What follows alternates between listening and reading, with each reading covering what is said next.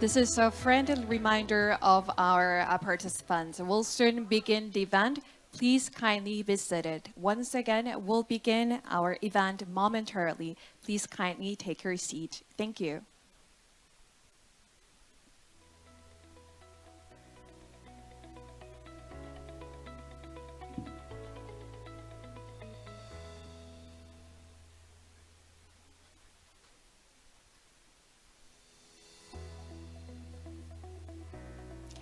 All right, distinguished guests and ladies and gentlemen, very good morning and welcome to the 2024 Seoul Debate. My name is Soyeon Lee and it is my great pleasure and honor to be part of this meaningful occasion, and thank you very much everyone for your attendance. The 2024 Seoul Debate is an event jointly organized by the United Nations Development Program, Seoul Policy Center, and the Ministry of Foreign Affairs of the Republic of Korea. This event brings together distinguished experts from diverse sectors to exchange insight and develop the actionable policy recommendation. And this year's theme focuses on empowering climate action with digital technologies. And throughout the event, our distinguished participants would explore innovative solutions and share best practices and collaborate strategies to address the most pressing environmental challenges of our life. We look forward to a meaningful discussion that will inspire the impactful progress towards a more sustainable and resilient future. Before we dive into today's discussion, I would like to take a moment to announce that the 2024 Seoul Debate have earned the Green Seal certification for its environmental friendly event organization. For those who are not familiar with that, the Green Seal is an internationally recognized mark of environmental excellence, and it reflects our commitment to sustainable practice at every level of our event, from using only the eco-friendly materials to minimizing our waste and carbon footprint. And as part of the Green Seal standard, we are also be honored to treat you with a very tasty vegetarian meal for today's lunch and a reception, a unique way of celebrating a good food and climate action. And we do hope you like it. Then from now on, let me take a moment to introduce our distinguished guests who are now joining us today's event. Please join me in welcoming them with a big round of applause. First of all, Dr. Ann Eupner, Director of the UNDP Seoul Policy Center, is here with us. Please welcome her with a big round of applause. Thank you very much. And it is my great pleasure and honor to introduce Ms. In Son-gun, the Second Vice Minister of the Ministry of Foreign Affairs of the Republic of Korea. Thank you. Mr. Achim Steiner, the Administrator of the United Nations Development Program, is joining us. Thank you very much. And we are also honored to have many other distinguished participants, but due to the time constraint, we are not able to introduce individually. We kindly ask for your understanding and thank you very much for your attendance. And next, we will officially begin the opening ceremony with the remarks from our esteemed guest. First, I'd like to invite Dr. Ann Eupner, Director of UNDP Seoul Policy Center, for her welcoming remarks. Please join me in welcoming her with a big round of applause.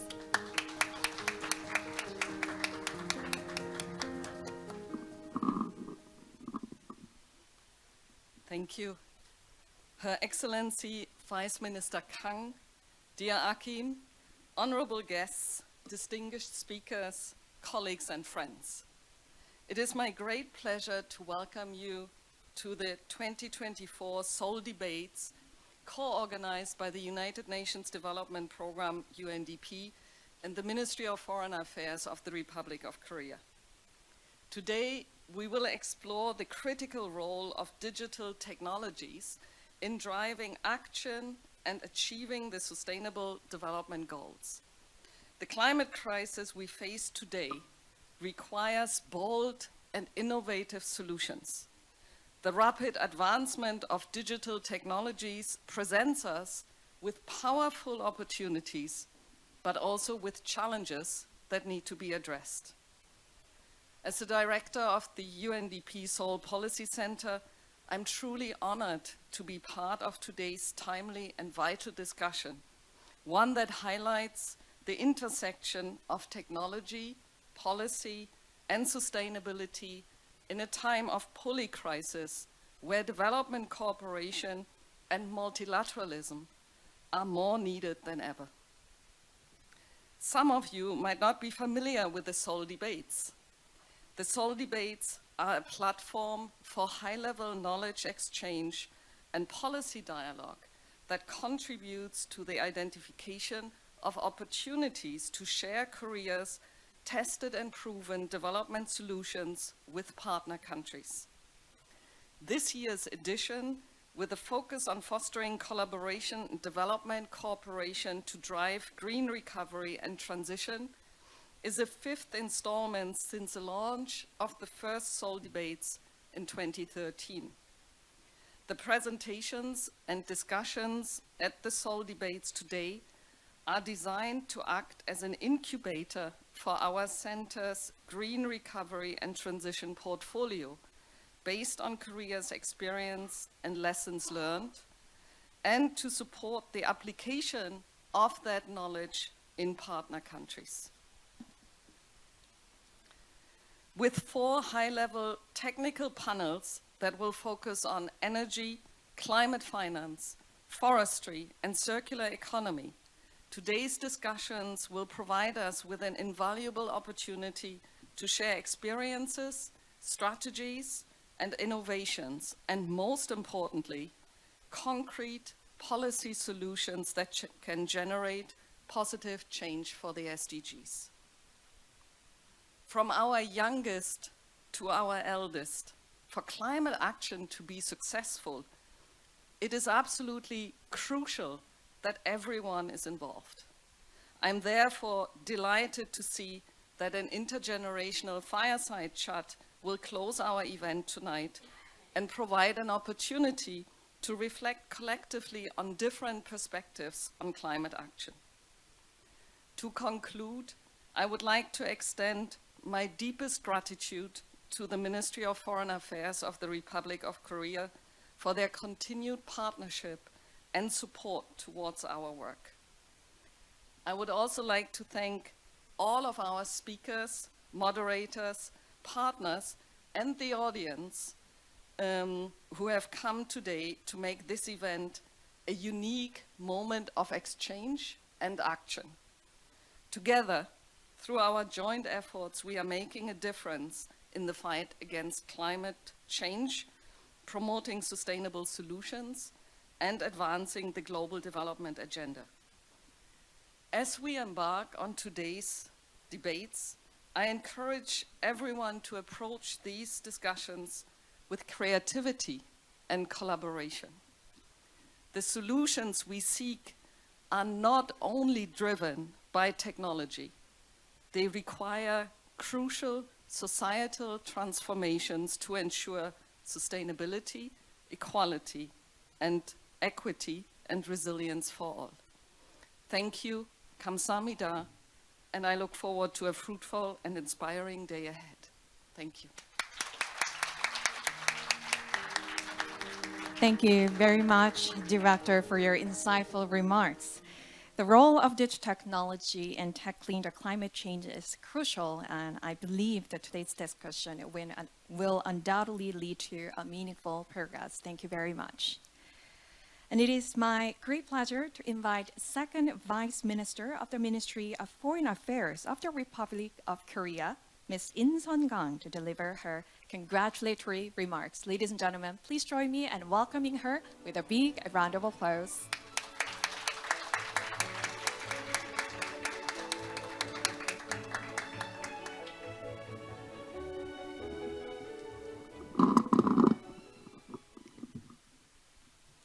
Distinguished guests, colleagues, and friends, it is my great pleasure to join you for this year's Seoul debates. I would like to extend a warm welcome to UNDP Administrator Akim Steiner on his very first visit to Korea in his capacity. Excellency, we are very pleased to have you here. My special thanks go to Ann Yukuno, Director of the UNDP Seoul Policy Center, and her team for organizing this meaningful event. Reflecting on our journey from an aid recipient to a key partner of the UN and standing here in front of you today, I am reminded of how far we have come as a nation. UNDP Seoul Policy Center itself stands as powerful testament to the unique history of the Republic of Korea. When UNDP began its operations here in 1960s, Korea was still grappling with the ravages of war and ensuing poverty. Within a single generation, the Republic of Korea has become as a peaceful, democratic, and prosperous country. This owes much to the extensive support from the international community, including UNDP. With our vision as global pivotal state, we are fully committed to reciprocating the support we have received. In this vein, the center now serves as a valuable platform that partners Korea with developing countries. Interconnected within the UNDP networks, we collaborate to share Korea's experience, harness collective wisdom, and take joint action to make a change. So the center not only reflects our past footsteps, it also embodies our vision for the future. Today, the world faces mounting challenges. Conflicts rage, hunger persists, and new technologies bring unprecedented potential. Most importantly, the climate crisis is reversing development gains, threatening well-being of people and inflicting lasting damage on the planet. As the UN Secretary General has put it, our world is on a knife's edge. The Sustainable Development Goals are facing headwinds with more than 4 out of 5 targets off track. All these challenges weigh heavily on us. However, we cannot afford to be frustrated, especially not on the climate front. Records indicate that we are dangerously close to the critical threshold of 1.5 degrees Celsius. As the IPCC report warned last year, our window of opportunity is rapidly closing. We must seize it before it is too late. And we must leave no one behind, even if it begins to close. The Republic of Korea has played an active role in climate action. We aim to achieve carbon neutrality by 2050. To this end, the Korean government adopted its first basic national plan for carbon neutrality and green growth last year. However, no single country can address this crisis alone. In climate action, the collective we is far more important than the singular I. The essence of our success lies in global solidarity and cooperation. Developing countries remain particularly vulnerable when often lacking the resources and tools to address these challenges. This is why Korea has been expanding its climate-related ODA. Currently, we are contributing over $300 million to more than 500 green ODA projects. Korea also aims to serve as a green ladder through growing contributions to international climate finance. We have committed an additional $300 million to the Green Climate Fund in the years to 2027 and increased our core contributions to the Global Green Growth Institute to $13.5 million this year. Moreover, we have committed $3 million to the Fund for Responding to Loss and Damage. All these efforts reflect Korea's strong commitment to creating a better and more sustainable future for all.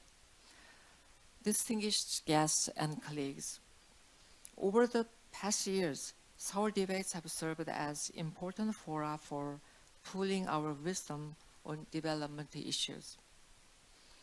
From anti-corruption to sexual and gender-based violence, the debates have catalyzed our discussion and action. Today, we face another big question. What should we do to tackle this accelerating climate crisis? What role can we play in our development efforts? There's no easy answer. However, chaos is the canvas on which creativity is painted. We just have to be creative and innovative in exploring our future endeavors. First, we need to make greater efforts to effectively harness AI and digital technologies. Digital tools can provide vital climate data and facilitate innovative solutions for both climate change mitigation and adaptation. Second, we need to further strengthen our partnership with the private sector and international financial institutions. Partnership with the private sector is becoming increasingly vital as open source technology and data gain significance.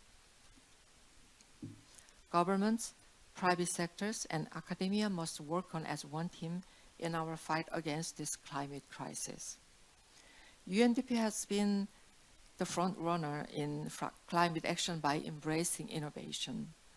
It has supported more than 120 countries to reduce greenhouse gas emissions through its climate promise. I am confident that UNDP can make even greater strides. And in this way, I believe Seoul Debates is serving as a useful fora for frank discussions about the real-life challenges faced by developing countries. Last month in New York, my minister stressed UN in action at the UN General Assembly.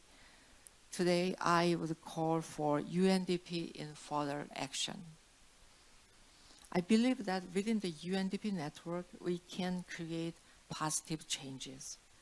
Only through our concerted efforts can we make a real difference. Today's discussion marks another beginning in our journey together. I look forward to hearing all your valuable insights and ideas. Thank you. Thank you very much, Vice Minister Kang, for your warm and encouraging words. Your support and vision are invaluable as we embark on today's discussion. And once again, thank you very much for gracing us with your presence. And now we have the honor of welcoming Mr. Achim Steiner, the Administrator of the United Nations Development Program, for the opening speech. Please welcome him with a big round of applause.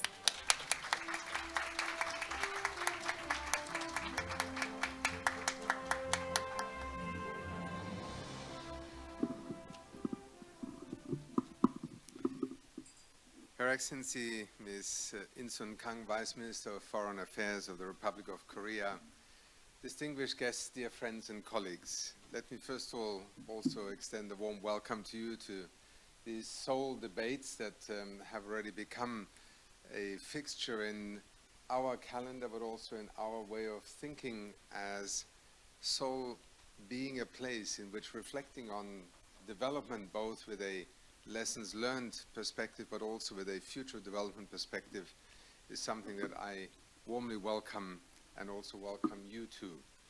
As we just heard from Her Excellency the Minister and also from my dear colleague, Korea is a country that has really in one generation, or one could say in 2 generations by now, if you take the young Korean generation, really transformed itself from a developing nation and economy, albeit with over 5,000 years of history. I remember when I was in Nairobi and I once attended your National Day, it welcomed me, and I've forgotten now, but it was somewhere to the, I think, 4,000 and something year of Korean history really being celebrated. And I think this is sometimes perhaps something we forget in our technology and science and modernization-driven agenda. Development has as much to do with culture, history, and those elements that define a nation's soul and culture and character, as it is with the innovation curve of development. Now, the theme of this year's Seoul debates really does bring two threads together. A collective history and footprint of humanity that at the beginning of the 21st century has truly taken us to the presses. Climate change is no longer something that we look up in the IPCC reports as a kind of scientific scenario. You just have to switch on your television sets, you have to just go on your mobile phones, you just have to open a newspaper, and not a day, not a week passes in which climate change, in terms of its impact on human beings, on geographies, on nations, on communities, is now playing out. So we are a generation in the collective sense of the human family in the year 2024 that truly finds itself in a race against time. And thinking about development has become even more complex than perhaps in the past. And often in the past, particularly through the lens of economists and development theorists, development was a kind of acceleration in GDP growth. It was the investment in infrastructure, in industries, in power generation, production, export industries.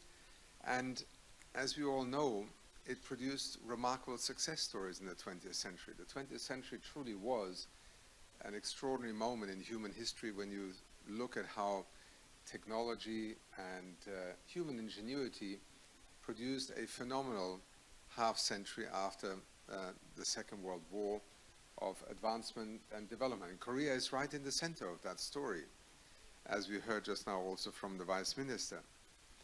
But as we began to understand that the footprint of 5, 6, soon 7, and in the future 8, 9 billion people collectively on our planetary systems was beginning to manifest itself, we also began to realize that development understood as an extractive industry, so to speak, is really not a pathway to the future. It is, in a sense, a destiny that humanity literally is beginning to lose control over. Our planetary systems, whether the atmosphere, the biosphere, our soils, the availability of clean water and clean air, things that, you know, our ancestors would never have thought would become a scarcity, are today indeed something that our children cannot take for granted anymore. This is why when we talk about development, sustainable development, and indeed I embrace this view very much as head of the United Nations Development Program in this day and age, we are really talking about a generational, and I would even say a civilizational challenge of transformation. And climate change, in the way that we have articulated it over the last 30 to 40 years, as science became ever more clear in telling us what was happening, and secondly, what the consequences would be, has largely been seen as a threat. And it is an absolute threat to our future, to our economies, to our communities. But actually, the other remarkable thing that has happened is that it has also emerged as an extraordinary opportunity for transformation, for decoupling, for innovation, for rethinking how we power our modern economies and societies. And lo and behold, I would argue that in the year 2024, we are not only in a race against time in terms of destruction, we also live in an extraordinary age of possibility. Minister, you just alluded to it, and indeed in Korea, I think these two threads are coming together, and they're also battling out in a sense of a social and political discourse around what matters more, or is a trade-off perhaps no longer the equation we should apply, but rather the success of a nation in the future is the ability to converge the imperative to act with the opportunity to act. And this is what I find particularly clear when we talk about climate change in the age of digitalization and the emergence of artificial intelligence. If you look at the last few days awards of Nobel Prizes, it's also very clear that artificial intelligence is really the frontier of human innovation and discovery that is now going to drive virtually every aspect of our societies. And that means any aspect of development decision-making should become very quickly digitally literate. I think Korea's decision to implement and invest significantly in a new deal, a new digital deal, I think you call it a digital new deal, is a good example of that. This is the role of government. There are moments when governments must lay, so to speak, the tracks, the railway tracks, the roads, the bridges of maybe a century ago that allow development to accelerate, because essentially government provided the foundations on which entrepreneurship, human ingenuity, creativity could advance and create these new horizons of possibility. In our age, it is the digital public infrastructure. Whichever way you look upon it, if we rely simply on the private sector and the market to provide that infrastructure, we may be 10, 20 years behind the curve of possibility. Not because the private sector cannot invest, but because it is a moment where public policy and private sector innovation and ingenuity are so critical. We have amongst us today representatives from Korea's private sector, Samsung and POSCO. I think two very interesting examples. In the electronics sector, quite clearly, if Samsung thinks about the future today, then digital is already the foundation. AI is the next frontier, both in terms of opportunity, competitiveness, but also in providing solutions to society, whether it is in our renewable energy systems, whether it is in so many other aspects that will define how economies move forward. And before we came in, we also talked to our distinguished representative from POSCO, a steel company here in Korea, and we touched on, for example, the decarbonization challenge for an industry such as the steel industry. A few years ago, perhaps seemingly insurmountable. In tomorrow's world, which is not 100 years from now, it's only maybe 2, 3, 5 years from now, green hydrogen may be the solution to some of the most challenged heavy industry sectors in the world, to be able to decarbonize their ability to produce steel from the carbon footprint of the past century or 2 centuries ago. And lo and behold, it creates entirely new possibilities, because we also have our distinguished representative from Ghana here. I have spent many years on the African continent, working and living there. Right now, for instance, a country like Namibia or Mauritania or Egypt and Kenya, and indeed many others, are beginning to look at the opportunity that the almost endless supply of solar and wind energy on the continent provides to these countries to begin to invest in the production of green hydrogen, creating both a 21st century power source for their own economies, but also an entirely new export market with something that they have plenty of, the ability to produce clean energy. And it is these virtuous circles that will define, I think, the way we need to think about progress in the years ahead. The green economy, or the circular economy, or many other names have been given to this idea that we are able to produce and consume in the 21st century with 8 billion fellow citizens without having to mine our planet, but actually to sustain the capacity of this planet to sustain us, is no longer a remote scientific or science fiction prospect. It is actually being developed right now all over the planet. I've just spent 5 days in China, studying very carefully how China is investing in not only the renewable energy economy, and all of you will be familiar with the extraordinary success story, so to speak, of China's very deliberate policy beginning 20 years ago to invest in renewable energy infrastructure, but then also in renewable energy research and development, and its ability to today be a supplier to the global economy of renewable energy products at a fraction of the cost that it once was costing, and had therefore priced out many of the developing economies around the world from even beginning to think about the transition towards renewable energy infrastructure. The world is been turned upside down today. Not only is China producing 3 times more than the whole world put together next year of photovoltaic and wind power turbines, but to some that is still a threat. And yes, indeed, it is competition. We built much of the global trading system around the notion that competition will drive innovation, and it's a good thing for the way we think about the future.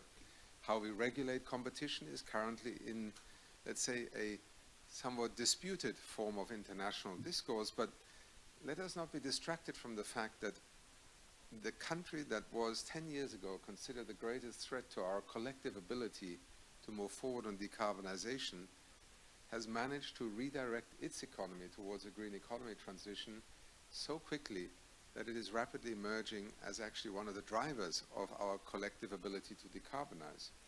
And I was struck again when I was in Beijing last week when I saw that in a 20-year period, China had moved from basically deciding that mobility, the second major sector that would define China's carbon footprint, was the second area in which it needed to invest. In less than 20 years, China has now emerged not only as a domestic automotive market in which this year every second car sold on the Chinese market will be an EV or a hybrid vehicle. I must admit, even in the most optimistic scenarios, that would have been unthinkable even 5 years ago. And I think in the way that we understand that green transitions, and this brings me back to where I began my remarks, in our era and time should no longer be viewed as trade-offs. You do not slow down development. You do not curtail development by investing in a more sustainable power supply, automotive and mobility platform, or indeed how we run and manage our cities and our urban infrastructure, our agriculture and food systems. And this is why I would argue that as we meet here today at the Seoul debates, we should embrace this moment as one, yes, in which the world is in a lot of trouble. Trust me, when you work for the United Nations today, you wake up every morning and you can sometimes become very despondent. We are finding ourselves in a political moment where the world is drifting apart. Conflicts, crises, wars are literally all over the world and are driving the world apart. But part of our role as the United Nations, and particularly in an organization such as UNDP, is not to lose sight of the fact that despite all this disruption, uncertainty and insecurity about the future, this is actually an age of possibility. And by articulating that vision, we retain, first of all, one of the key messages when we talk about development in our era. It is a message of hope. It is not a hopeless era in which we live. It is just an era in which we as humans are making a fairly big mess of the possibilities that are before us. And in order to create more room for us to succeed, we need to deal with our geopolitical differences and tensions. We need to begin to recognize that we compete for global market shares with our industries, and where else would one say this than in Korea, that in itself has been such an extraordinary success story in electronics, in the automotive industry, in industrial and energy sectors. It is a model case study of what is possible when government policy, the private sector, investors come together and a global marketplace opens up. But in an era of climate change, we also need to realize that competition is not a license to go to war with one another, whether it's a trade war or indeed a war in other terms. It is a moment in which, despite our differences, we must not lose sight of the imperative to act on climate change and on the possibility that technology, science, and the advancement of human ingenuity actually provide to this notion that sustainable development, the 2030 agenda, the Sustainable Development Goals standing right here next to me, and indeed the Pact for the Future that nations just recommitted themselves to at the Summit for the Future in New York at the General Assembly session this September, are in fact the roadmaps towards a future in which we can actually look at what happens next, not with fear, but rather with anticipation. In that spirit, thank you again for hosting these Seoul debates, and to all of you as participants, welcome to imagining the future beyond all our challenges, because we also need leaders in our society who can be a compass to where we go next. Thank you so much. Thank you very much. Mr. Achim Steiner, would you please remain on the stage for the group photo? May I re-invite you to the stage, and I'd like to invite Dr. Ann Yupner and Vice Minister Kang to up on the stage to take a commemorative photo.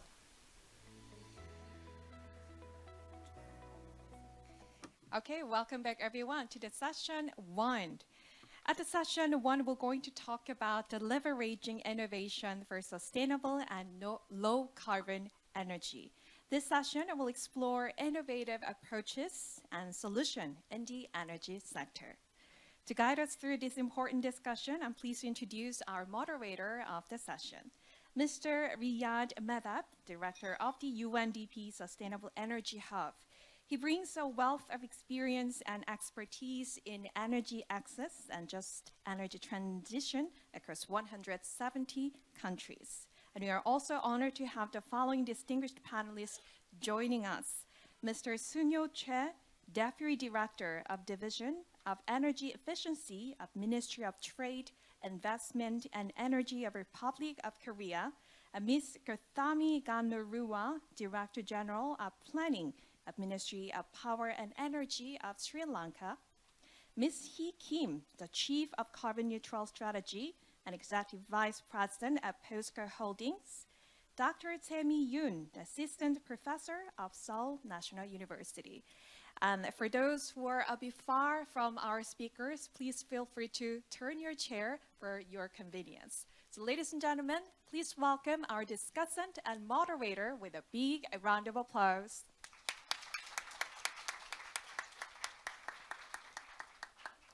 Thank you very much, and it's a beautiful welcome for all of us.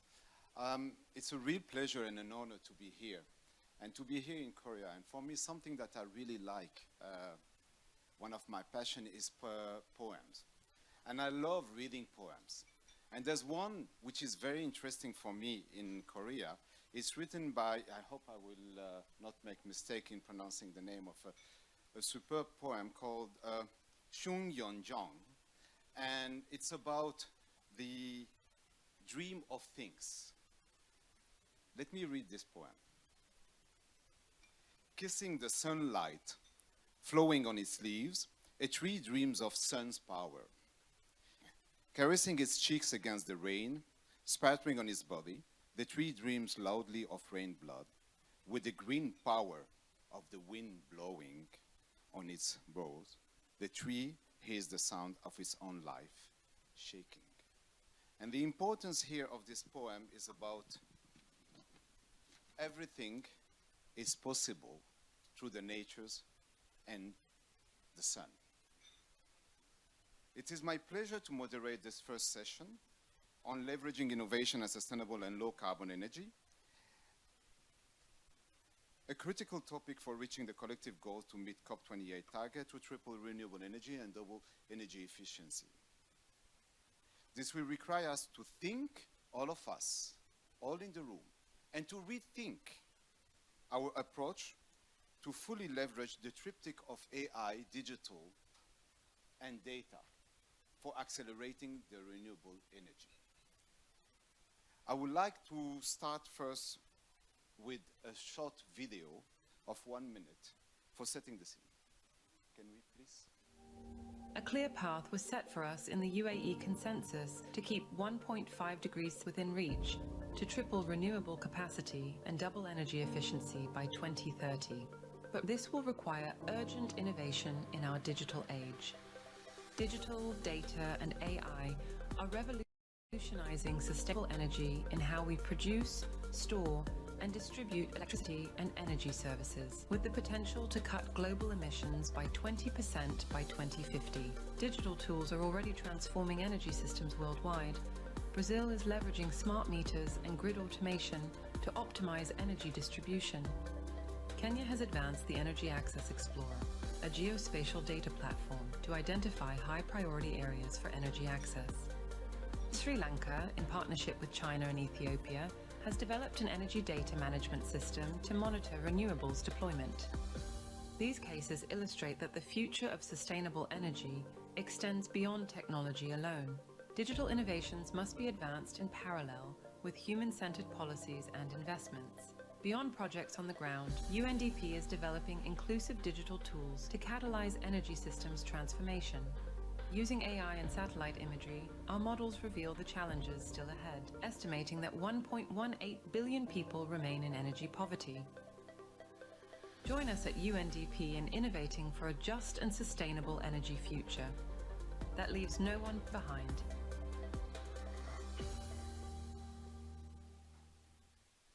Thank you all, and thank you to the AI for providing us with the voiceover on this video. So let's begin this session, and let's first consider two parallel trends, very important here. First, the data revolution. And by 2025, the world is expected to generate an outstanding 181 zettabyte of data, nearly 3 times the amount that we had in 2020. The second is the renewable energy revolution. By 2030, renewables are projected to comprise nearly 20% of the global energy consumption, up from 13% in 2023. But what is the connection between the two trends, and how can they transform our society?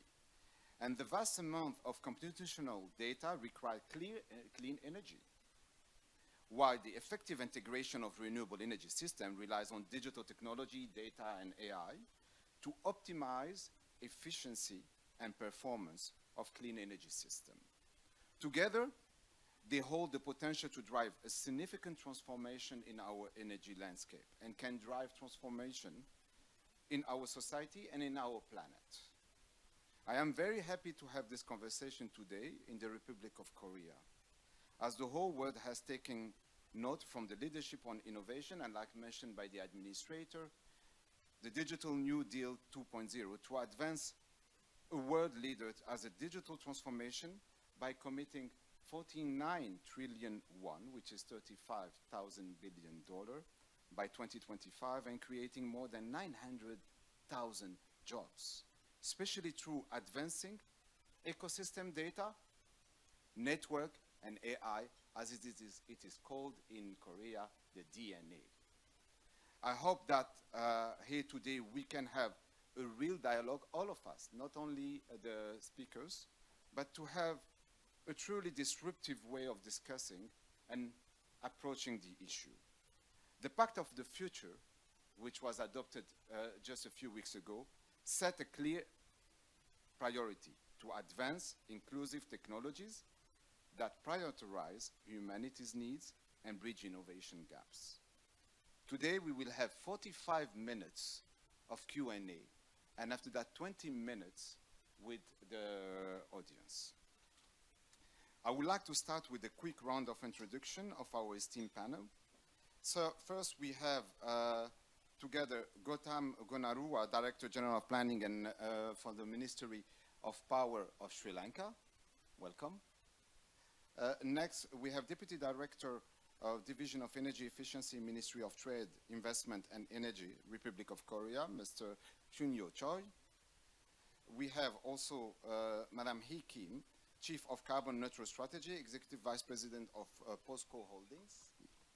And finally, we have from Seoul National University, Assistant Professor Simi Yusun. But first of all, let me start, and I am interested to hear how each of you see the role of innovation and digitalization in transforming the sustainable energy landscape. And Korea has committed to achieve carbon neutrality by 2050 and has implemented various policies and initiatives to reduce emission and particularly energy-intensive industries through international greenhouse gas mitigation project. So my question for Mr. Chun-Yo Choi is, how does Republic of Korea plan to leverage its experience in digital and low carbon energy solutions to support other countries in achieving their climate goals?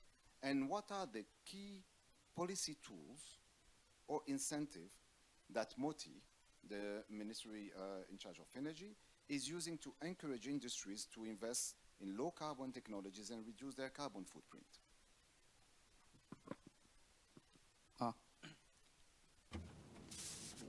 안녕하세요.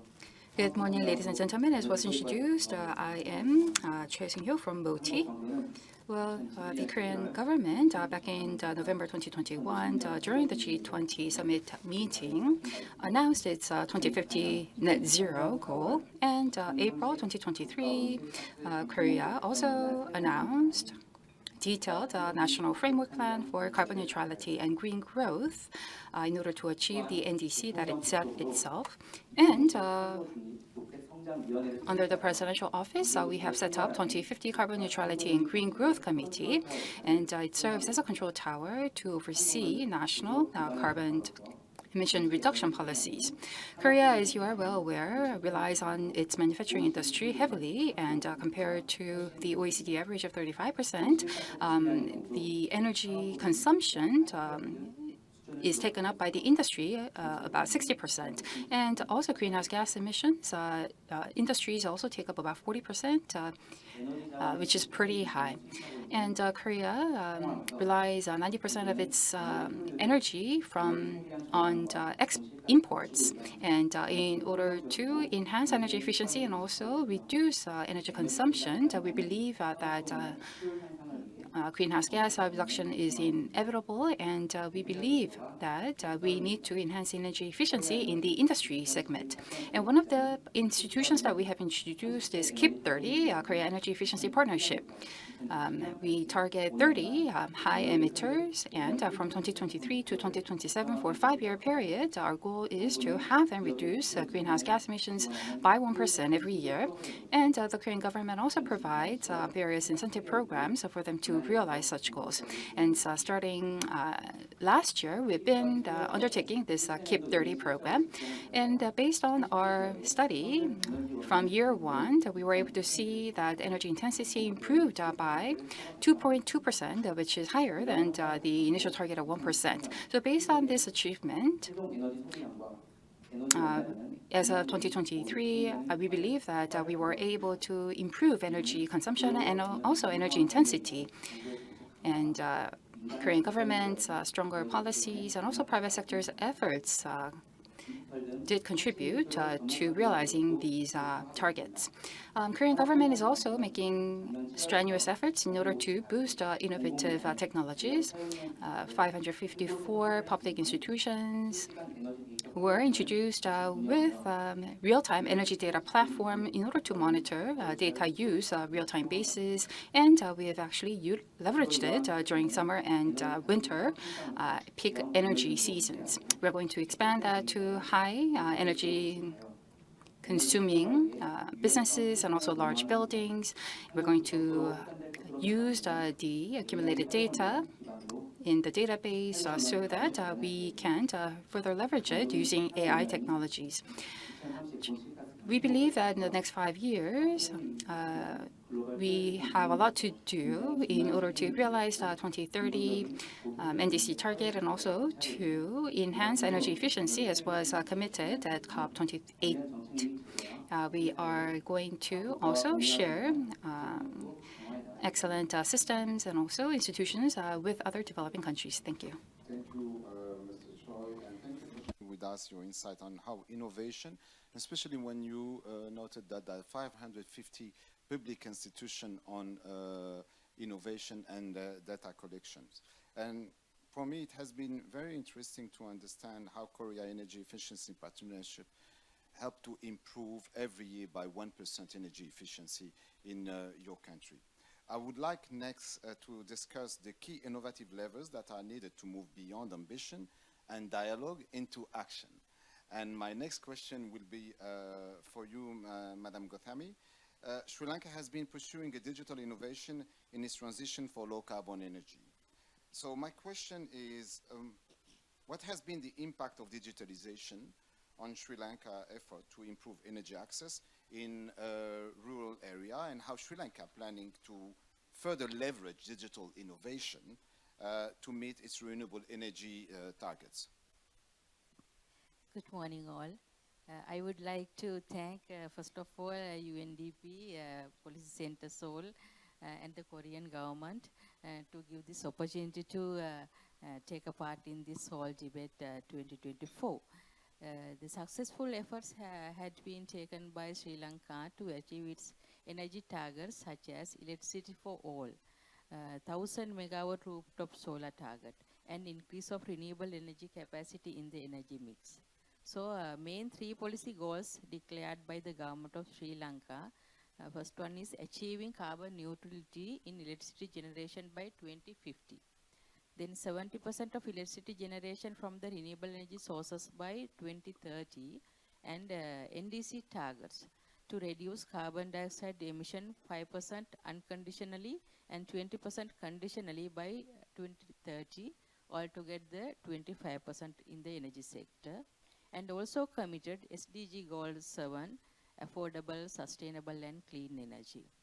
So Sri Lanka already ensured 24 hours, 7-day electricity supply throughout the country, and some statistics show the 99% electricity coverage in the country, except rural areas and some islands.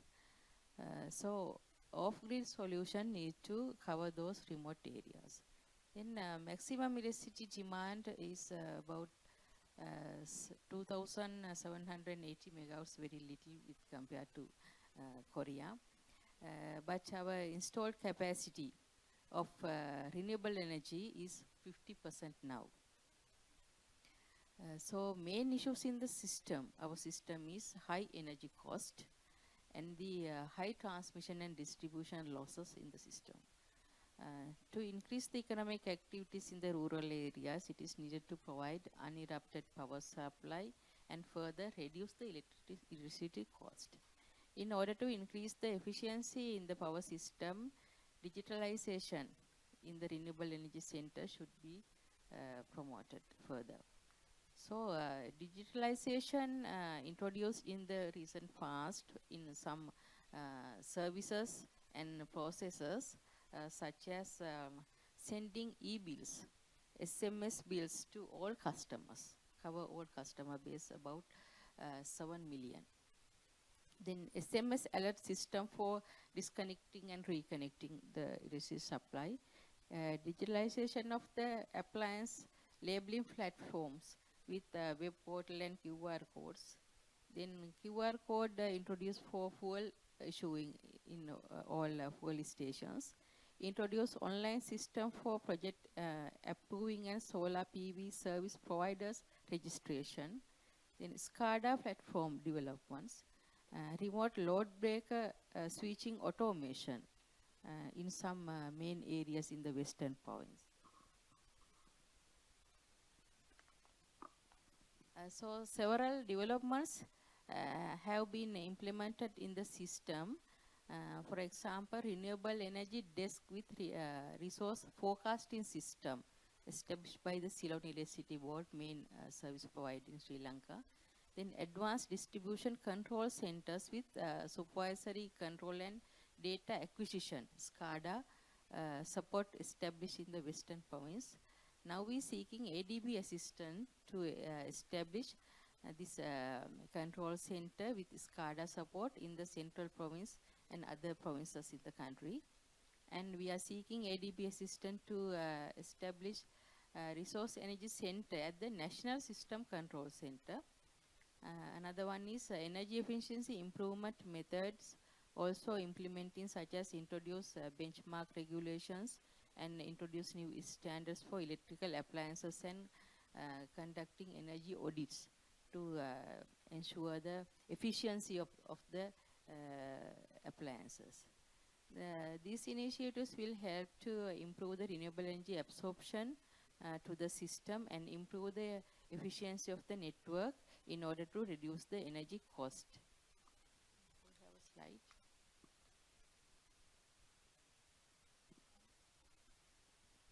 This shows the, we hope to establish new center to control all by one place.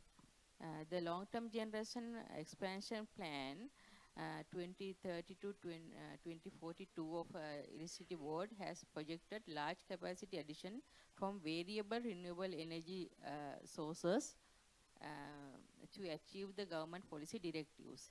Hence, large portion of renewable energy, especially wind and solar, is expected to adapt to the system during coming years, introducing considerable intermittencies to the national grid. Also, due to the seasonality of renewable energy, significant curtailments are expected beyond 2030. So, cater this requirement, a renewable energy control desk is to be introduced at the National System Control Center. Thank you. Thank you. I have a follow-up question. You mentioned that you introduced new innovations, especially for the payment of the bills, the e-bills, but also through the SMS on the connecting or to disconnect the system. What was for you the saving in terms of the cost of the renewable energy here? Yeah, actually, not only the renewable energy cost, but it saved the printing cost and the printing bills. Yes. That's our main point, to reduce the use of papers. Excellent. So thank you for sharing with us some initiative to improve renewable energy in Sri Lanka, and especially to try to achieve the ambitious target that we have in Sri Lanka is targeting 70% of electricity generation from renewable energy by 2030. I would like to give now the floor to Madame Hee Kim from POSCO. Korea private sector is pivotal in achieving the country's climate and energy goals, and particularly as the government and corporation collaborate to meet carbon neutrality by 2050, steel sector and energy efficiency will play a crucial role to decrease global emissions. Based on your company contribution to advancing low carbon energy solution, what specific innovation do you see to highlight both for the steel sector and for the energy efficiency? Right. POSCO is a big name in the steel industry. We are a renowned company, and for 10 plus years, within the world steel dynamics, we are named as the most competitive, the company with the best competitive edge in this space. We believe that what enabled Korea's transformation from a donor to an energy recipient to an energy donor was the steel industry connected to other various industries. And we believe that we were with the Korean economy every step of the way in this journey. And 30 years ago, I became the first female engineer to enter the steel factory. And back then, there were no females almost on site. And I had this belief that what I did was in itself a contribution to enhancing the safety of the steel factories, and I really committed myself to safety and quality of steel. But now, the steel industry has been attached with a notorious name that it is a heavy emitter of carbon emissions. However, iron ore compared to aluminum or magnesium emits less carbon, but still Korea is a manufacturing-heavy economy, and it is a heavy consumer of steel. Per capita consumption of steel is the highest in Korea. And we, as a company, account for 10% of Korea's emissions. However, we now have to reduce CO2 in order to get rid of this notorious name, and our goal is also to become carbon neutral. In order to achieve carbon neutrality, we made an announcement in 2020, and we established a exclusive body recently as well. And since then, I've been working as a control tower, and not just R&D, but energy sourcing, and regarding raw materials, we are covering a wide range of activities. This is our roadmap, as a matter of fact. So recently, with the furnaces that we have to apply various solutions here, but the ultimate goal is to switch from coal to hydrogen at one point in the future. Of course, currently, as I explained just now, in terms of digitalization, we are working to enhance the efficiency of these furnaces by establishing a AI-based factory for the first time in this region. And we also try to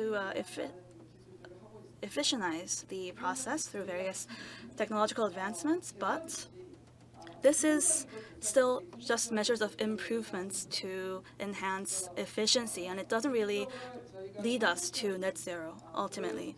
So at the end of the day, we would have to, well, the traditional way of using blast furnaces is to like burn coal, but to with the furnaces that we currently have, we cannot not use coal at all. We would have to switch to a completely new infrastructure and system. But we will switch to hydrogen at one point in the future, and this would become the most innovative technology in the steel industry. So all the steel makers right now is putting their heads together how to. We try to replace some part of the process by using an electric arc furnace and using scraps. But our ultimate goal is to use hydrogen-reduced manufacturing methods, because this way, since we use hydrogen and not coal, this would be a much more eco-friendly and innovative way. It's a place where all of the steelmakers out there are competing very intensely to capture the opportunity. Up until now, the energy source for steel was energy created from blast furnaces. Has sourced the energy for all electricity sources up until now. So we did self-generation, so to speak, and did not rely on the government sources. And in this regard, if we can switch to hydrogen-reduced reduction manufacturing, we would be able to get rid of blast furnaces as well, and this would be a great contribution to nature. However, we have to join hands with the government, and what completes this technology and innovation in this space is innovation of energy, and we don't mean just a simple transition, but a full transition to the future. In that regard, we hope to use this new technology as hydrogen reduction steel and manufacturing. And I hope that in Korea, we believe that the conditions in Korea are less favorable than other countries in terms of renewable energy and eco-friendly energies. That means we still have a long way to go and a lot of potential left as well. Thank you, but I took note of two elements very important. One, you were 30 years ago the first female engineer in the company, and you are in the control tower. For a plan that was adopted 4 years ago, and the organization, in order to move to switch to hydrogen, is establishing the first AI factory in order to enhance energy efficiency. Thank you very much. Now, let me turn the floor to Dr. Simi. How can academic research in Korea contribute to advancing digital technologies for energy efficiency and renewable energy integration, particularly in developing country context? And my second question is, what role do you see for research in addressing the challenges of transitioning to low-carbon energy system, and how can universities like SNU help bridge the gap between technology, policy, and industry? Thank you very much. Thank you for the question. So as I was trying to prepare for today's forum, I was really glad to see a lot of solutions happening in Korea through the private sector and also from the government. As a person who tries to look at how to roll out environmental innovations in developing country context, I think I've been paying more attention to solutions related to energy storage system, smart grid technology, and microgrid solutions. KEPCO is a key player on this front, and I've been told that POSCO is another big player, and SK, who has a building right across from us today, they've been trying to integrate IoT, Internet of Things technology with their SK Telecom technology to collect data about energy use and also collect data about energy generation, transmission, and also consumption, both coming from the commercial side and the residential side. But as a person who who appreciates the leaving no behind spirit of UN SDGs, I wonder if any of you thought about the fact that South Korea has now achieved 100% access to electricity. This means we have a lot of mountains in this country, and we are also a country that's a peninsula, meaning that we have a lot of islands across our country. So I looked into how we've been providing electricity to residents living in very remote islands of our country, and I was surprised to find not only KEPCO but other companies like LG CNS, they have rolled out smart grid technology in these islands. Islands such as, of course, Ulleungdo, which is a very big island next to Dokdo, but also Gasa Island in Jeolla Province and Gapa Island close to Jeju Island.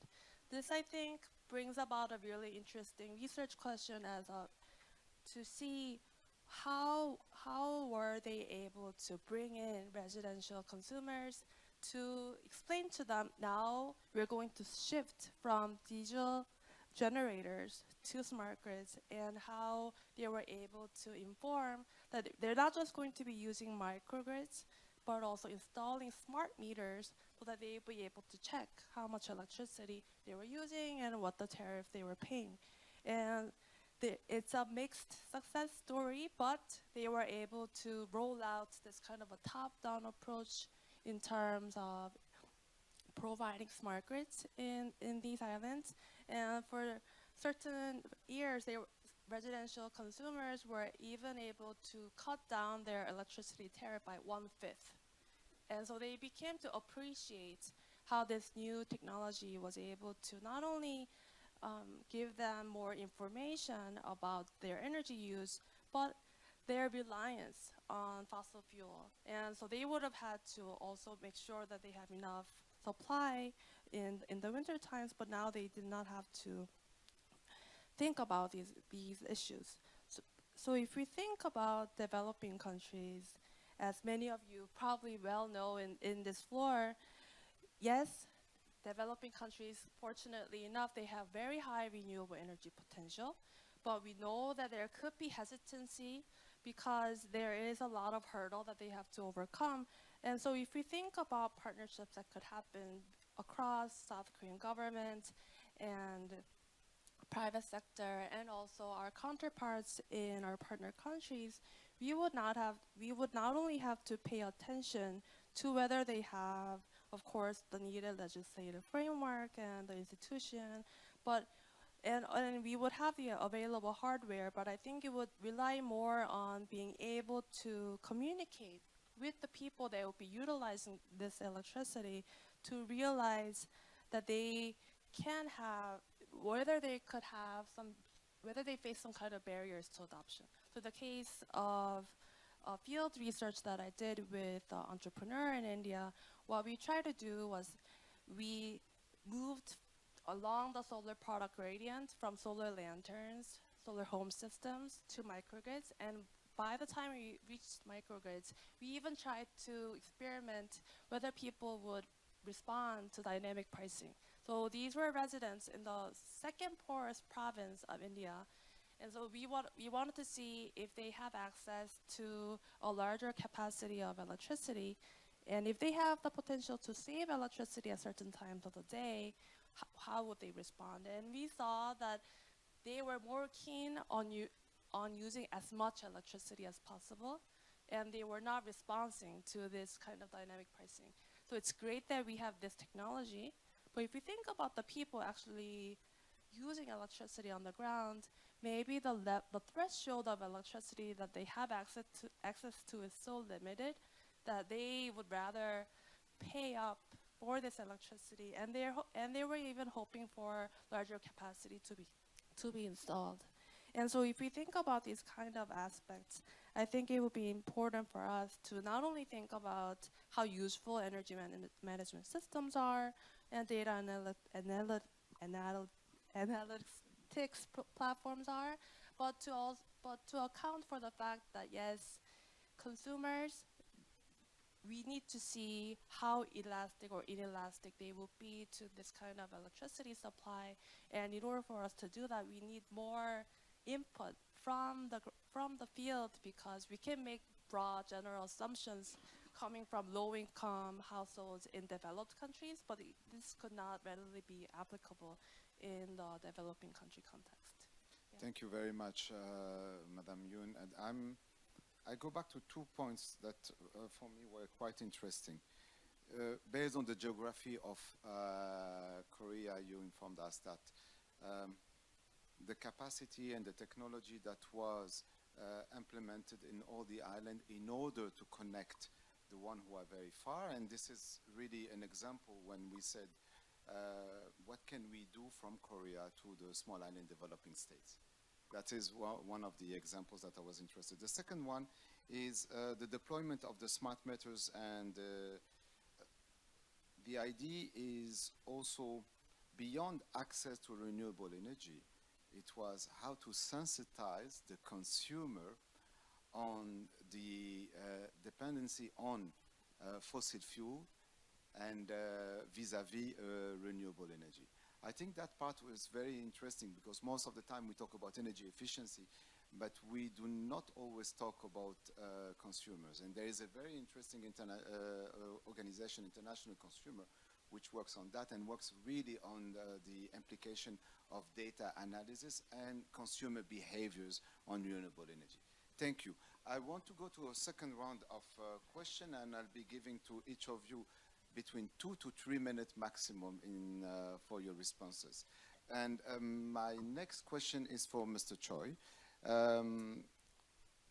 How does MOTI plan to further implement international cooperation in greenhouse gas mitigation, particularly through technology transfer and capacity building in developing countries?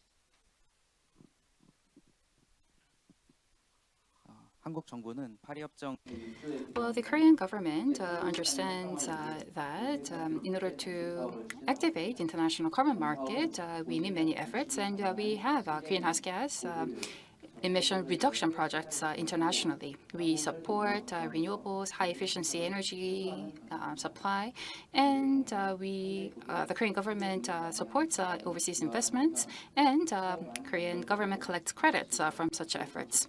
By doing so, I think that we can contribute to enhancing capacity building in the partner countries while securing carbon reduction credits. Korea has introduced back in March 2022 Carbon Neutrality Basic Act, and that act stipulates the purpose, the methods, and the procedures for such international reduction projects. And based on that, we've been undertaking various projects overseas, and MOTI especially, starting from 2023, has been collaborating with Vietnam, Uzbekistan, and Cambodia. We have 5 different agreements with these countries, and based on these agreements, we've been working on switching processing manufacturing processes, and also coolant recovery, PV installations, and also fuel transition. If you look at 2030 NDC of Korea, our total greenhouse gas reduction target is 37.5 million tons.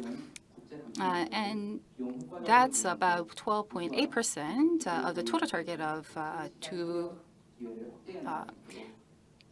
29.1 billion tons. And in order to effectively achieve that, we are going to actively pursue overseas reduction projects.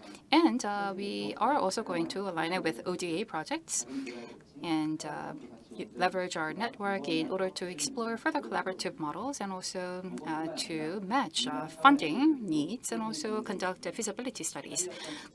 Not just the government, but also private sector has been making a lot of efforts as well. Even prior to the Paris Agreement, Korean businesses have been undertaking CDM projects in 19 different countries. And based on the bilateral agreements, these businesses will further pursue partnership programs.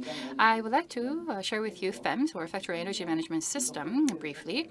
Sensors and measurement devices are installed in different factories, and on a real-time basis, energy consumption data can be collected and analyzed. And based on that data, we can understand which facilities and which processes consume energy. And based on that information, we can come up with measures to reduce energy consumption.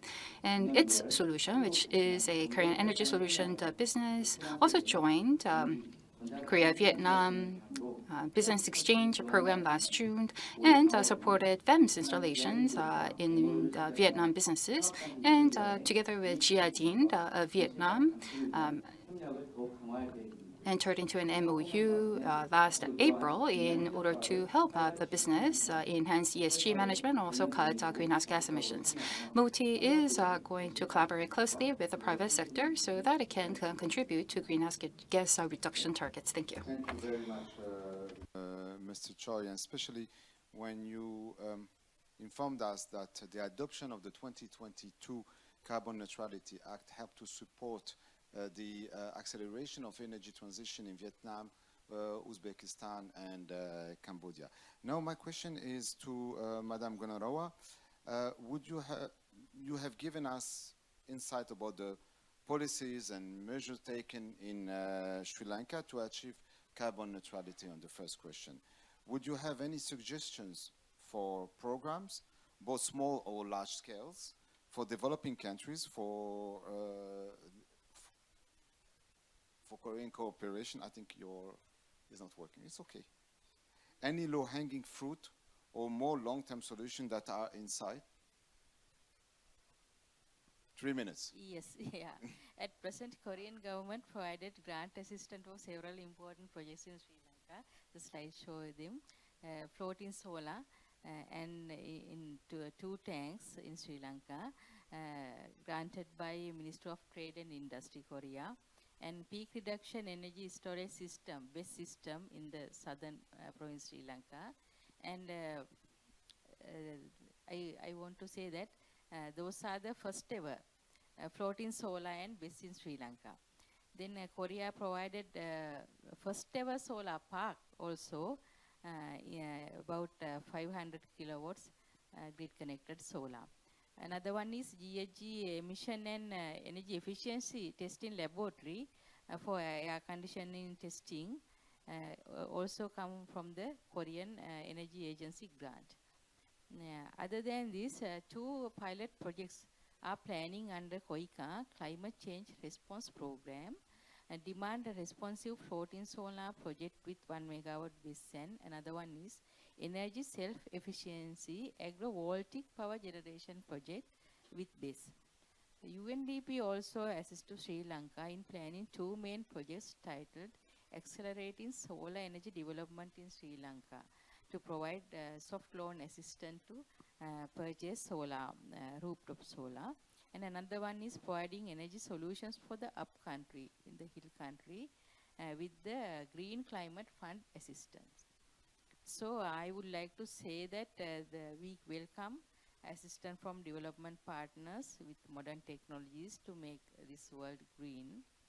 And Sri Lanka is seeking assistance for new development avenues with long-term plans in the energy sector.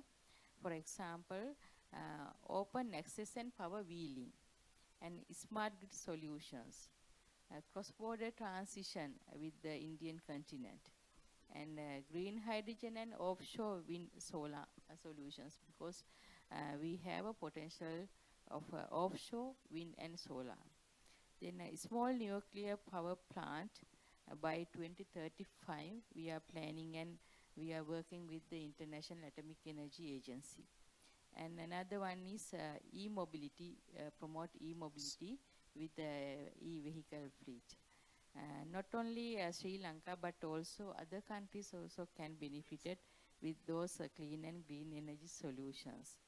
Then therefore, Republic of Korea and UNDP both can assist other developing countries as well to provide technical assistance, financial assistance, as well as invest in small and large level projects.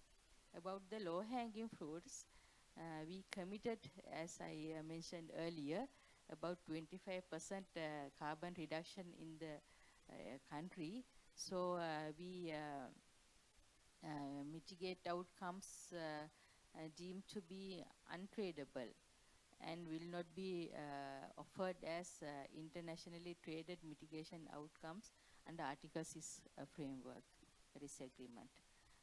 For example, solar rooftop, ground-mounted solar. But we create a negative list and positive list. The projects in the positive list, we are ready to carbon trading and open to investments. Thank you. Thank you very much. I have a follow-up question. You mentioned several successful pilot projects through the Korean Corporation, through UNDP. What is needed in order to scale up those pilot projects for you? Yes, they are pilot level small projects, but if companies can join with Sri Lanka companies as joint investment or the public-private partnerships to create more projects and have more energy for the system, it will be benefited to both Sri Lanka and the investors also. Thank you very much.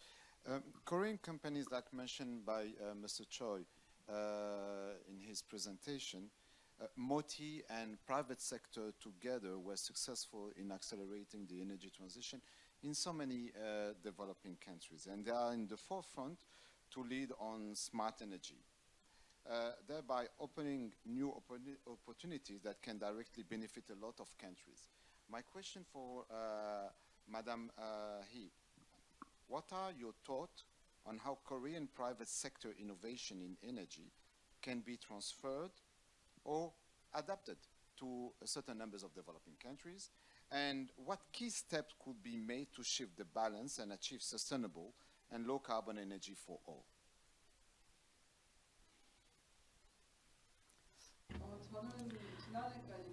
Right. I thought that up until last year, I was deeply involved in POSCO's efforts to reduce emissions and enhance energy efficiency for POSCO. But starting this year, I moved to POSCO Holdings, so I'm now in charge of charting out the more higher level roadmap. And the companies that we are in right now, Indonesia, Vietnam, we currently have a presence in various countries, but they have a steel making industry also. It's a heavy emitter for them as well, and a reduction effort is needed.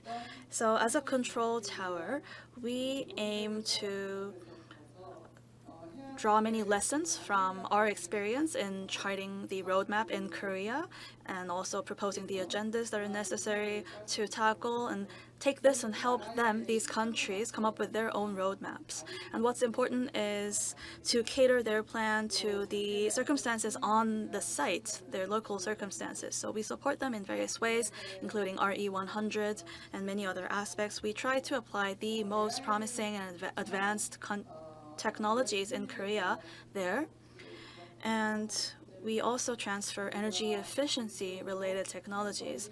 So at the end of the day, we hope to achieve carbon neutrality in the steelmaking industry across the world, even in developing countries, through the technologies of our company. And ultimately, we have to switch from the traditional way of iron making using coal to hydrogen reduction iron making. And if this becomes realized, we'd like to connect with other countries that share the same vision. And we believe that if we can spread this know-how, we will be able to open up more possibilities for partnerships, and we can branch out into more countries. Thank you, Madam Hee. But there's one thing that I want to follow up with you. Is you said you are looking for the best technology that is used in Korea that you try to implement in developing countries, such as Indonesia, Vietnam. I discussed with our colleague on LG in the Democratic Republic of Congo. But my question is, how do you transfer this technology?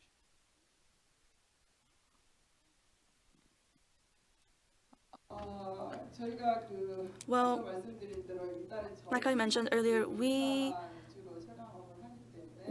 only focus within. We would have to sign a bilateral agreement first to lay the groundwork. We are. You have to be very reasonable when it comes to support, and we are open to many possibilities. But like I mentioned earlier, within that extent, we are real-time sharing data related to energy efficiency and AI. That's pretty much all we can do at the moment, to go on business trips once or twice a year to other countries and apply that on set. For further discussions, we would have to sign maybe an agreement. Dr. Yoon, to you, leave no one behind is the priority for the Sustainable Development Goals Agenda 2030. And you have researched, as you mentioned at the beginning, significantly on how to include women and rural household and vulnerable group when you were discussing about mini-grid in the low carbon and sustainable energy transition. Would you have some key recommendation for this energy and digital transition to make this more inclusive in developing countries? I was really glad to be invited to this forum because actually I've been working with my colleagues at SNU and also counterparts at EDCF. So EDCF is the bilateral loaning agency of Korea. And so we are trying to look at, for me, energy sector, and my colleagues for logistics and also on the environmental side, waste regulation, etc. We're trying to collect as much global data over time to see how different countries have been making progress. And we are connecting it with OECD DOC data. So to compare the different domains with which energy has made progress, and for these countries that need a lot more development financing to occur, which countries have relatively received less ODA. And so I'm just showing you a picture for the domain on electricity access I mentioned to you about South Korea. But if you take a look at the percent of population that has access to electricity on the left, and urban access and rural access on the right, typically we see that sub-Saharan African countries tend to be highlighted. And then as you mentioned, small island developing states are so small that it's harder to see, but they also tend to be located higher on our analysis, but we're comparing this to the cumulative amount of ODA that they have received, for example, energy policy, transmission and distribution, and fossil fuel or non-renewable energy generation. And what we've paid attention to is when we try to take that kind of gap between their development status of energy sector and how much ODA financing that they have received in the past 20 years, IT is on the higher side, but while their development status for energy is high, they relatively received considerable ODA. So when we look at the gap, it's actually lower than a country like Syria, for example. And then on this list of countries that we have analyzed, some other countries that are highlighted include DRC, from whom we have representative of today, and Benin, Equatorial Guinea, Tanzania, Algeria, Suriname, and Fiji, Libya, etc. And so when we have this list of countries, I'm sure as representatives of our Ministry of Foreign Affairs and COICA, EDCF, and other bilateral aid agencies across the world, they have these kind of strategic partner countries that they could have more relationship with. And so we're trying to suggest to these agencies, if you're going to pay attention to energy issue, for example, please pay attention to whether they score higher on this kind of lag index for energy development. And if you already have a built relationship, please try to think about how you can leverage your competitive advantage. So in the case of Korea, I looked at the low energy loans that we have made for the last 20 years. 1/3 of it has been on fossil fuel generation, but another 1/3 is on transmission and distribution. And so if we do have that kind of comparative advantage, I think it would be wise for us to think about how to join that with microgrids, smart grids, and energy storage system so that we can introduce the forefront technology to developing countries so that they can also think about energy transition, clean energy transition. And in the case of trying to include women in that, what was? So I think we're also making that kind of effort on at the school side as well. We have a working program with KOICA where we invite energy government officials of energy departments from developing countries, and we give them a master's degree fully funded by KOICA. And every year we're accepting 15 government officials, and right now we have 5 women government representatives trying to update their information to how to do sustainable energy transition. And we even have a person from Sri Lanka as well. And so by sharing information real time, as Madame he said, we are trying to make sure that they can learn it themselves, internalize it, and adopt it in their country context. Thank you very much. I would be happy to share with you also the experience of UNDP on that case. Especially, we have empowering women on gender policies that we are implementing in several African countries, and today it is starting in the Central Europe implementation. We'd be happy to share with you and exchanging with you. Colleagues and dear participant, you heard from our discussant on the approach of new technology, innovation, data in the energy transition. I'm inviting you to ask them more questions. They want to suffer a little bit more, just not with me, but with others. So, and then we can take 3 questions. Yes, our colleague from Ghana, if I'm not MRV. Okay, thank you. My question goes to Madam Kim from POSCO Holdings. So you did mention that you are doing a lot to transition to green use in your steel production.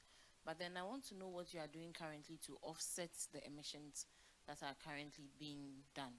Because you have a plan for the future, but currently you are still emitting. So what are you doing to offset that? Thank you.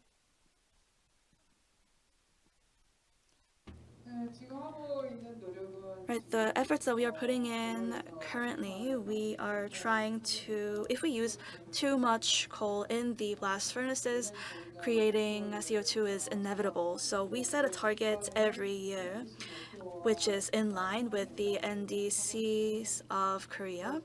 And right away, immediately, we cannot all we can do is to reduce the amount of coal or coke that's used in the blast furnace and replace it with eco-friendly materials. So we're doing that.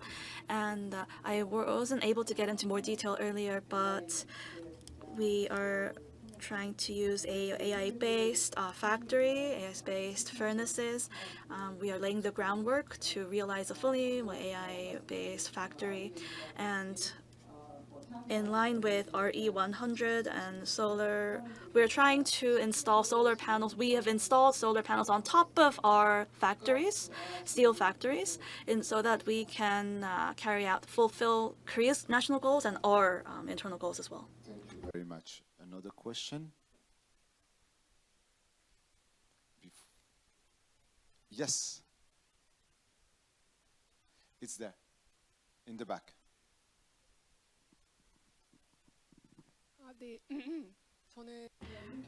Right, so I have a question for Professor Yoon. Thank you so much for your comment. They were very insightful. So I am from an environmental foundation. So we help CSRs and other projects with companies or countries that are interested in these initiatives. So I would like to ask if you're willing to these companies, they have trouble collecting and monitoring all the data that you just introduced. So how are you providing access to this information to them, and are you willing to share information with them? Data that I just showed you is all publicly available. So for those of you that have been paying attention to sustainable energy goal, there's a interagency initiative called Sustainable Energy for All, and there are different custodian agencies for specific indicators of SDG Goal 7, but SMAP, they have a unified platform where they're pulling in indicators from across different agencies, and so you can access data through that initiative. But as for the ODA data that I showed you, this is through OECD DOC data. Yes. And if you look at the purpose code, you can look at different functions, including energy sector. And so that would be a great point to start. We are trying to make the ongoing research that we have available as a small brochure packet to share with stakeholders in Korea. And so once we have that available, I'll make sure to share it with you as well. Thank you. Thank you. And there are many data available. She mentioned SMAP, the World Bank, but also you have UNDESA, the United Nations Department of Economic and Social Affairs. Sorry, you see the jet lag. And the SC for All, they all prepare the annual report on SDG 7. A last question.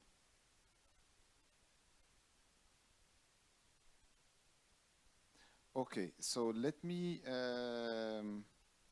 try to summarize or interpret what I understood and what I took notes of the discussion of today.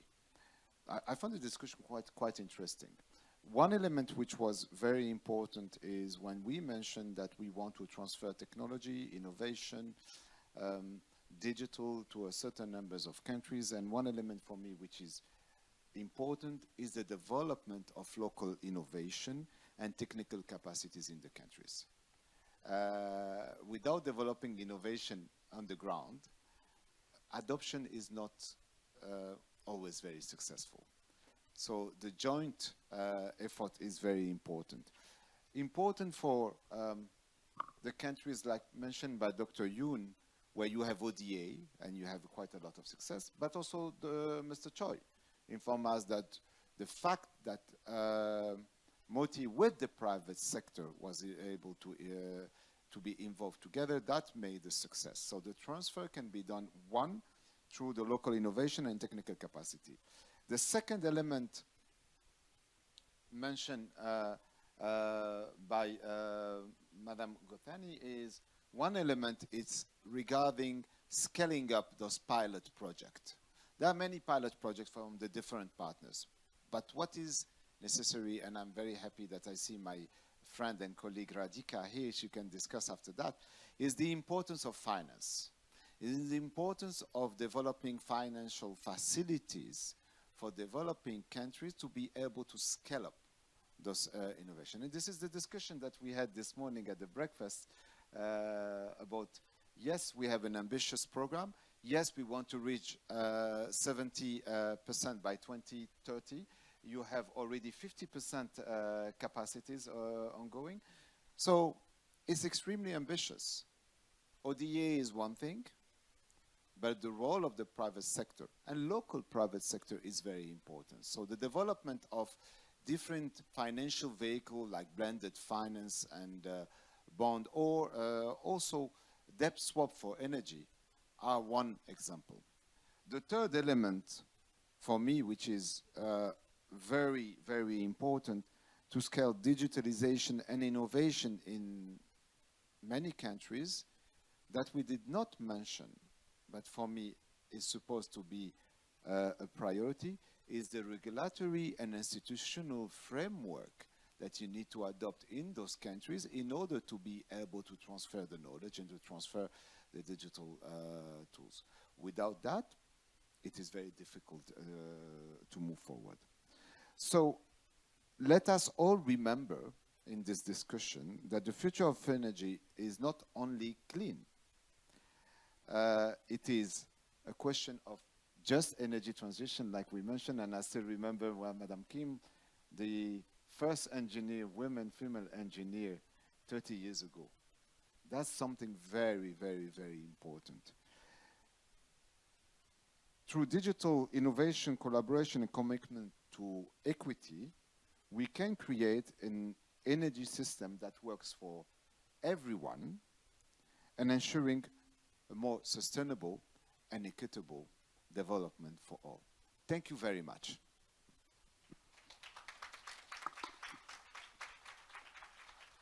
Thank you very much, Mr. Moderator, and the panelists for sharing your opinion. Now you may return to your seat. Thank you very much. So in this session, we have discussed about utilizing innovative approaches to promote sustainable, low-carbon energy solution. Thank you for sharing your insight. Shortly, we will proceed with a second session on the topic of integrating climate impact and risks into financial policy. In this session, we will explore strategies for incorporating climate impact and risk consideration into financial policy framework. So before we inviting our moderator and panelists, would like to introduce them in advance. The moderator of the session 2 will be Ms. Radhika Rao, the SDG Finance Policy Advisor and Team Lead at UNDP. Ms. Radhika Rao is an expert in both public and private finance on the SDGs and climate action. And 5 of the panelists are joining us for this session. The esteemed panelists for this session are Mr. Kyusoo Kim, the Deputy General Manager of Korea Environment Corporation, Mr. Munkbat Dusuran, Advisor of Investment Policy and Coordination Department of Ministry of Economy and Development of Mongolia, who is joining us virtually. Ms. Xiaolu Zhao, the Climate Director of Environmental Defense Fund of China. Mr. Inu Zhang, the Senior Manager of Akaton Partners of SK Incorporated CNC. Last but not least, Ms. Louise Kim, Director of Sustainable Finance of ING Bank. So we've invited our moderator and our panelists. So ladies and gentlemen, please welcome them with a big round of applause.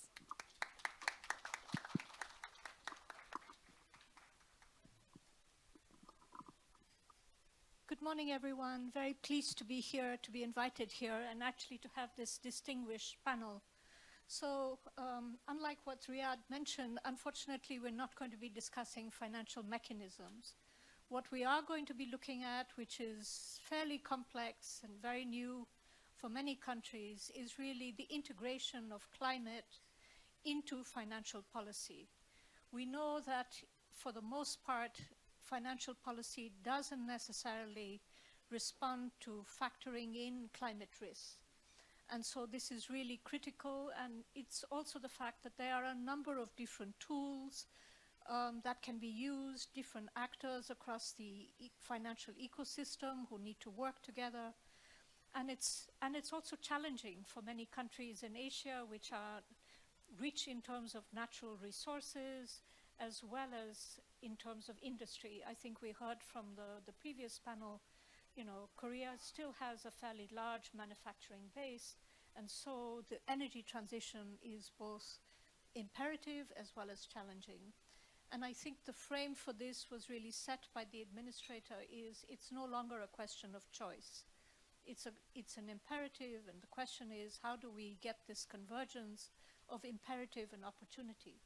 So people don't see this as just a question of compliance, something they have to do, you know, but something that offers an opportunity to really, for competition, for new ways of doing things, for the next round of economic transition and transformation in Korea and other countries in the region.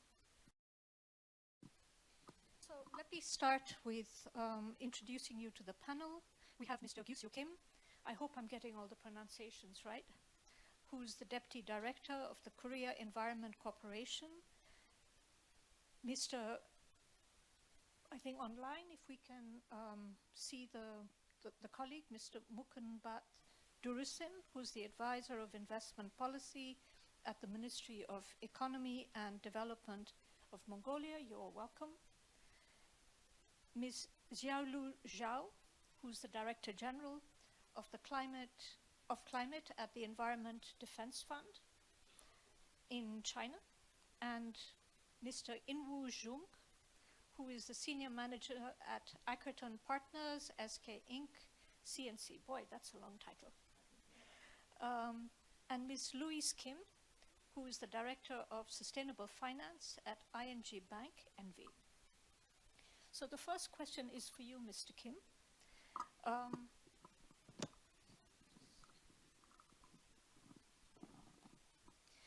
In 2023, there were 68 countries that had developed carbon pricing solutions. The Republic of Korea has been leading with its K-ETS. You perhaps tell the audience first what an ETS is, since these are all still technical things we're getting used to, and that Korea's ETS covers 74% of its greenhouse gas emissions. So if you can tell us, what are the lessons that Korea has learned from implementing this ETS, and how can these lessons be shared with other countries in the room and elsewhere looking to implement similar systems? 네, 먼저 KETS 경험을 Yes, first of all, I would like to thank Administrator Akim Steiner and also UNDP staff members for inviting me to this very meaningful event. So I would like to share with you some of the lessons that I've learned as we prepared and also introduced KETS system. First of all, ETS is something that has to be prepared and designed and operated befitting the condition of a nation. Initially, Korea benchmarked EU ETS, but with time, it made some tweakings and also experienced some trial and error as we made some adjustments to KETS. The free allocation increased from 0% to 10%, and also the credit allocation system also moved away from grandfathering system to benchmarking system. This is to induce businesses to invest more in greenhouse gas reduction infrastructure. And second, as we prepare for KETS, the government, the industry, experts, and other stakeholders came together and had sufficient discussions. And I think that communication is key. I think that it's very important that multiple players understand that ETS can contribute to realizing carbon neutrality. And I think that this really helps to develop KETS. Prior to KETS, back in 2012, we had TMS, or Target Management System, in place. And through TMS, businesses in Korea had the experience of MRB, monitoring, reporting, and verification of greenhouse gas emissions. Now, before the ETS system was introduced, there were a lot of concerns from the industry. Prior to 2012 or 2015, other than EU, no other countries in the world had ETS in place. So we had public hearings, discussion sessions together with other stakeholders, including industry, NGO, and experts. So we tried our best in order to collect diverse opinions. And third, I would like to share with you some successes that we were able to see thanks to KETS. Now, KETS has become a system that contributes to greenhouse gas emission reductions.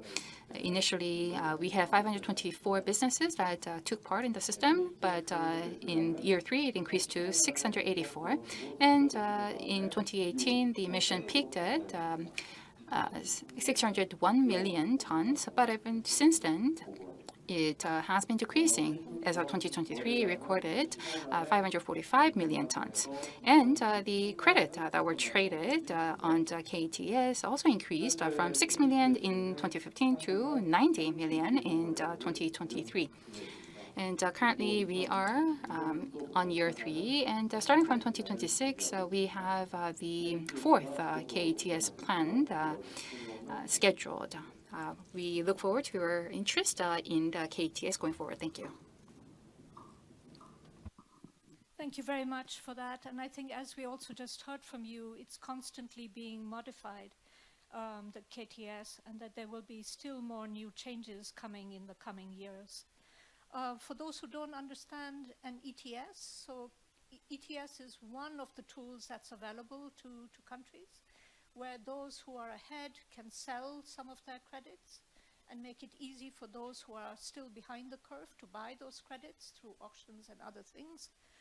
But the system constantly needs to be tweaked to be able to send the right signals, so that you're not just buying credits, you're basically also changing your business model. And I think Korea's been really ahead of the curve in introducing the ETS, and is now also making further changes coming down the line, which will make things much more mandatory. So turning now to the next question. Sorry, I'm struggling with papers.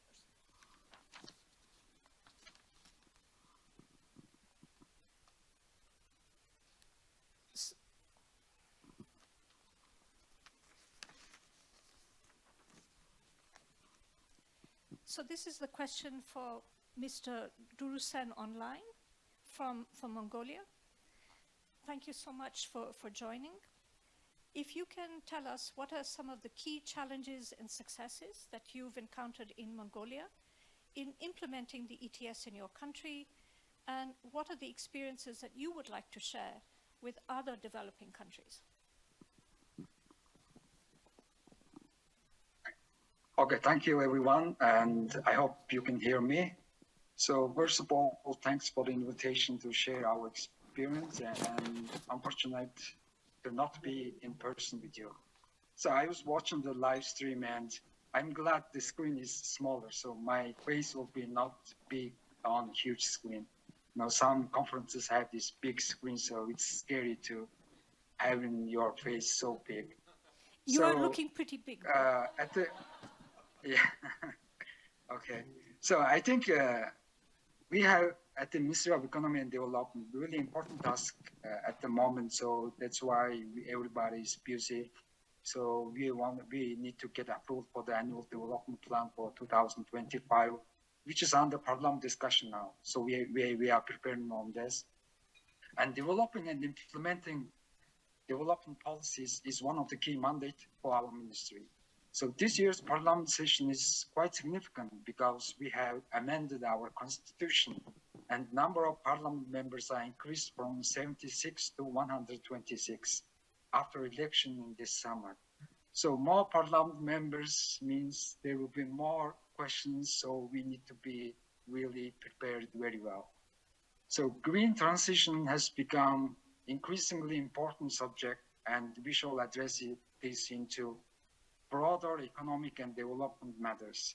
Therefore, of course, we have Ministry of Environment and Climate Change, but MED established new unit called Green Finance Policy Division to scale up green finance, develop policies, and mobilize finance for green projects. So also one of our first job is actually finalizing carbon trading bilateral agreement with Singapore.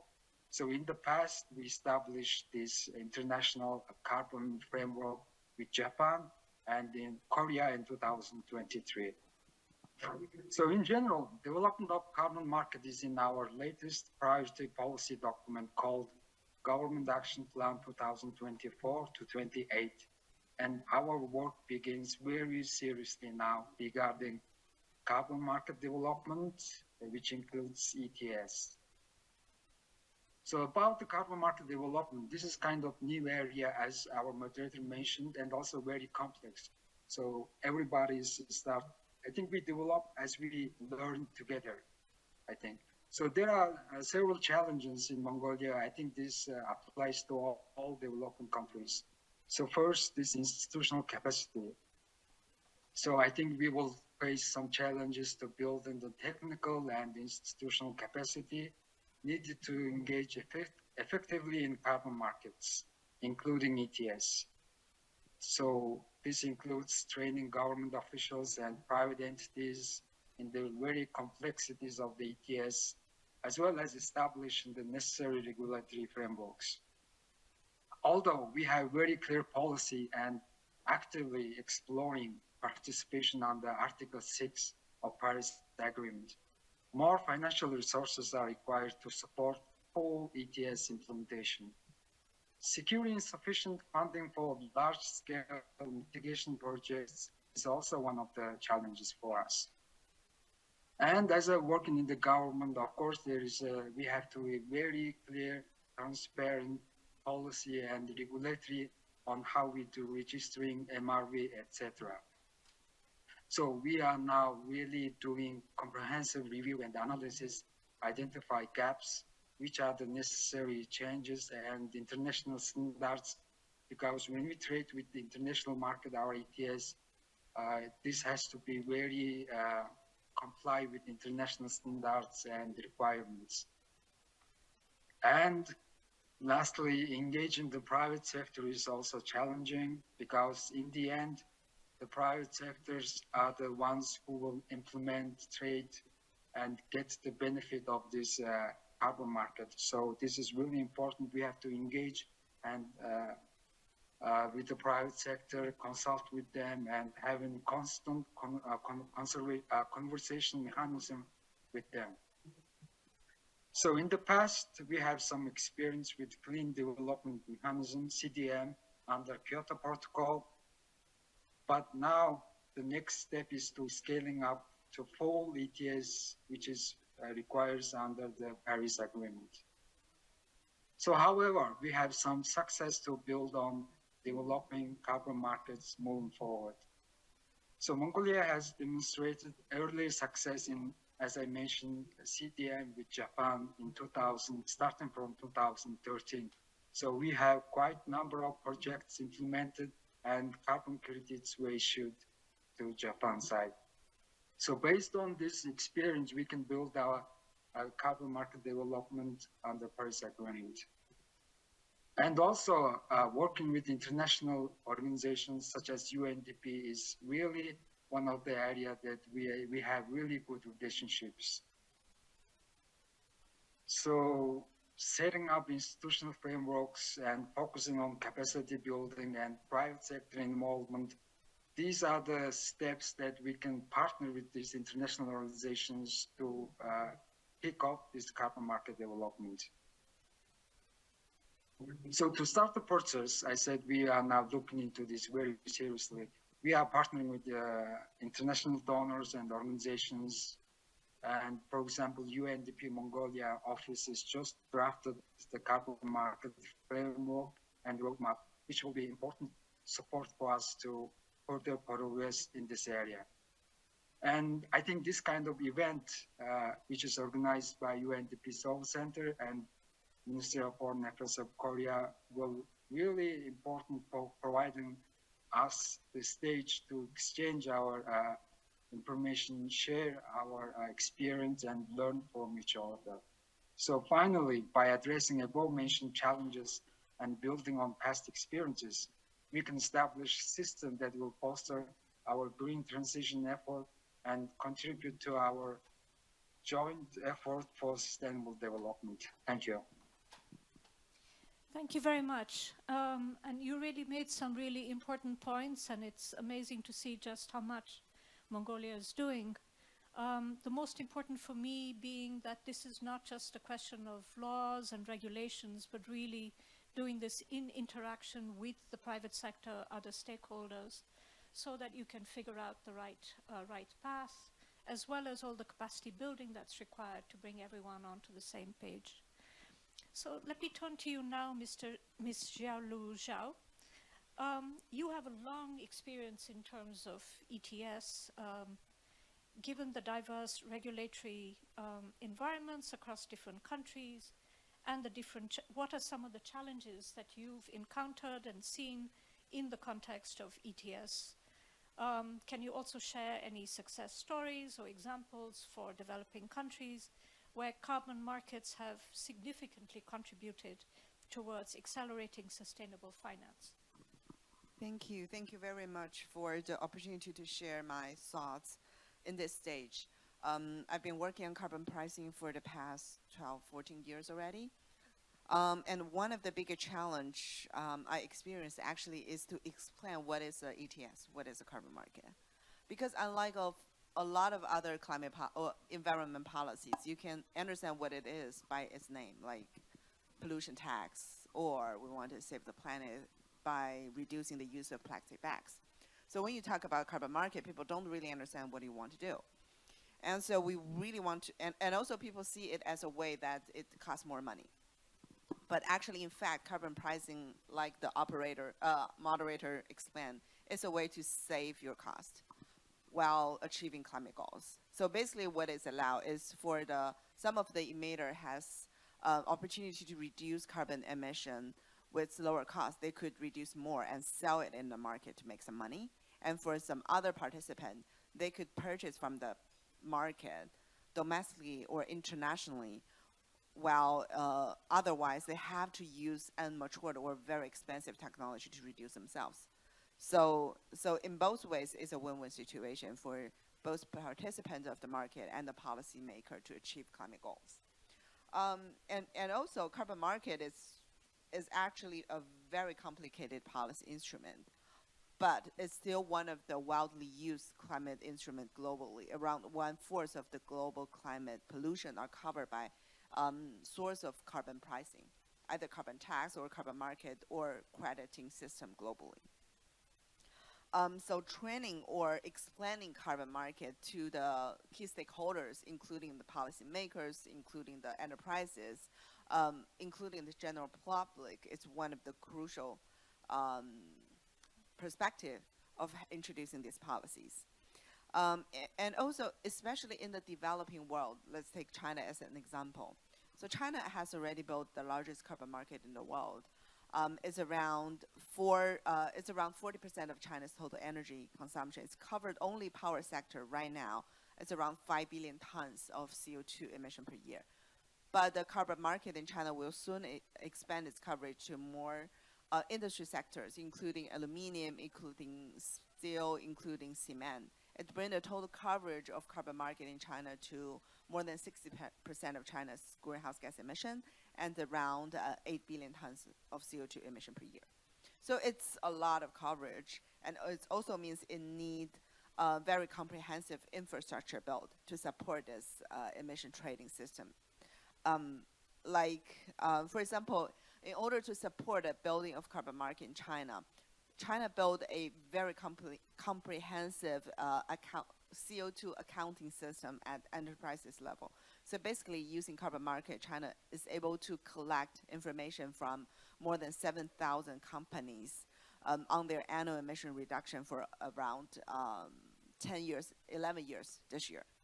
So that information not only helping carbon market, it also encourage or enable other climate policies like carbon finance, sustainable finance, or climate risk analysis.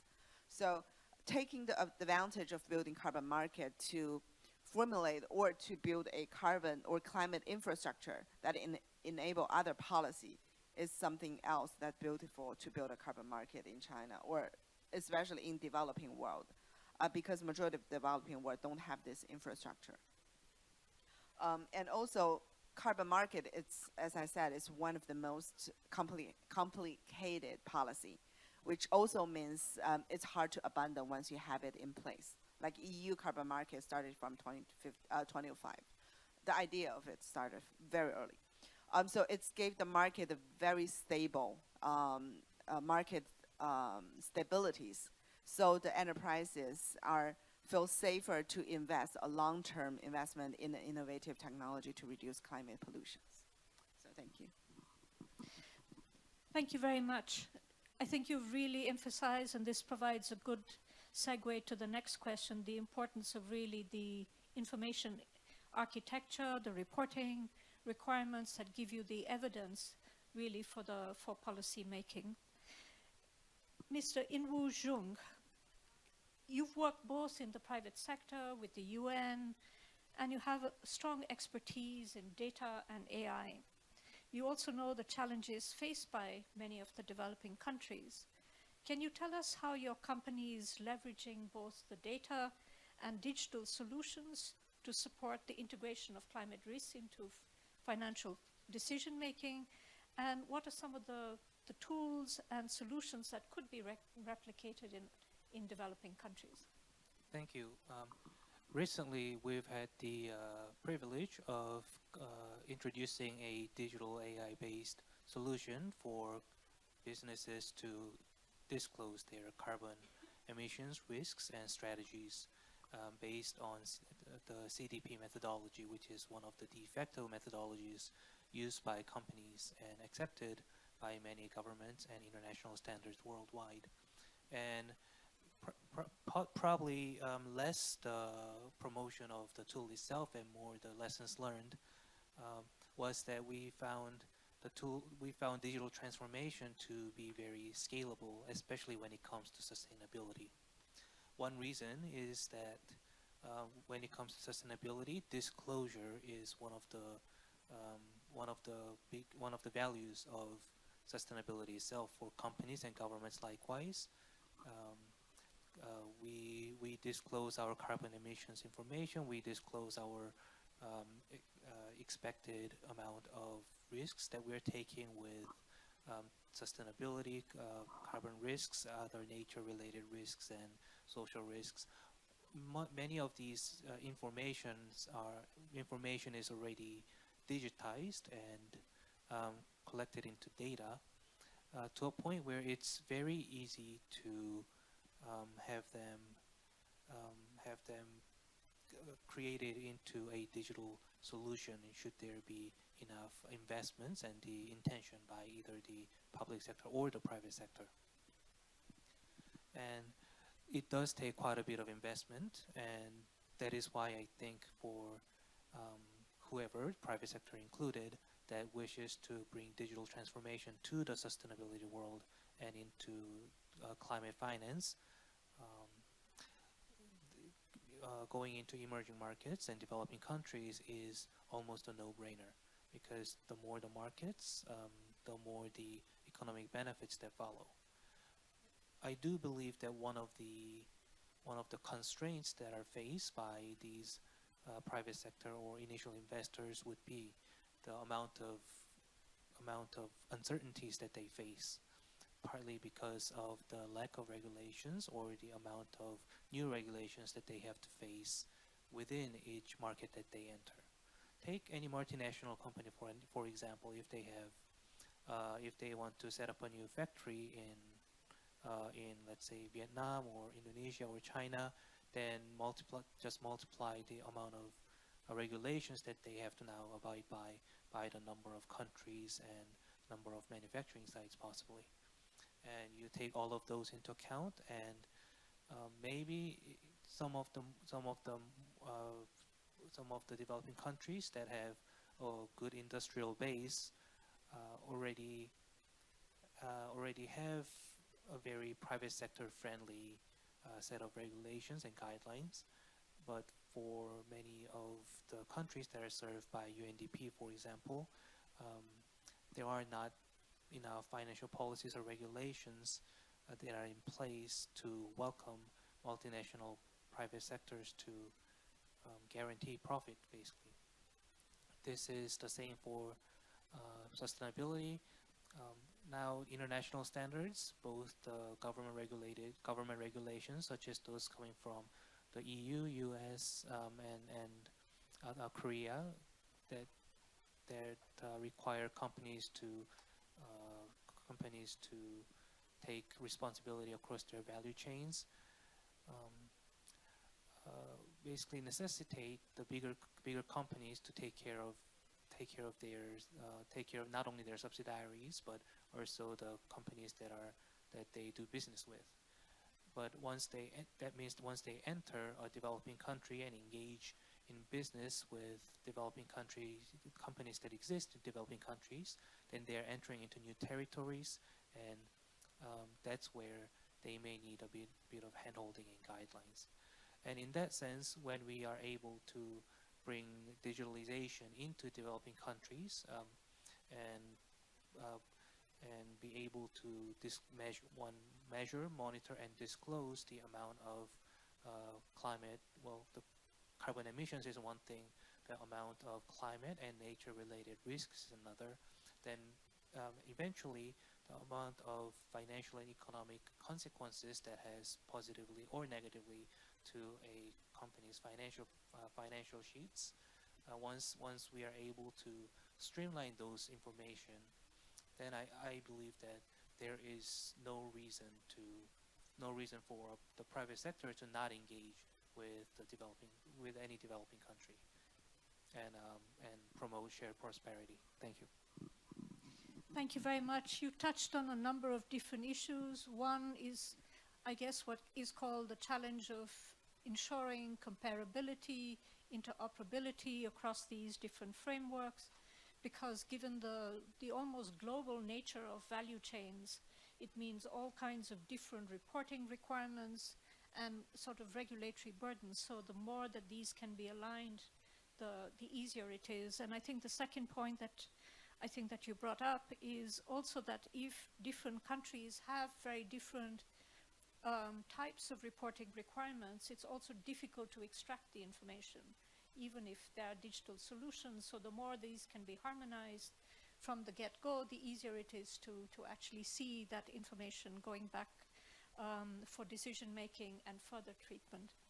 So turning to you, Ms. Kim, financial institutions increasingly prioritize sustainability.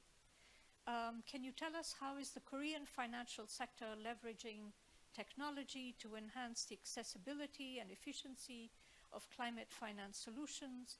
And can you share any examples of innovative digital tools or platforms that have improved green financing opportunities? So I think, at least for the people in this room, we all agree that sustainability is one of the hardest and maybe most exciting challenges of our time. So as any type of company, including financial institution, actually you need to incorporate sustainability into the core of operation. This is not just about the risk. You should actually connecting to the core strategy of any type of business in any sector. So that's what ING is doing, and that's what other Korean financial institutions are doing as well. So in order to actually trying to use this as opportunity, not just as a risk, we need vast amount of data, because as a bank, analyzing data, collecting data, measuring data, trying to extract profit out of this embedded risk is kind of daily operation. So we need to include ESG into this picture as well. So in that area, I think Korean financial institutions, including major banks and other securities companies, having highly strong advantage in global market, because we are the one of those most advanced country in the world for information technology, AI, and some other area as well. So you can actually create synergy using this already existing expertise in the other sector, in technology sector, and embedding into the financial institution. So as you mentioned, I just want to elaborate maybe a little bit of real example how we can utilize this. So for example, what banks are doing now is they are trying to understand the ESG risk of each company, and they want to actually understand how this can actually affect the bottom line of our profit. So we actually need to change this risk into certain number. In banks, it's typically BPs, less than 1%. So we want to either increase or mitigate risk based on the project's quality and the nature of the quality and everything relating to like the future prospects as well. So for that regard, information technology, AI, can be really good tooling, because without that, you cannot actually manually handle those data and extracting any kind of informative information from that one. So for example, for K taxonomy, like Korea has Korean version of a taxonomy. If you want to analyze any type of green project, whether that will be aligned with K taxonomy, you need to have multiple sources of information from different stakeholders. So it's really painful for banks to do it with Excel, for example. So there are many developments happening in Korea using web-based platform, trying to provide uniform kind of based approach to everyone, so they can actually use the information. So you can actually create synergy out of this existing project as well. So maybe moving on to ING, that where I work. This is European banks, but we have relatively longer history in Korea as well. But we typically work with bigger companies in Korea. So for ING, we consider sustainability not just as risk, but consider more as responsibility as well as opportunity for our own growth as well. So for financial institution to achieve net zero, the only way is to entice clients to achieve net zero, because we are actually linked to their own business. So for us, so scope 3 is the indirect emission that we are embedded in our loan portfolio. So we have our own approach called Terra to steer our loan portfolio to net zero. So we have hard to abate sectors, and we have metrics that's relevant to each sector to calculate, and we disclose this information to public every year on the website. So this year, actually 1 month ago, we published, it's called Annual Climate Progress Update 2020. I know it's kind of a long name, it's not a fancy name, but it was updated 1 month ago. And we tried something different this time, because last year we analyzed 2,000 companies globally on their sustainability disclosure. So we scored them internally using our own developed digital platform. So using that information, we are intending to actually engage more actively with the client. And the aim is that we, with this information, with engagement, in 2 years, we will be having maybe really hard decision on some clients who will not steer their portfolio to low transition. So meaning that if there is any company who doesn't have any robust plan for net zero in their own business, we might need to say no to further financing. That's our commitment, but it's not fair to say no now. So we need to have like continuous dialogue with this data tooling and the information. And also we intend to actually disclose this platform to other banks and other audiences as well. We want to make it as more like kind of open-based source, so we can kind of create synergy out of that one as well. So for that specific tooling is called ESGX. So it's currently analyzing 2,000 companies, and with this one, we are really hoping that we can actually maybe lower the burden of a company, because I know that a lot of big companies get requests from many banks, regulators on the exactly same information with different Excel format. So it's painful for them. So it's better to have one platform, so we can concentrate our energy and time on analyzing information rather than collecting it as well. So that's our agenda. The last one I want to talk about is that within financial institution, there are so many initiatives on sector basis. For example, like Poseidon Principle for shipping, and we've been actually engaged in sustainable aluminum, sustainable aviation. The idea is that you cannot actually have one yardstick for every sector. So you need to have some kind of consultation with like professors, research institutions, and other banks as well. So what would be the uniform metric for certain sector?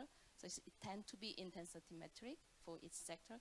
So that's our aim, to trying to be more scientific and quantifiable, and digitalization would be the key for that success as well. Thank you so much. So really looking forward. So this platform that you mentioned is not open source yet, right? Good. Yes, really looking forward to that. Yeah. Yeah. No, these open source platforms are absolutely key. And the more that can be simplified, web-based reporting, the easier it is, as you said, to really focus on the information itself rather than the collection. And I think for developing countries as well, tools that are off the shelf that can be tailored to their context. So we're running short of time, apparently. We're running late, so we're going to ask you to speed up a little bit in this second round, although there are many interesting topics to pick up. So turning to you again, Mr. Kim. Regulatory frameworks such as what we just heard, disclosure requirements, play a critical role in ensuring that development activities and investment can be compliant with carbon neutrality objectives in Korea. So can you tell us about the tools or data that are being used for the accurate tracking of greenhouse gas emissions for the K ETS? And also, again, how can these tools and data contribute to advancing readiness elsewhere in the world? 네, 카본 프라이싱 가스 배출량에 대한 신뢰는 제도의 성공이라든지 런칭을 위해서 굉장히 중요하다고 생각을 합니다. The credibility for emissions is, it comes down to, the ETS system is being deployed in many countries, and the MRV, which is short for measurement, reporting, and verification or validation of emissions, is very important, and credibility regarding MRV has to exist for us to have faith and trust in the stats. So with regard to KETS, from calculating and reporting and certifying emissions, everything is stipulated in the laws and regulations, and I would like to just talk a little bit about that. So the specific guidelines and the methods are specified in the laws and regulations and the institutional groundwork. So this can be somewhat technical, so I would just like to talk step by step how the companies calculate their emissions and how they report to the government. Depending on their monitoring plan and their emissions report, companies have to submit their reports to the government. And this plan for monitoring and the emissions report, before they submit it to the government, they have to have it validated by an outside party. And these verification or inspection bodies are taking a very objective and professional view in line with global standards and guidelines in analyzing this. We have 13 verification bodies currently in this space. The government analyzes the appropriateness of the content of the reports and determine how much they will be certified. And depending on how much is determined, the companies can submit the credits to the government. And K-ECO, my organization, is currently working to, on behalf of the Ministry of Environment, evaluate the appropriateness of the report. So in order to gauge this appropriateness, you have to take a look at the factory, how much fuel is used, how much raw material is used, how much products are used, electricity use, and etc. And also, it's important to make sure that in the collections and management of this information, we have to monitor the information thoroughly. And in order to collect and manage this information related to MRV, KETS has already established and is operating an electronic system. This system is called the National Greenhouse Gases Management System, or NGMS. The companies, they input the information that's necessary to calculate their emissions, and the system will automatically generate most of the emissions for them. The companies that fall under the umbrella of KETS, they are using this information and the emissions that were certified in their disclosures and in their sustainable reports. It's a very, very credible source of data. And the companies, based on this information, it's using it as significant information materials for their technological development and facility investments. That's it for me. Thank you very much. I think what we're seeing in terms of the disclosure requirements is increasingly not just, as we heard from, I think, other panelists as well, not only the risks that are there for the company, but also really what are the implications of the company's business model in terms of broader sustainability.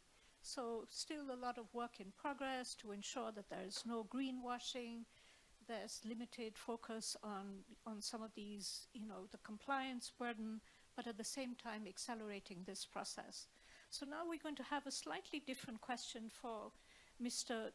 Dusuren from Mongolia. Mongolia is suffering from many disasters and issues that are aggravated by climate change, such as erosion, desertification, floods, and the loss of forests. If factoring in the economic costs of climate disasters is becoming a thorny issue for different countries. As an expert of investment policy in Mongolia, how do you make sure that investments integrate climate risks to ensure their sustainability? And what are some of the policies and programs in climate finance and fiscal policies, such as climate funds and green taxonomies that could hand in hand with some of the work that's taking place by international organizations and countries like the Republic of Korea? Thank you for the question. So it's true that Mongolia has high risk from climate impact. I think every country is now facing certain climate impact risk. So it's really important we integrate this climate risk, climate issue into our policies and public projects. So let me give some examples how we work in this area. So one of the development policy document is called Public Investment Program. So we just operated the project evaluation criteria with support from international partner. And there's our 42 criteria to evaluate public projects to be implemented. So within this 42 criteria, we have added criteria regarding climate, environment, and social issues for screening. Also, this year we have just newly approved public-private partnership law, which mandates the climate mitigation and the resilience component, one of the top requirements for all the PPP projects. For the climate finance initiatives, our financial sector is doing quite well, which they adopted green taxonomy in 2019. And banks are already providing green financial products accordingly.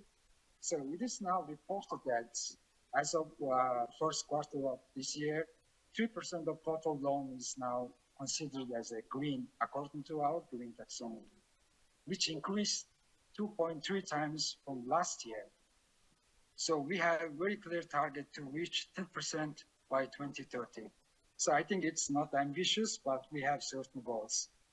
So also private sector is leading in this green finance area in Mongolia. So last year, one of our biggest bank called Nambank issued first green bond of the country and raised $60 million on international market. So MED is also working to launch the Mongolian Green Finance Corporation jointly with the Green Climate Fund and private sector. So this will be pioneering platform to support green products such as green housing and energy efficient technologies for SMEs. And we have high expectation to accelerate this kind of platform to effort to scaling up green finance. All of these initiatives were supported by international organizations and our partners. So really thankful for that. So by embedding these measures, small or big, the Mongolia's investment framework, we will further continue working with international organizations and partners like the Republic of Korea. The country will focus on building robust foundation for sustainable and climate resilient development and increased financing. So this will also link into long-term environmental and economic sustainability. Over to you. Thank you very much. Actually, I have many more questions, but I'm thinking of the person sitting to my right who's going to stop me if I ask you. But turning to you, Ms. Zhao, as financial institutions and policymakers increasingly recognize the impact of climate change on global markets, there's a growing need to, the issues we've been talking about, integrate climate risks into financial systems to ensure long-term sustainability. With this in mind, how do you suggest we support the integration of climate risk into global financial policy? Thank you for the question. So I want to start from the two types of risks. There are two risks that are associated with this. One is physical risk, one is transition risk. So physical risks are mainly the damage and loss caused by extreme weather, disasters, and transition risk are normally the policy, regulation, and market stability due to the transition of the economy into low carbon manner. So these two types of risks will significantly rise over the next 2 decades due to some research, and also with efforts to abate the emission reduction as a goal. So addressing climate change or addressing climate issues luckily became a global consensus. And central banks around the world, a lot of them, are trying to begin to conduct stress tests on climate risks. Take PBO's Central Bank of China, People's Bank of China as example. They actually organized 19 main banks in China to conduct a carbon cost-sensitive stress test in 2021, focusing on 8 key industry sectors. They basically are the same sectors that will covered by carbon market ETS in China. They are basically electricity generation, cement and steel, petrochemical, chemical, aviation, all of this heavy industry that emit a lot of emissions. So to raise the awareness from the financial institution and also tell the enterprises that they will have these risks and that they need to solve. And also last week, actually, October 12th, Central Bank of China released something called Opinions on Playing the Role of Green Finance in Serving Construction of Beautiful China. Basically, it names that, it mentions to encourage all of the banks in China to include climate and biodiversity-related financial risks into the full process of decision-making, of basically the business approving process, to add up a consideration of this is important when you make decisions. So, however, there's still some problems and challenges when in the existing climate risk analysis methodology and tools, such as lack of relevant and sufficient data for comprehensive climate stress testing. Like a lot of the experts mentioned today, the information disclosure. And also the fact that climate risk assessment model right now are heavily rely on a lot of assumptions, lead to the fact that the only static analysis is available. So that's not far from enough for the financial institutions to make decisions. And therefore, the additional financial informations are needed to facilitate the decisions, like climate informations at company level and also at financial institution level, to prevent and manage climate risks that they encounter in the future.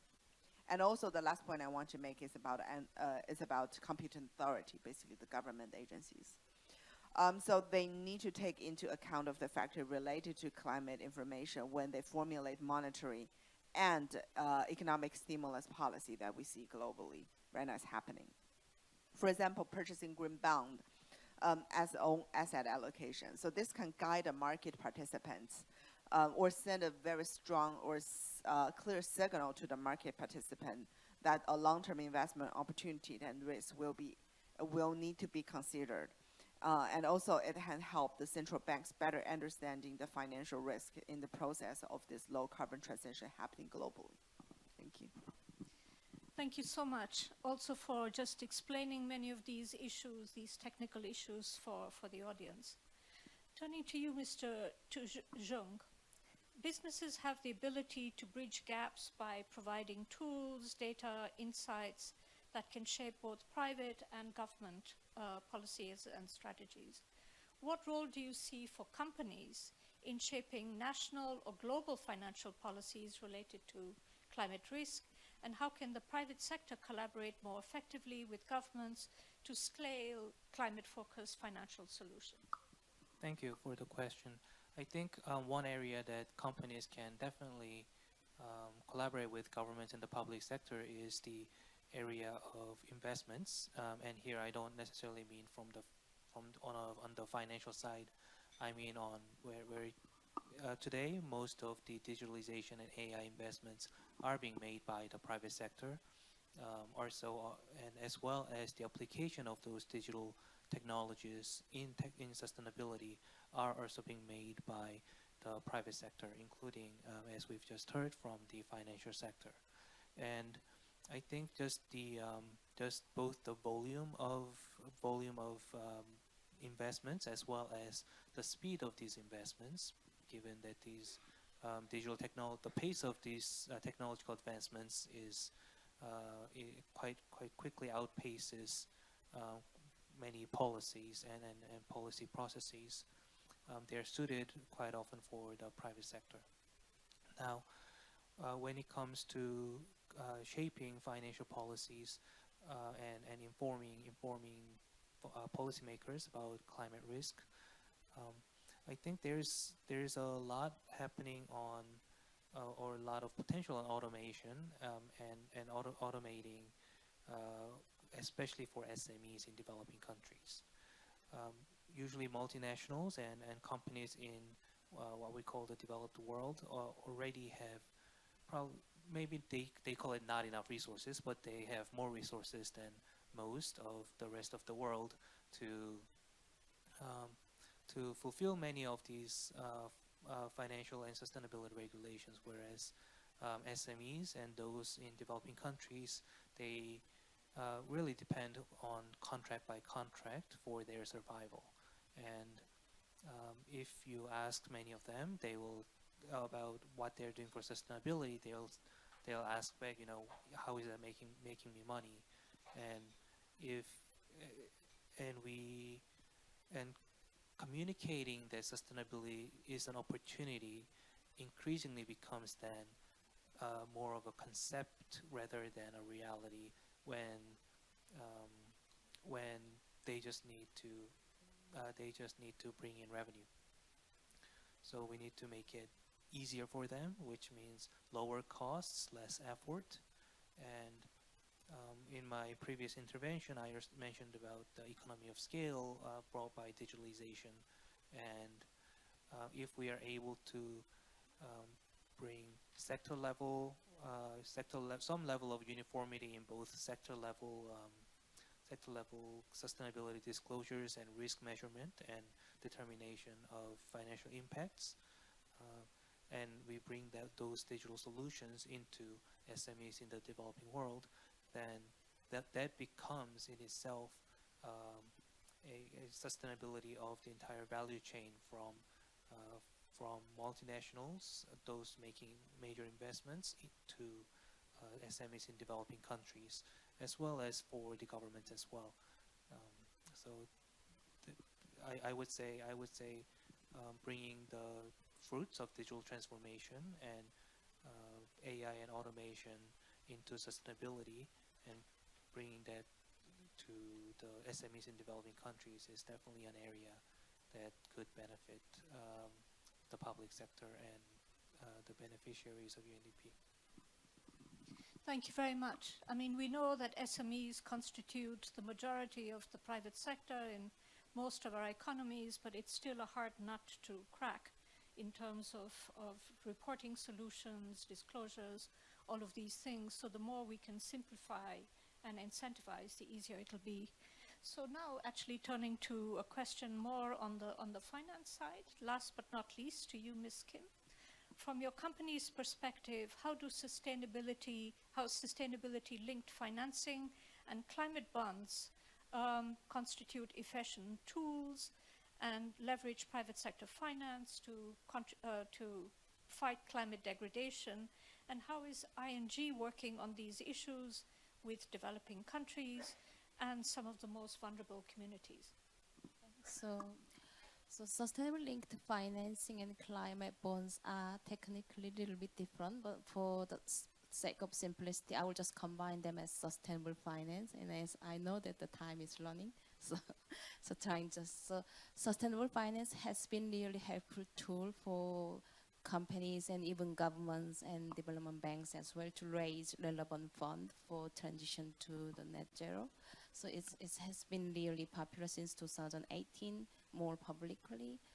And Korea has been one of those countries, especially in social bond area, like one of those top issued country globally. And I can actually see that demand for this type of instrument from investors will be continuously growing, but may not be in linear way. There might be some bumpy road, but I can actually see the direction should be positive in that way. So, but however, the growth itself can only be supported by government support on potentially some kind of incentives on tax burden or some of this kind of like exemption on listing fee, and there is some subsidy on those type of instruments as well, because initially there is additional cost for the company to consider this type of sustainable finance. So we need some kind of government and support as well to grow this market strongly. And if you're thinking about sustainable finance, you can easily thinking about maybe solar panel, wind power, something really kind of visible in your mind as green project. But it can actually help company to think about their sustainability strategy as well. Because once you bring sustainable finance into the market, there's growing scrutiny from bond investors, even equity investors, on looking at the company's strategy rather than just focusing on that specific bond.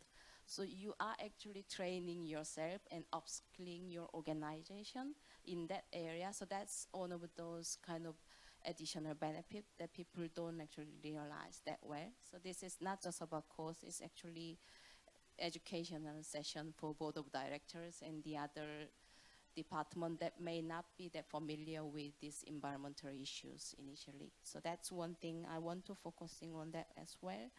And ING has been more active in Europe and was one of those pioneers on sustainable finance. We are using this expertise and bringing into Asian area and also the other emerging market. But at the same time, we want to be careful on that. It's not just about bringing something from Europe to the other country, because every country is different. Localization is key. So we cannot say that this is more advanced, so we need to adopt European standard. So that's not the way we want to do it. But at the same time, we want to avoid greenwashing. So we want to stick to the strict regulation, but we want to understand the local context as well. That's why they have people like me in the local market to bring this topic closer to the clients as well. So for that area, so I just want to emphasize, because if you actually see company issuing green bond, you can actually see UN SDGs in their framework all the time, because they are linking their project to specific one of 17 UN SDGs goals. That's increasingly kind of mandatory for investors to look at it. And also you can link this to the impact metric of the project as well. So they want to quantify how this project can actually reduce carbon emission. So you can use avoided carbon emission, or you can actually use some kind of like installed capacity of renewable energy as one of those metrics, and you need to disclose to the market as well. So everything is combined in that area. And I want to talk a little bit about developing country and social project as well, because if you are thinking about green project, sometimes there is conflict between green and social, honestly, because some green project can actually eliminate existing jobs, and that can be the social issue. But what I want to focus on is that eventually this transition to net zero can actually create more green jobs that's more sustainable for the future generation. Actually, their emerging country and developing country, they can actually think about their competitiveness. They can actually raise their own economic standard as well, because this is the new field that's not strictly tied to fossil fuel, because fossil fuel, there are certain country they have, but the other country don't have. So, but you can actually be part of value chain to promote your own competitiveness of the country. And for the social project, there are still many countries with lack of infrastructure, including hospital and some other essential infrastructure, like for example, waterways. That's also part of sustainable finance. So ING has been developing innovative product, trying to promote this project as well. And the other thing I want to focus, because this is also digitalization. So digital literacy is one of the other well-known social project as well. So if you have project that's supporting vulnerable group in that digital literacy, for example, some elderly who can't use kiosk, that they are also vulnerable group in that area because they cannot get access to the core infrastructure as well. So that's increasingly the area of focus. And lastly, green digital data center. That's also one of the area that a lot of developing countries are focusing on, because they have huge demand from this new internet and AI, and they need to develop digital center that is more power efficient in that area as well. Thank you so much. Many, many questions that you raised. One on the fact that even though we want to be interoperable, ensure credibility, avoid greenwashing by looking at international standards, also to recognize that Asia really has been at the forefront of innovation in terms of whether it's the ASEAN taxonomy that allowed for a pathway to think about transition rather than just green or not green, which was much more the EU framework. How do you build in social, going back to the issue of the just transition, so green and social together, and how do you support that? But also the fact that currently, unbelievably in some ways, the market doesn't price green or sustainable finance instruments in any kind of productive ways. So there are additional costs for a green bond or a sustainable bond that companies and countries have to bear. And for countries, increasingly also the market prices climate risk as something that they are, even without they being responsible for it, they're on the hook for that. On the other hand, there is green finance and sustainable finance looking for opportunities. But this is something that we hope that the market will price better, the fact that doing the right thing should come with benefits rather than additional costs. But let me take one or two questions from the audience. Yes, please. Do you have a mic?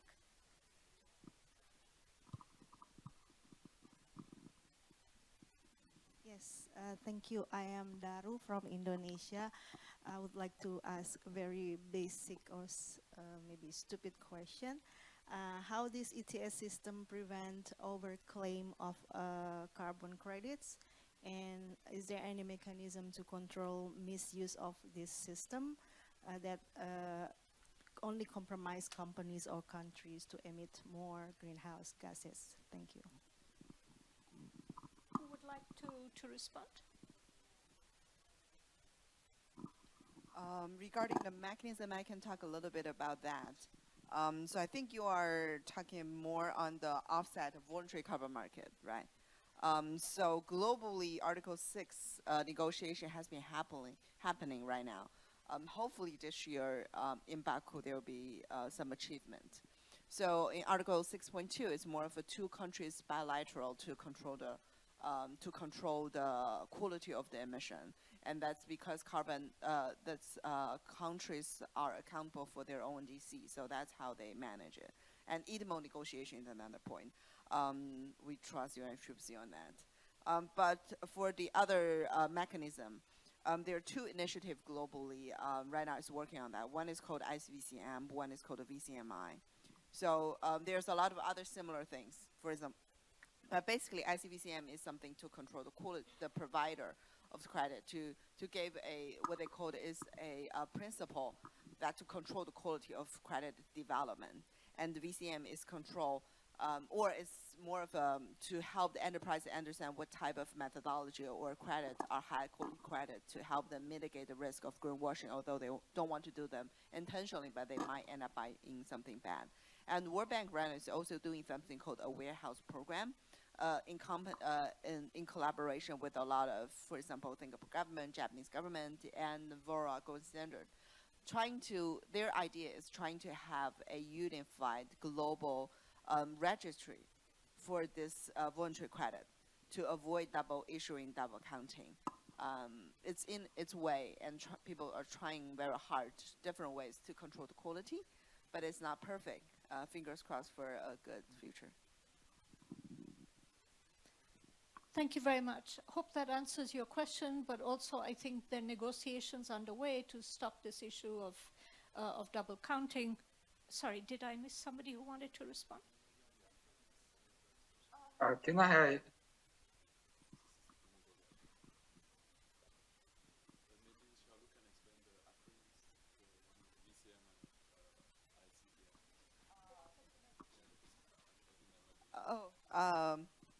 I think I need to remember. Sorry, ICVCM is in integrated. I'm sorry. I need to come back to you about the acronym. I used it for so long. Sorry that. I think it must be integrated carbon-based and voluntary carbon markets. You want to answer that directly? No, I think I'm not an expert, but I would say I just because I think Daru was our guest from Indonesia was asking, and not sure everybody knows all the acronyms. So ICBMI integrated, so carbon-based mechanism and VCM, voluntary carbon mechanism. Sorry for interrupting. No, thank you for that clarification. Did Mr. Durusen from Mongolia want to come in? Yes, yes. So let me give you a really brief example on that regard. Of course, we need to be really careful about this double counting issue. So yesterday I was just meeting one of the startups in Mongolia. So they built this registration system based on blockchain. So blockchain-based system will prevent some of those issues. And I think that's digital will play a really important role when we develop carbon market. And I think it's also connected with our team. So that's one really example that I want to share with you. No, thank you very much for bringing that up. That's actually a very concrete solution to address the issue. We can take one more question. Hello, my name is Ihani. I'm working in Stancha, Korea, in consumer banking credit side. I do have a question to Louis Kim. Thanks for the sharing your experience in sustainable financing. And you also shared, especially shared the social bond related side of example. So my question is more to the sustainability linked bond market, how those are the finance being utilized by the especially local company in Korea, and you see whether that is the providing giving the contribution to this the greening the finance toward the level that country want to go for. So just a little bit of information. Sustainable linked bond means that you can use the money for any type of project, but you have certain KPI from your own company. So you need to make a promise. I will do this kind of reduction within certain year. If I can't meet, I will give you additional coupon. So the coupon will be going up. So there will be like financial penalties. So that's the difference. So like you said, there are some industry and company, they don't have green project, or they are more like in the business, they don't have any specific green project under taxonomy, but they can still utilize a linked bond and raise the funding, and they can use the money to reduce their own emission. They can utilize that one for their own value system. They can use it for anyway. They can even pay salary to the employees in principle, but they need to commit to their own promise. And there will be so that's one way it really has been effective. And I understand that in Korea, we still don't have a domestic SLB market yet. We don't have regulation. There was discussion 2 years ago. It has not been established. But there are some Korean big companies, they issued sustainability-linked bond in global market, in Euro or in US. So like the big names. So it's good instrument, but there is also some of the other issue of greenwashing, because you can actually see everything about the company, so they can actually be the target of external stakeholders. So you need to be super careful on your own plan. So I agree with you that will be the one area Korea can definitely develop more and can contribute more as well. Thank you very much. And with that, let me just offer a few closing remarks. I think we've had a very insightful panel which looked at a lot of these issues in terms of their complexity, but also the solutions. This is still very much work in progress. Countries will need to use a mix of instruments. Not everybody has an ETS. Not everyone has carbon pricing. Not everyone has mandatory sustainability guidelines or disclosures, or even taxonomies, which are classification frameworks to define whether something is green or not in a credible way. But I think what we've really learned from this panel is that it's not like this is an option. This is the future, whether it's for Korea or for developing countries. And the question is figuring out that mix of instruments and policies and designing our frameworks in an interoperable way. So it's not like countries can just design a framework for themselves. They need to look at their trade relationships. They need to look at their financial and investor relationships and figure out how they're going to show that they are aligned with those different frameworks, and also innovate in terms of some of the new developments, new financial instruments. So with that, let me thank the panelists very much, and also to the organizers for helping us organize this panel. Thank you very much. Thank you very much, Ms. Radicolal, for your great moderation. I'd like to thank to the panelists for sharing their knowledge. So let's wrap up the session 2, and we're going to have a lunch break. And as we announced this morning, we are serving vegetarian meal as part of our intentional effort to promote sustainability. And some of you may know that reducing meat consumption has a positive impact on reducing greenhouse gas emission and minimize ecological footprint. And I believe that each vegetarian plate served today is a step towards a brighter and more sustainable future, and we thank you for your participation on that.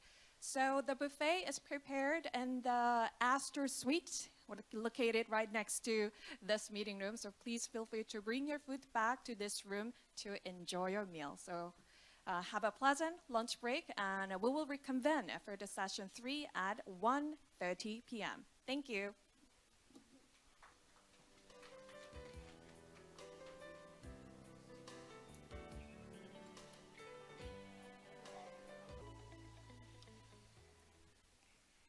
All right, let's begin the afternoon session. We hope you enjoy the vegetarian meal we have prepared. And as we are refreshed, then let's begin our third session. The third session, we're going to talk about unleashing digital public infrastructure to improve sustainable forestry and carbon sink. We will explore the critical role that digital infrastructure can play in enhancing forestry management practices and supporting initiatives aimed at increasing carbon sink. The moderator of the session 3 is Mr. Juno Park, the head of the office at UNDP Ishiro in Democratic Republic of the Congo. He provides a broad range of experience in the area of reducing emission from deforestation and forest degradation in developing countries. The distinguished panelists for this session include Dr. Jin Taek Kang, the Senior Research Official in the Forestry Management Research Department at the National Institute of Forestry Science, and Dr. Woo-Gyun Lee, the Professor of Korea University, Ms. Taeshia Hwa-Tang, the MRV Officer of Climate Change Division of Ghana Forestry Commission, Mr. Hyung-Soo Kim, the founder and CEO of Tree Planet, Ms. Reina Otsuka, the UNDP lead for Digital and Nature of Nature Hub and Climate Hub, a Bureau for Policy and Program Support, who is joining us virtually. So thank you everyone for joining us for the session 3. And without further ado, let's begin in that discussion. Ladies and gentlemen, please welcome them with a big round of applause. Thank you very much. Good afternoon. I hope that you enjoyed the vegetarian meal, which was excellent for me as well. So, thank you very much for this opportunity to have this excellent session. I'm personally very interested in. So, dear colleague, friends, and distinguished guests, it is my great honor to chair the third panel of the Seoul debates on the vital theme of unleashing digital public infrastructure, DPI, to improve sustainable forestry and carbon sinks. I don't know how many of you are familiar with this term DPI. Even myself, I was not very familiar with, to be honest. I'm still learning, so I came here to learn further. So, because as introduced by here, because I'm managing sustainable forestry in the second largest tropical rainforest, which is called the Congo Basin, after the Amazon.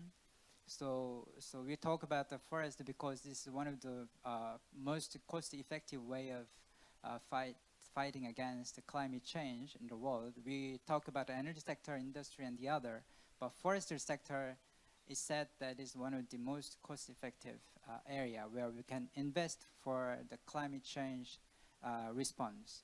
So that's how. But as a based in the field condition, I always feeling like there is a missing gap between all the carbon emission that we are promoting and investing with the communities and the carbon market and the financial mechanism. There's a missing link, which is like financial, verification. We talk about the verification and data and the monitoring system, that kind of things. I think DPI fits in these areas, which is a big missing link, particularly in the developing country context. So it will be very exciting to discuss this area today, particularly the hearing from some of the Korean experiences. So as we explore how digital innovations can revolutionize sustainable forestry and enhance carbon sinks, I'm thrilled to be joined by this group of panelists whose expertise and diverse backgrounds promise to bring fresh, inspiring insight into our discussion. So the range of experiences we have represented today is truly impressive, and I hope that our policy deliberation will benefit from such a broad spectrum of perspectives in the forestry sector. I'm looking forward to today's valuable insight into how we can leverage digital technologies to advance sustainability in forestry and climate action. So let's get started. So first questions goes to Dr. Kong. So the National Institute of Forest Science, where he's working, is a key institution under the Republic of Korea's government dedicated to advancing forest science and technology that is partnering with the UNDP to share Korean experiences to developing countries. As a governmental institution playing a vital role in developing innovative forestry practices, which solution from the digital sector, and in particular digital public infrastructure, can be used in the forest sector with a real positive climate and social impact? Can you share any specific examples of successful initiatives that leverage digital technologies for forest management? So, floor is yours.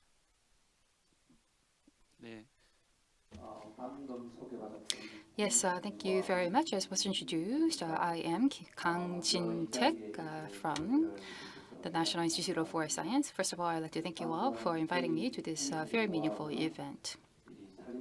The National Institute of Forest Science is the only research institution under the Korea Forest Service, KFS. And this year, we celebrate 101 years of anniversary, and at Hongneung Forest, which is situated in Seoul, we conduct a lot of forestry-related research. I would like to share with you what sort of technologies and digital solutions we are using in order to fight climate change. As some of you may know, 63% of the national territory is covered by the forest. And we believe that the owner of the national territory is, we believe, jokingly, KFS. In order to realize 2030 NDC, the Korea Forest Service worked on laying down the legal frameworks. First of all, we have introduced in 2013 the Act on the Maintenance and Enhancement of Carbon Sinks. This is very important. The reason why is because today we have many representatives from different government agencies, and we are discussing how we can fight climate change and by reducing greenhouse gas emissions. And the only way of soaking back out the emissions that we emit is via forest. So we believe that forest is the only carbon sink, natural carbon sink that is, and 11% of the emissions is something that we are targeting to soak back up to realize 2030 NDC. And for that reason, we have introduced the relevant acts. So without a legal basis, we don't think that we can undertake any activities or spend budget. So again, I think that laying down the legal groundwork is very important. And based on the relevant laws, we have established the third comprehensive plan for enhancing carbon sinks. And we also promoted integrated digital forest management using 3D precision forest spatial data. We believe that digital platform is something that is a irreversible trend. And so when we conduct forest-related activities at KFS, we try to do everything digitally. And I personally worked at Forest IDC Research Center until July 30th this year, and there I developed relevant forest-related science and technologies. As a government servant and government official, and as a scientist, I've been involved in forest management, and in order to ensure sustainable forest management, we believe that such digital technologies are key. And in order to realize NDC targets set by the Korean government, we have undertaken various research. And one thing that we have done was to introduce digital technology-based systems and information frameworks for building MRB forest information that contributes to NDC. Korea today is well known for reforestation, and I believe that that was possible thanks to many efforts.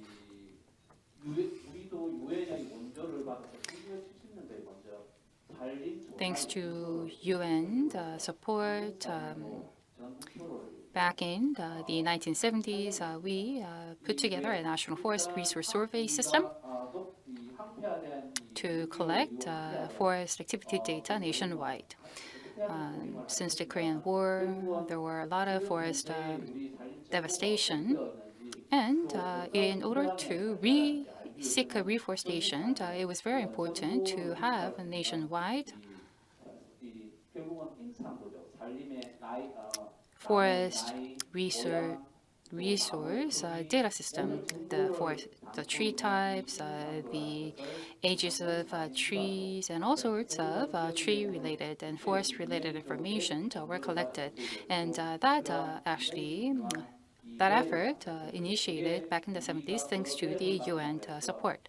And based on such a forest map, we were able to successfully pull off reforestation efforts. So again, I believe that forest map is key. So again, reforestation efforts of Korea was quite successful based on the forest type maps. And in order to monitor how the forest evolves and changes, it was very important for us to also put together a forest resource data system. Every 4 kilometers, we set up data collection points. So we've started back in 1971, and today it's 2024. So already we have had 8 such programs. And over the years, we were able to collect accurate and precise forest-related data. And without such accurate data, I don't think that we can calculate and estimate carbon emissions. So my agency has the statistical system to collect emissions data nationwide. I think that for developing countries in particular, such groundwork is very important going forward. So we are collecting data and we are nurturing our forest resources. Now, the next issue is how are we going to collect such data and compile such data So both visually and also spatially, I think that having all the data related to forestry at one space is important. So we have put together forest management information system. So MRV system is also dependent on this forest management system. So without such forest management system information, I don't think that we can have a clear visualization of the forest status and also carbon emissions. So again, we are doing our utmost in order to collect relevant forest information. And I'm not sure whether or not you can see the slide from back.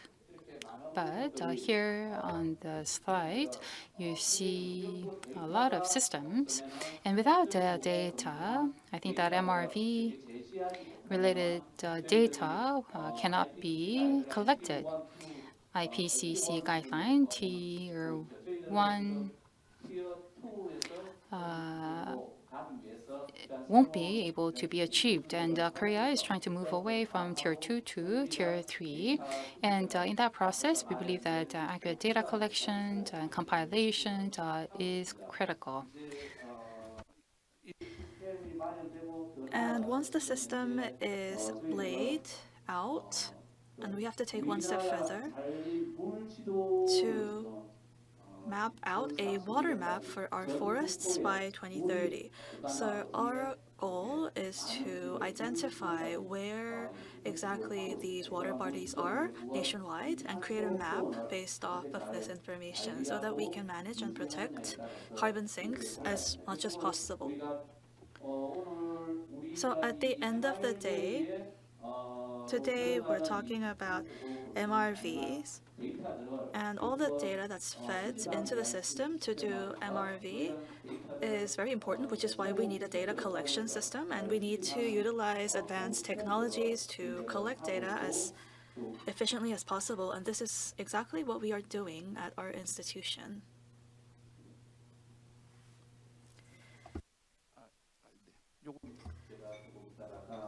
I would like to get to this slide later. Yes, so ultimately, these data sets, in order for us to collect everything, we need the groundwork, the fundamentals that I just mentioned. We need to clearly lay out the groundwork. Thank you very much for listening. I have a lot of follow-up questions, but because of the time constraint, probably I come back for the next question. So, Professor Lee, you have published many research articles on how technology can help prevent natural disasters such as desertification or forest fires. You are also collaborating directly with the UNDP on these areas with countries such as Namibia and Zambia. What collaborative efforts between government agencies and technology providers could help protect carbon sinks? 예, 고맙습니다. Right, thank you very much for that kind introduction. Thank you once again. I am Lee Woo-kyun. I'm professor at Korea University at the Bio and Environmental Engineering Department. I majored in forestry, actually. I was a Department of Forestry student when I was a student. And then after that, I started to major the Department of Forestry Resources. So forestry changed its name to Forest Resources. And then after several years, it became a Department of Forest Resources and Environment. So the name of my major, my department, kept on changing. Recently, people are starting to call this eco-engineering. And this flow, this evolution, I believe, shows the journey that we have taken so far, the journey of my research, because forestry and forests are two very different things. One is a resource, and one is an industry. Just like Professor Kang, Dr. Kang mentioned, the Korea Forest Service and his institution are researching into the digital public infrastructure and are trying to lay this infrastructure as thoroughly as possible. But before he mentioned that, he said how the owner of the land is the Korea Forestry Service, because more than 70% of the land is forestry. Well, then how are we viewing forests? How is the Ministry of Environment and the Korea Forest Service and other stakeholders viewing the forest? I believe that they view trees as resources and not an industry. And there are various different perspectives. People see it as environmental resources, maybe productive industrial resources, tinder, mushrooms.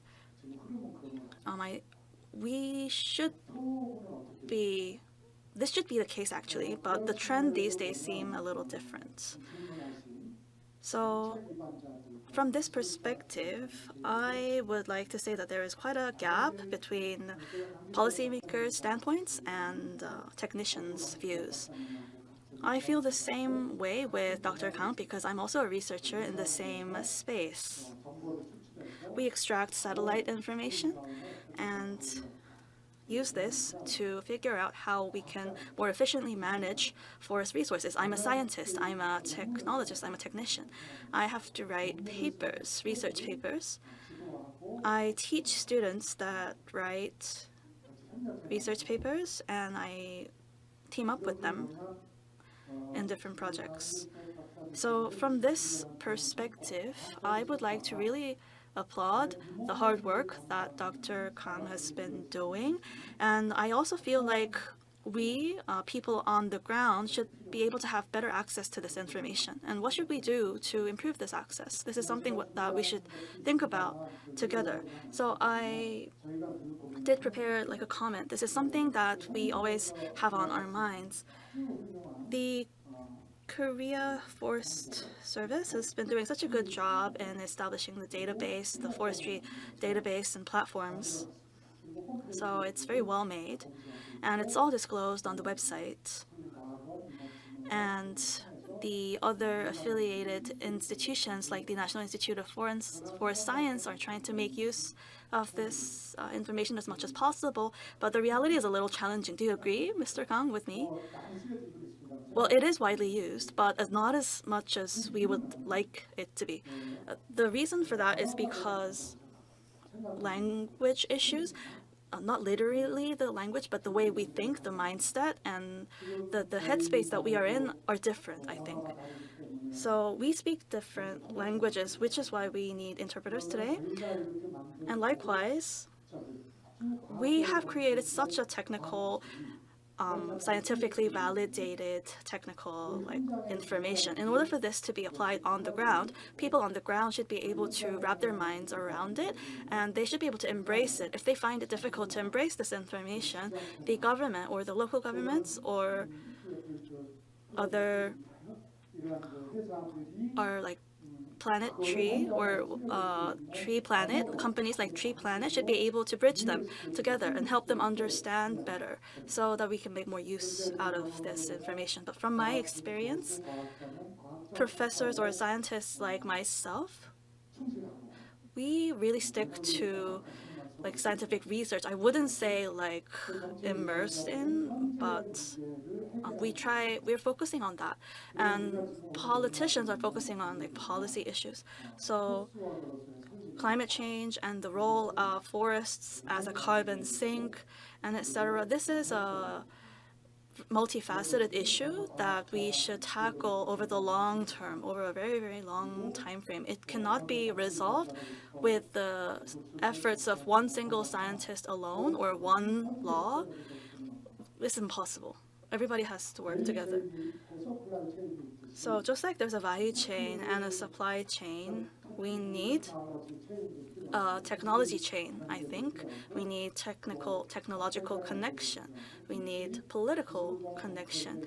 And we need especially the convergence of technology and policy. In order for this to be possible, the technicians, technical experts have to put as much effort as they put in into their research in socializing or making this available to the general public. so that the technology can be really used to develop policies to fulfill their achievements. And the politicians, like I said, they have to work very hard as much as they're trying for the policy making to understand which technologies are necessary to make this possible. I know that this is very hard. And just like the interpreters are facilitating our communication, we need someone to play the role of a facilitator in between. So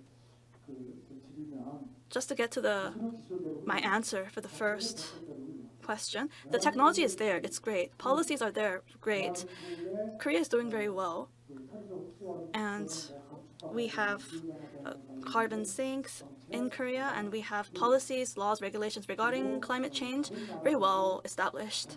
And I believe it's also the case for other countries as well. They have their own laws and regulations that fit their circumstances. But what we're lacking is the partnership or connection between countries, intergovernmental cooperation and partnerships, collaboration. I believe this is really necessary for future transitions, and this is very difficult for legacy experts like us to do. So I would just like to call upon the future generation and the young generation to form new organizations and really commit themselves to collaboration going forward.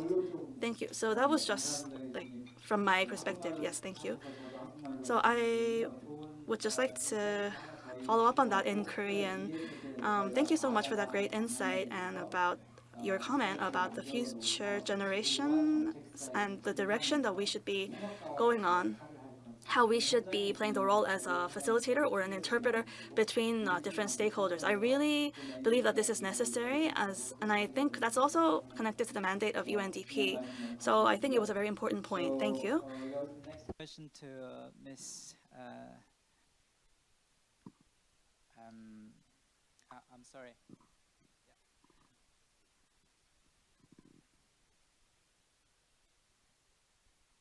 Yeah, I'm sorry. Ms. Tesia, Monitoring, Reporting, Verification Officer, Climate Change Division in Ghana Forest Commission. So as an MRV officer in the Climate Change Division of the Ghana Forestry Commission, you play a pivotal role in overseeing the implementation of strategy to enhance forest management and then combat climate change in Ghana. Can you share any successful strategy or challenges that you encountered in implementing digital solutions for forestry management and MRV in Ghana? Thank you very much for the question. And thanks to the UNDP for organizing this timely session today. So at the Climate Change Directorate of the Forestry Commission, it also doubles as the National RED Plus Secretariat. And RED Plus is basically implementing actions that reduce emissions from deforestation and degradation, plus the role of biological conservation, sustainable management of forests, and enhancement of forest carbon stock. So as an MRV officer in this office, I'm supposed to make sure all the actions that we are implementing, we are able to measure them, and we are able to report the emission reductions that we achieve after implementing these actions. And to do that, I employ the use of digital remote sensing tools, which is able to give me deforestation area, degradation area, enhancement areas at a particular time period. So if I want to know what efforts we have put in place, maybe 2020, I use these tools to monitor, to measure, and then I get the areas, which is basically activity data, and then I can use that for my emission reduction calculations. Apart from that, the Forestry Commission is also looking at managing the forest we have. We are not only interested in sequestering carbon, we are also looking at keeping the forest standing. And to do that, we use the drone technology to capture illegal activities that are ongoing in our forest area. So if we have an alert or we get a sense that there is an activity going on somewhere, we send out these drones, which is done by our IT team. We send out these drones to see what is happening in areas where we can't access, maybe because it's remote, and then we are able to know what is happening there, and then we can send a team forth to go and check and act efficiently. But then one challenge we have with this drone technology is that we are still building capacity. You know, Ghana is a developing country. We are still trying to build capacity with the use of our drones. We are training our drone pilots, and we are also trying to get advanced drone technologies that can help us in this work. Also, we have developed a traceability system, which is the Ghana Wood Tracking System, which is able to show the chain of custody of timber.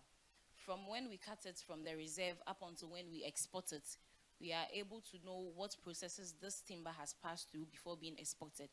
And this is part of the voluntary partnership agreement we have with the European Union, where we are supposed to send only legal timber to the EU market. So this system helps us trace and track the timber from the reserve right to the port. With all these I've mentioned, we currently have a challenge, and I would just like to highlight on that. These data collection and analysis I've mentioned, we do it at the national level. So we sit in our office and then we use remote sensing. We sit in our office and then we try and use the GWTS, the Ghana Wood Tracking System, to get information.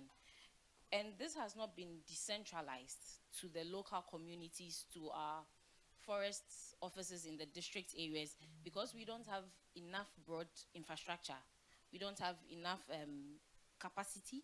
And then that has been a challenge where we are trying to bring together all this under a national forest monitoring system.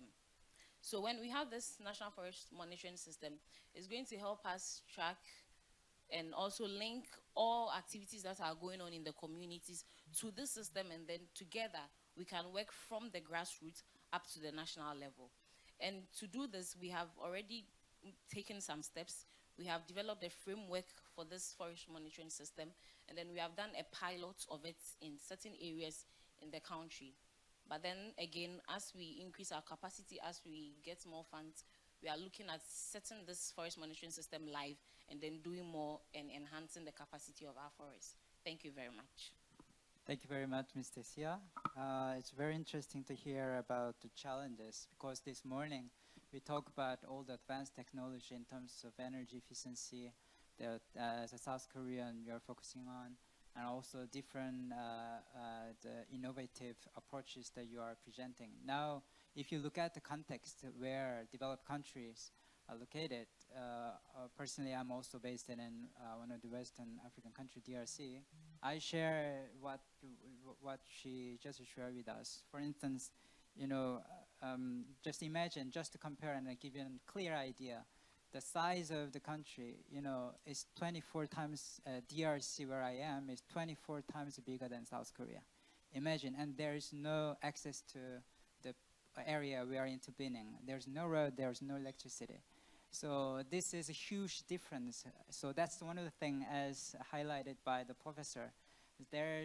We need someone to share this idea about the gap between the different world and then this world. You have a lot of advanced technology, but the question is how are you going to apply the technology in the context where there's no road, there's no access to the different areas. So decentralization, she mentioned, is one of the things which is quite hot in the developing areas. They initiating some of the pilots at the central level, like a capital city, but not necessarily in the district or provincial levels, where there are huge things that we have to do, particularly in the forest sector. We have to measure what's happening on the ground. There's no means. So this is the gap. This is the important message I just want to highlight. Thank you very much for your intervention.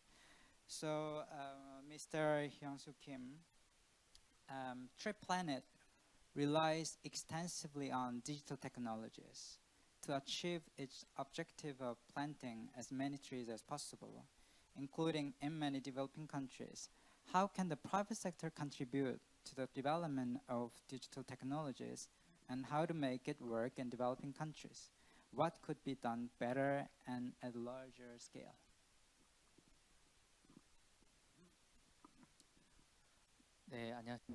Yes, good afternoon, ladies and gentlemen. I am Kim Hyung-Soo from Tree Planet.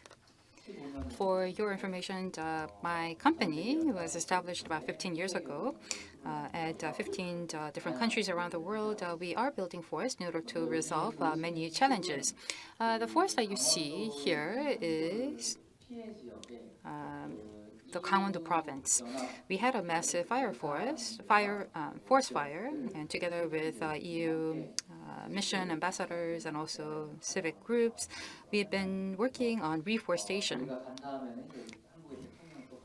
After our visit, the president of Korea also visited, planted trees, and laid out his vision for reforestation. So I think that partnership is very important, and maintaining partnerships with the government, businesses, and international entities is critical. And I think that one innovative solution that I'd like to share with you is as the following. Well, this is Ioniq. It's a Hyundai Motor Company's EV, electronic vehicle. It's one of the best sellers in the world. This Ioniq is installed with a drone station.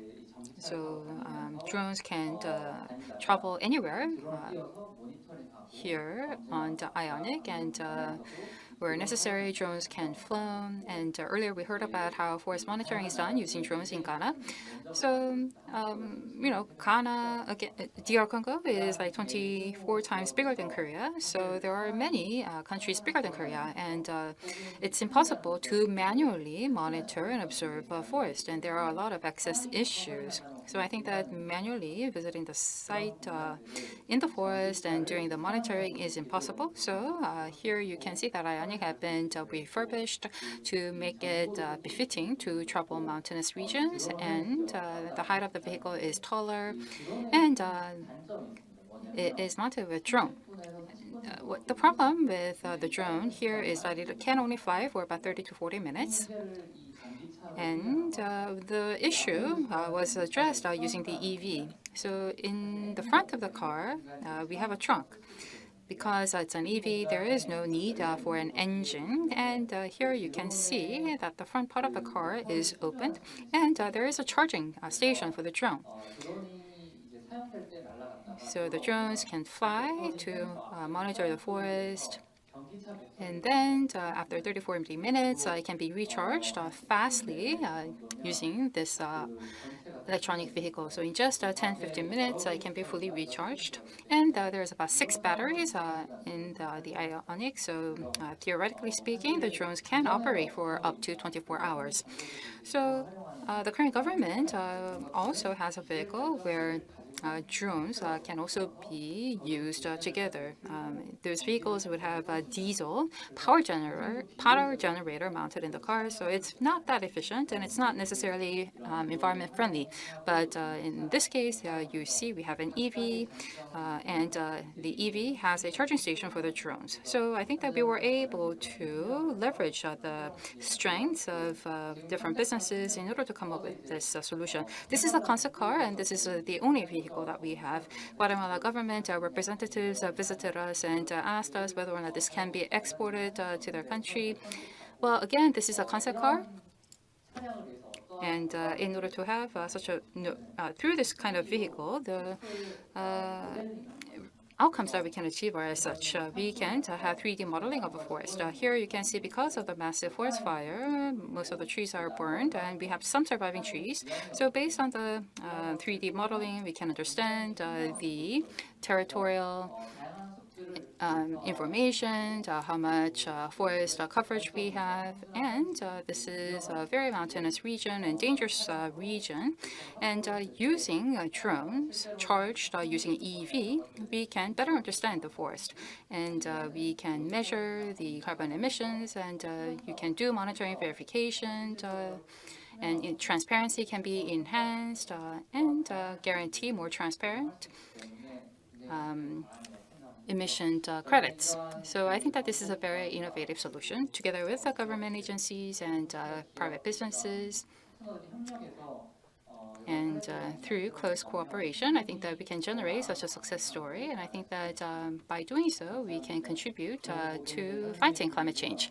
Thank you very much. It's a very innovative solution, and I think that this would have a lot of applications on site. One thing that came to my mind is this. Now, personally, I've known Mr. Hyung-soo Kim. I understand that he's a pioneer in this area, so I've been watching closely his developments. So one thing I would like to ask is, so Mr. Kim Young-soo and your company, Tree Planet, is not necessarily a large company, but I think that in this ecosystem, you were able to grow your company. So I think that we can talk more about that later on. The experience and innovation. Now we're going to Miss Otsuka joining us from New York. So are you there? Can you Hi, hear us? I'm here. Great. So thank you very much. Many thanks for joining us from New York. UNDP has a global offer, Digital for Planet, which provides digitalization support to countries. How does the UNDP envision digital public infrastructure, and what are the key strategic actions needed to ensure DPI's development? Sure. Good afternoon and good evening, everybody from New York. Apologies, I couldn't be there in person. And I had conflicting travel to attend the COP16 biodiversity in Colombia. So very sad that I can't be there for this interesting panel. But I think I'll use one slide to explain or try to elaborate a little bit more what we think of when we talk about DPI, based on what came up from the G20 in India a few years ago, last year actually.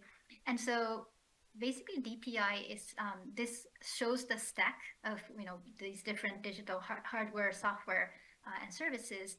And the DPI is that layer in the middle.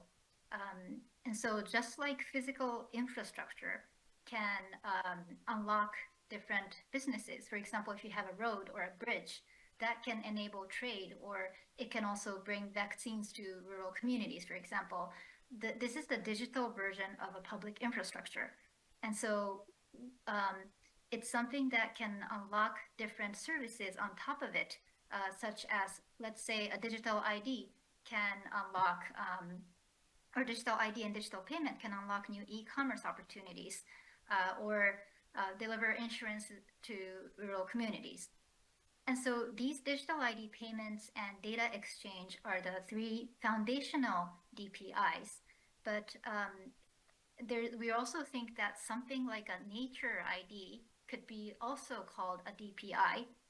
It's interesting, I was listening to Dr. Kang and thought, oh, that's actually a very close concept we were thinking about as a forest MRV system, where we can, if there's something that can capture the holistic environmental benefits of nature, including forest, but also it could be a watershed or any kind of ecosystem, and capture all of the vital data around that, that could be another digital public infrastructure as well.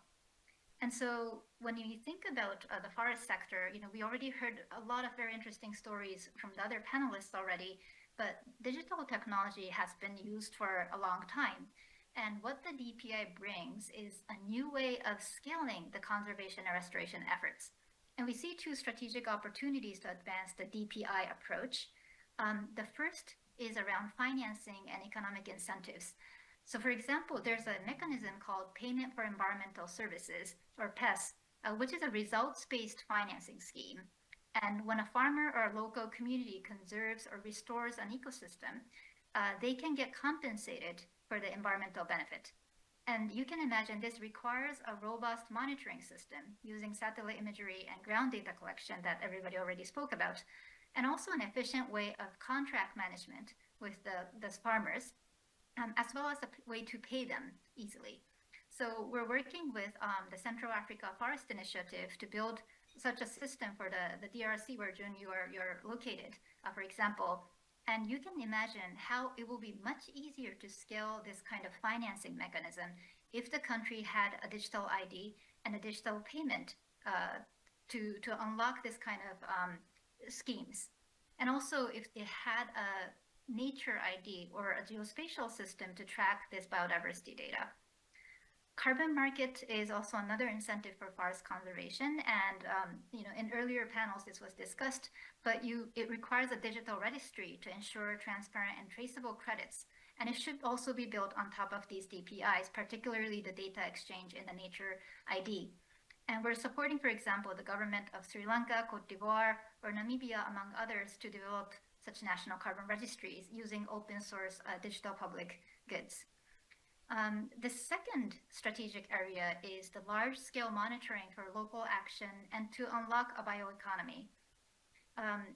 The DPI approach will be a good way to collect and integrate data from citizen science and business disclosure or local communities and tie them together so that the smart monitoring and MRB that the others have presented can all be integrated in one place. And this would need to be accompanied by common data standards, data models, and a data governance framework that ensures open data. But we also need to make sure that the ownership and stewardship of critical biodiversity information and traditional knowledge for example, indigenous communities can be protected to prevent exploitation of valuable information. So in short, we think that this kind of strategic areas of accelerating the nature and finance models and scaling of the local community action is really critical to advance the DPI and bring scalable impact for the forest sector. Oh, thank you very much. Yeah, I hope that that's the end of the presentation. Yeah. The presentation of my colleague from New York reminded of how this tool, digital public infrastructure, can contribute, particularly for the community people, and particularly in the developing country in the forest sector. I feel like it's more also contribute. It can also contribute to the justice issue, because in the forest sector, community people.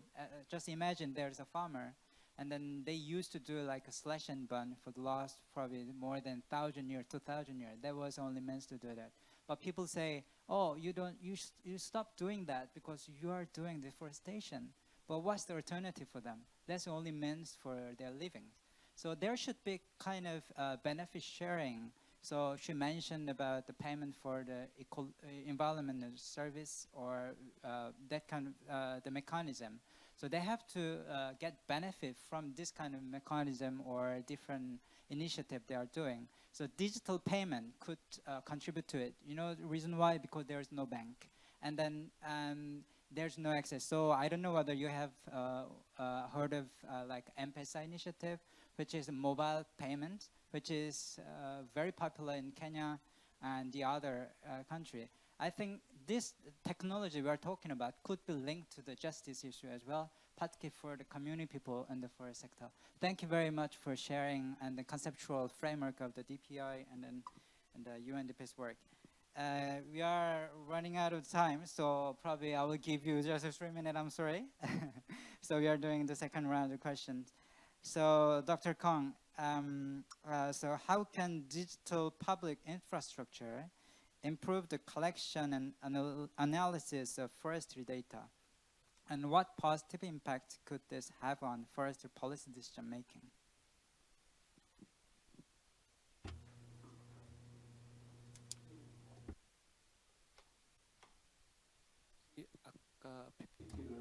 Can you pop up my slides once again? So for my answer for the first question, I gave you an answer from a government-wide perspective. This time, I would like to talk about the more technical aspects. So we at our institution, the National Institute of Forest Science, we collect data that's used for MRV, precision data. We have been leveraging LiDAR technologies for several years now. In the initial years, you may well know, and I think it's also the case for other countries as well, the LiDAR equipment are very, very expensive. 200, 300 million won, and the drones are like 2 million or 10 million at most. But the sensors cost way more, very, very expensive. So that's why there's a big entry barrier in adopting these technologies. So we are using this LiDAR technology, and I am conducting a research on the development of LiDAR-based digital forest resource information utilization technologies. So all of these technologies are actually focusing on forests, but forests is very challenging because there's no GPS, there's less reception, and there are very difficult restrictions. And Korea has four very dramatic seasons, and the forests are very inclined. It's a very small country, but the geography is quite challenging. A lot of variables, and transportation issues are also very challenging. So various challenges that are posed in this scene when we are trying to do like research using lidar-based technologies and drones. We cannot just take other model cases in other countries and just apply it to Korea because our circumstances are very unique. We have to come up with programs and equipments that are catered to the local circumstances of Korea. So AI, IoT, and these technologies, it's very difficult to apply as is in Korea because of the circumstances that I just laid out. So that's why we are researching into standardization. We believe reaching a standard is very important in Korea because otherwise we won't be able to use it properly. No matter what fancy equipment we adopt, if we don't have appropriate like standards overseeing this space, or like a threshold as to what amount of data is necessary or appropriate, it would be very difficult for us to make actual use out of it. We need workstations, and this will hamper the scalability of the technologies as well. So we need a technology and a system that is fit for each and every country and can enable the most efficient and appropriate data collection for them. So up until now, we have been using ground systems, drones, and airborne lidar, and we have reached a certain like advanced level now. And this is a very important issue.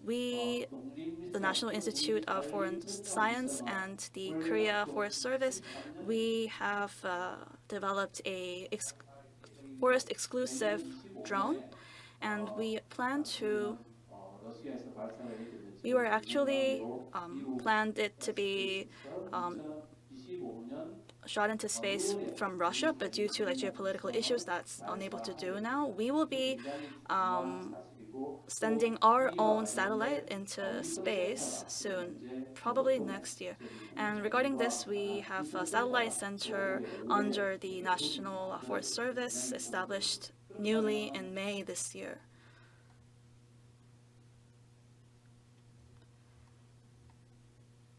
Well, if this is the case, then if we can shoot this satellite into space, this satellite is different because commercial satellites, they do only like once a year or two spot pictures. And if we purchase these pictures, if unfortunately there were like too many clouds at that point in time, or some like issue with the pictures, it was very unhelpful with our research. But if we can shoot our own forest satellite into space, it would be very, very effective in monitoring the information every 3 days, and we will be able to expand our observation range.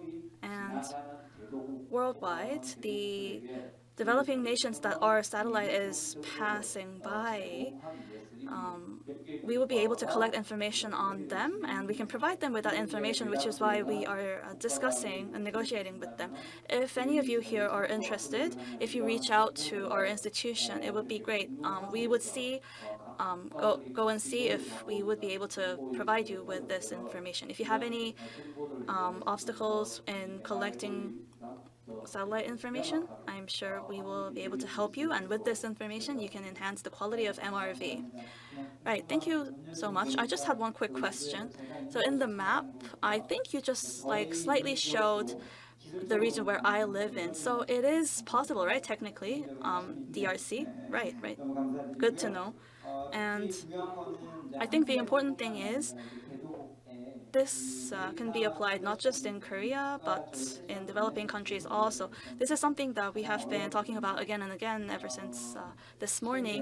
And the most challenging part, and the part that is most compelling right now, initiatives that were kickstarted in Korea has to be spread to other countries as well. And I think this, from my perspective, this seems to have a big potential and impact in developing countries. So that was very promising. And To Professor Lee, how can AI and adapted be leveraged to properly prevent forest fires in developing countries? Based on your past successful projects, such as your publication of a manual to help fight desertification in Kyrgyzstan, what are ways to give access and knowledge of the large database to build digital infrastructure? You have 3 minutes. 예, 고맙습니다. Right, thank you very much for that question. So I did mentioned how we need like a facilitator or like a bridge between two parties. Well then, getting to like technologies, as someone who develops technologies, you can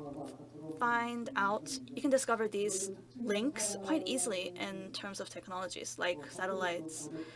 If people have problems accessing some place or if something is time consuming, if you can make that more efficient, it would be great. So you just mentioned deforestation or desertification in developing countries. There can be various ways of dealing with natural disasters. There can be prevention or preparedness or response once the disaster has occurred, I mean, and then restoration, which is the fourth stage or the fourth option. So that would depend on what you focus on the most. So if you want to use a satellite and if a wildfire is already happened and you have to identify the affected sites, satellites might not be the most effective option to do that because no matter what technology you're talking about, I think prevention is most important. Preventing has the biggest impact. So like landslides, floods, all sorts of natural disasters. So you have to identify proactively, preemptively, which parts are most prone to like floods or like landslides or wildfires. If there's a heavy rain, which part of the forest or will be most prone to landslides, or which parts are most vulnerable in mountains. You have to figure that out. And let's say there's heavy rain. You have to identify in advance which place is most likely to have landslides and which place would be like flooded. And we at our meteorological agency, they provide like alerts 3 months prior. So every 3 hours, you have to analyze the information and send out alerts. But if it takes longer than 3 hours to process that information and produce outputs, there's no point in analyzing that information. That's why satellites are less effective. And heavy rain or meteorological information regarding that can be very vague. So you need surface information. You need to figure out which place exactly would be affected.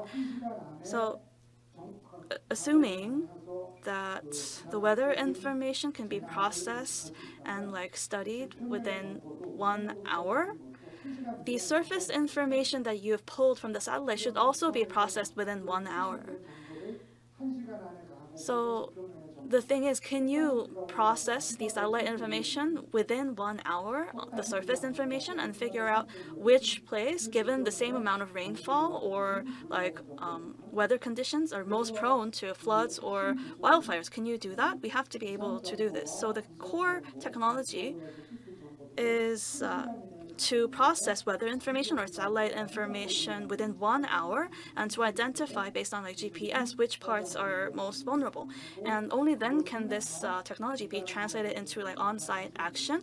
And in order to make this happen, this is what us facilitators have to explain to the policymakers. We have the technology. All that matters is how long it takes. And so who's going to use this technology on site? In most countries, Korea is the same. Policymakers use the information. So I published a study on predictions of wildfires in Kyrgyzstan, and I trained the policymakers there of this information. This is pre-COVID, and I did the same thing, a similar thing in Korea, and we agreed to turn this into a policy in Kyrgyzstan, but COVID broke out and it was suspended, and unfortunately we weren't able to resume the project. Well, anyways, I want to highlight how our efforts, Korea's efforts, to try and prevent natural disasters as much as possible, as quickly as possible in different countries. In order for this to be fully realized, you have to identify, we call this diagnosis, you have to diagnose the risk areas within 1 hour by processing the information, and only then will this information become practical, and this is the purpose of the DPI. Yes, thank you. I think you pointed out a very, very important thing. Just to make sure that this can sink in better, I just want to point out how last year and the year before that, in East Africa and North Africa, there were very severe droughts there. And if a drought hits, it's not just an issue of food security because there's issues with farming. It also fuels disputes because their livelihood is based on like herding cattle, and cattle have to have water to drink, and the cattle is everything to them. Cattle is their like assets. It's almost their like life. But if drought hits, there's not enough water to drink. So the tribes, they engage in more conflict and dispute.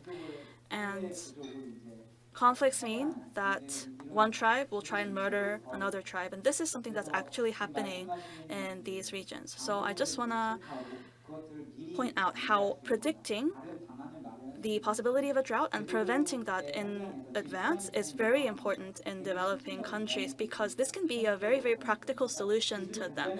So technologies have become very much advanced. All we have to do now is to apply this to the necessary place. And the person has to play the role of a bridge so that we can turn it into like policies and spread the information there so that it has to be applied on the ground. So, Ms. Tesia, so in your experience, what specific digital technologies have proven most effective in your work for MRV, and how to make sure MRV policies can be improved using digital technologies? How to ensure MRV can be workable in environments where high-level technologies are not available? Thank you. So, adding on from what I earlier said about using remote sensing tools to derive deforestation and degradation areas, the tool I use specifically is the Collect Earth application, which was developed by FAO. And then this tool augments with Google Earth to allow for visual interpretation. So when we look on our screens, we are able to see, okay, comparing Landsat time series, we are able to see the changes that has occurred in a particular area, and then we are able to assess or interpret it. So that has been the tool that has been effective enough. And currently, with the use of this tool, we've been able to receive results-based payments of about 21 million USD, of which 69% goes back to local communities. So that's how effective this tool has been in my work as MRV. And also improving MRV policies. I'd like to hit on a point that is very dear to my heart. In Ghana, we have a lot of things going on in the climate change space. We are all trying to work towards achieving our national determined contributions. Each agency is doing what they are doing, but then we don't have a consolidated system that brings together what everybody is doing so that we can track it effectively. So we don't have a system where forestry, my aspect, we are able to send forth all our activity data, all our carbon stock figures, all our emission factors, all our mitigation and adaptation projects that we are running. There is no consolidated system where we send this information forth for maybe other agencies, maybe the energy sector, maybe the agriculture sector. They are able to know, okay, this is what forestry is doing. How then can we come in and help? Maybe we can get some information from energy, we can get some data from agric to support what we are doing. So I think digital technology can come in and help us get the system up and running so that we can get all the information together at a point. And this is going to help us to be able to report transparently, complete, comprehensive, accurate, and consistent information as the UNFCCC requires. And also, I'd like to look at early warning systems. Currently, we have the forest defense system, which we are piloting, and that is looking at using AI to be able to detect maybe changes or some noise or some distraction in the forest reserve, where alert systems are sent to local communities or forest guards for them to act on it. So this is what we are also piloting or trying to do. So we can have a policy in place that can help us get this early alert system functioning. There are some private sector companies in my country that are using this alert system to control fire. So they get early alerts of fire and then they are able to act on it effectively. But at a national level, we are yet to get there. And that is why we have started by piloting this forest defense system. And in making MRV work in a low technology development country like mine, we are trying to use these basic forest inventory tools that we have, maybe the measuring tapes, the diameter tapes, the clinometers, so that we can get accurate information, accurate carbon stock figures from measuring on ground and real data to be able to report effectively on our emission reductions. And also, I also like to add that we can use, or we could look at getting offline versions of certain applications that we can use to get data from the ground and then feed it into a national system. Because as you said, electricity, internet is quite a challenge when you go to remote areas where we have our forests, where we have our resources that we have to protect. So if we can get offline versions of certain applications, that can help me go on field, gather my data, come back and then sync it to a system. It's going to be really helpful. Thank you very much. Thank you very much for sharing all the experiences. Particularly, it's very interesting to see that you got the result-based payments, and that comes back to the 69% of the revenue coming from the RBP come back to the community. That's amazing. I know RBP idea itself is very fascinating, and everybody wants to do it, but not everybody can do that. If you don't have a very strong and rigorous MRV system, it's very difficult to have that compensation for the community. So I think that's how the DPI is again highlighted. So that's another reason why we have to also look at how we can reinforce this area DPI, particularly in the forest sector. Thank you very much. So the next question for Hyung-Soo Kim. So what lesson can be learned from Tree Planet in terms of partnership between public and private entities? What key policies could improve nature management, including in terms of leveraging the potential of the private sector?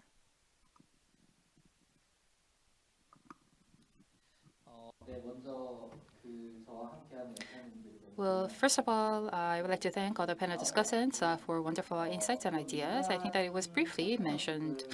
I think that private-public partnership is very important. We've been working on it for many years, and we've been collaborating with 200 or so businesses and also government agencies.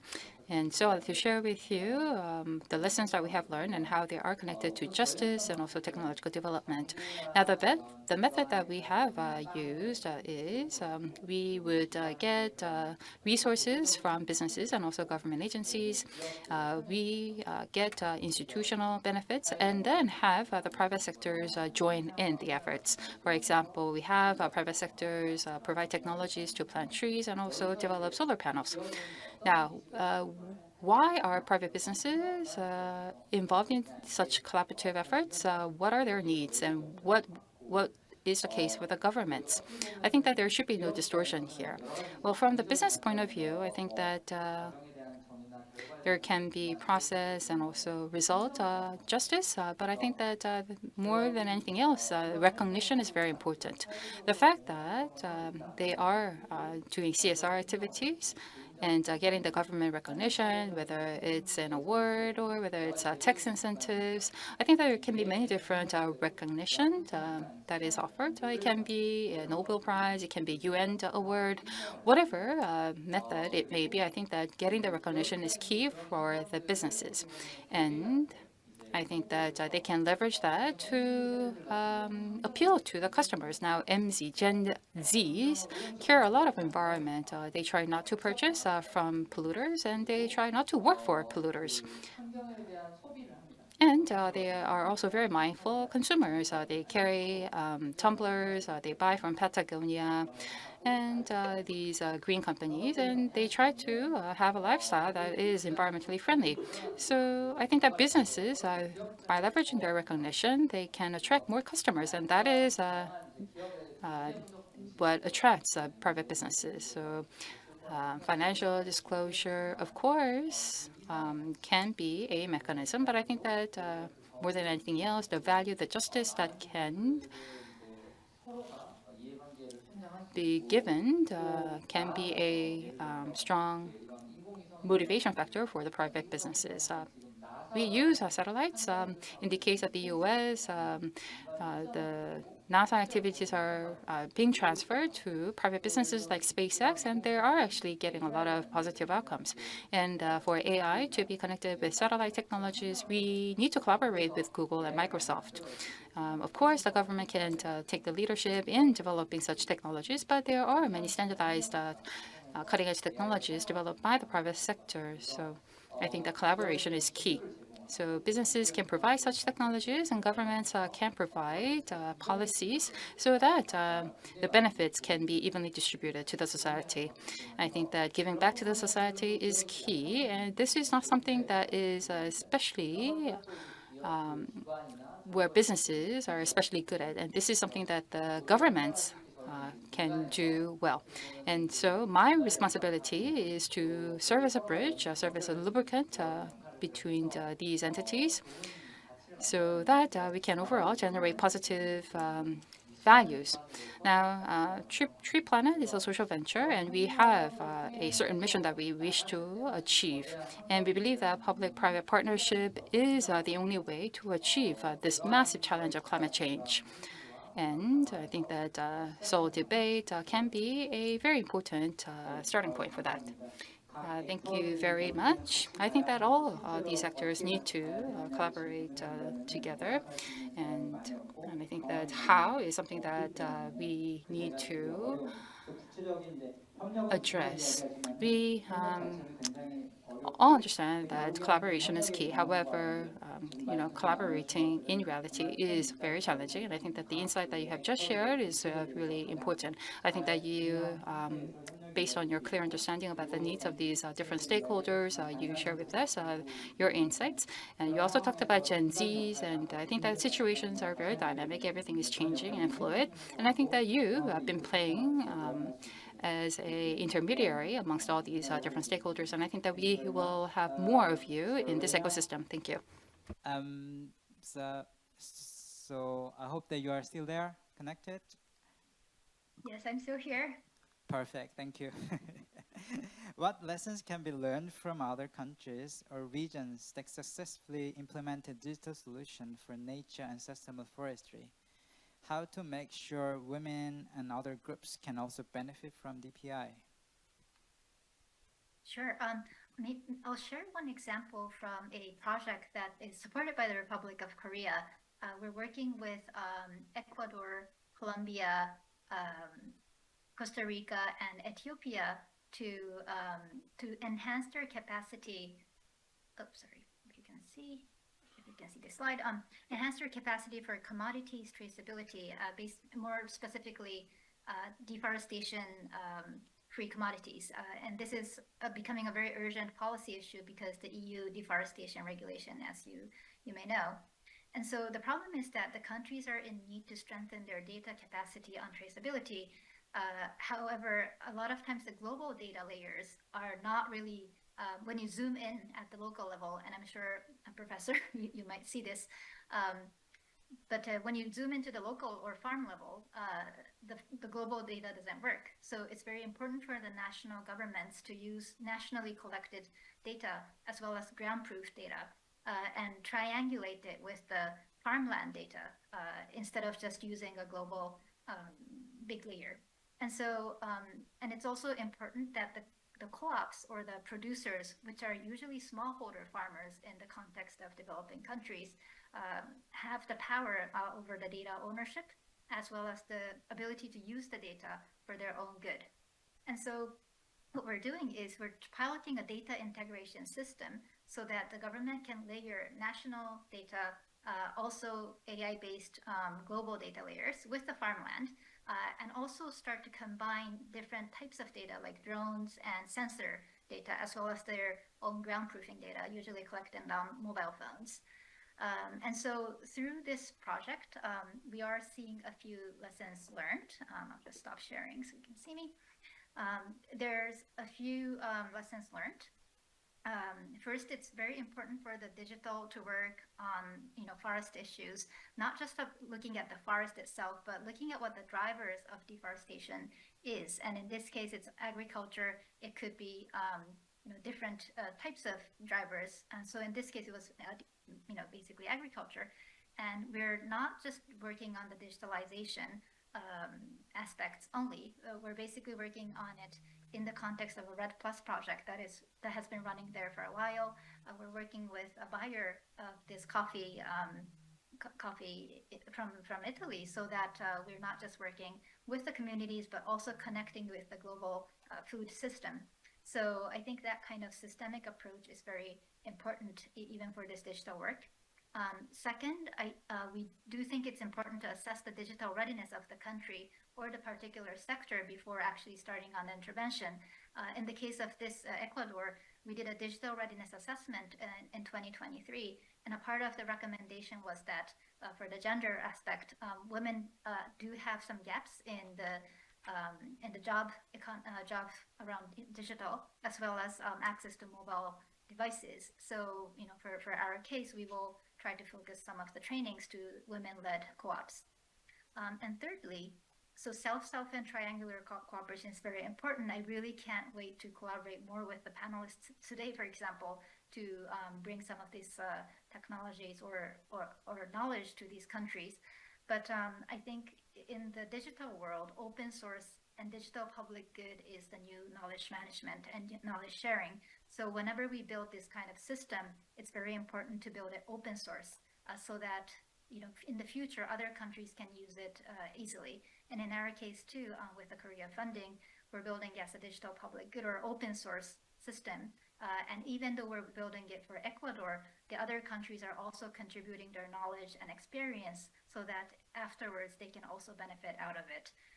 And again, I think it's really important that we continue to share this knowledge and code as well, including the AI algorithms that are coming up through these very good projects. Thank you. Over to you. Thank you very much, Reina, for sharing this initiative, which is quite interesting in a different aspect. Consolidating all the data and triangulating all different data at the national level, even at the smallholder farmers level, is something that we see as a challenge at the developed country. And then this is something that we have to do to get the reliable data. And I think that's probably, personally, I'm interested in more details of the project. But thank you very much for sharing this data, and also gender perspective, to make sure the inclusiveness of the project you're training, particularly women groups and the other. That's something that we have to also consider in our different interventions.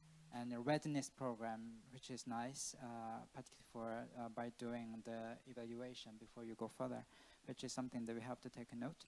Thank you very much. Now we are running out of time, so probably last 10 minutes for the audience. I'm sorry for that. So we are now opening the floor for any question from the floor.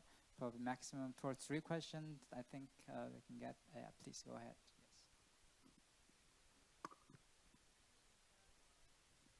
For Tessia, I loved your examples. I thought they were excellent. To what level is the government engaged on? You mentioned having a system, for example, of collating impact.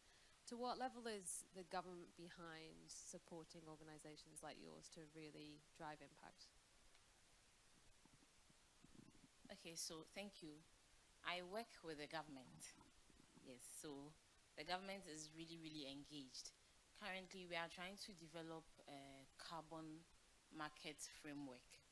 That's for the forest sector.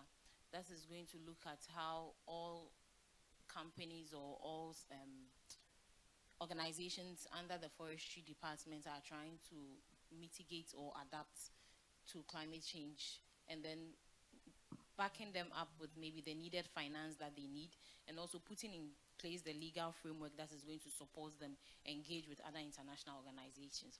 So the government is really, really, really involved, and there is no doubt that is how come we have advanced where we are currently. Yeah.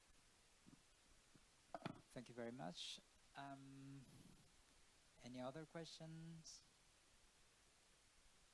Yeah, Arnold. So thank you so much to our panelists, and big thanks for National Institute of Forestry Science to be there. And we, as UNDP, we work directly with them in Korea and in helping countries. So we closed a project with Ghana 2 years ago on forest fire prevention, which was really a project we are very proud here.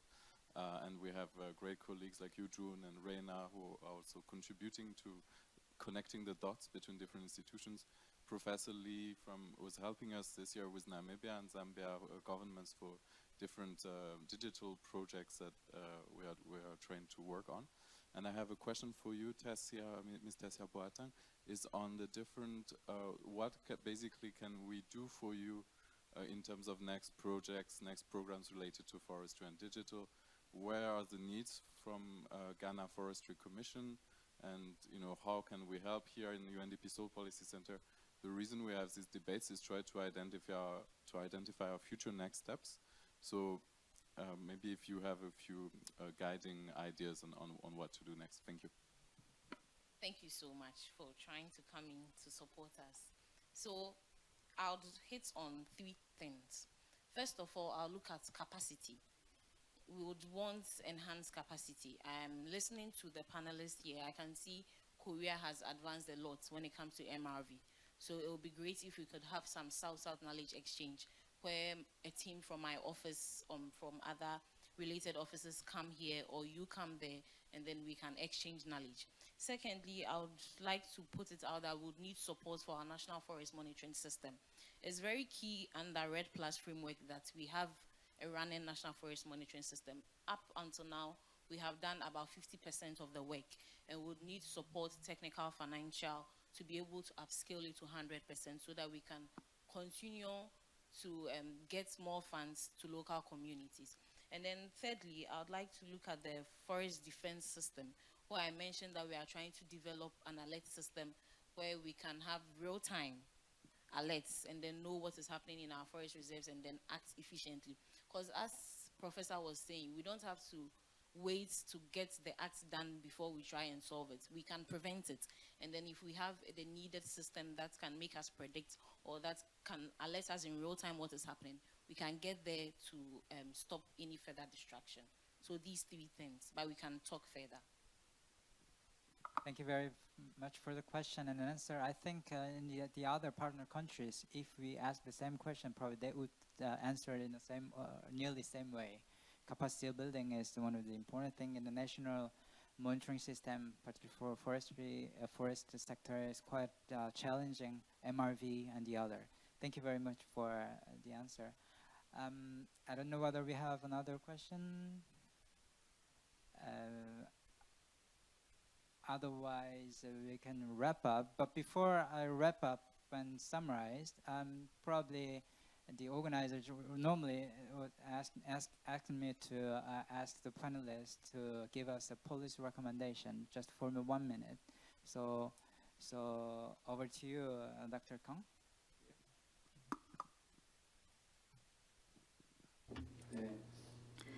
Right.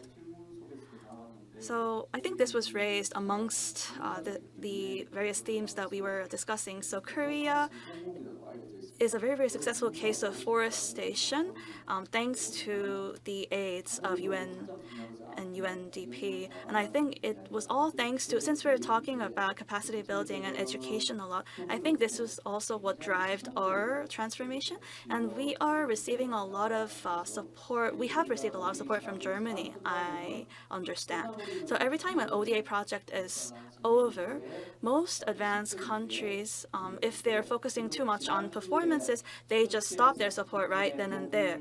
But right last week, we invited over the team of German experts who provided us with that support all the years before, years back. They have, and we've been in close contact over the years, and it was so nice to see them after a long while. And I think this proves how important it is to have like a long-standing post-management relationship. And 67% of our forests are privately owned.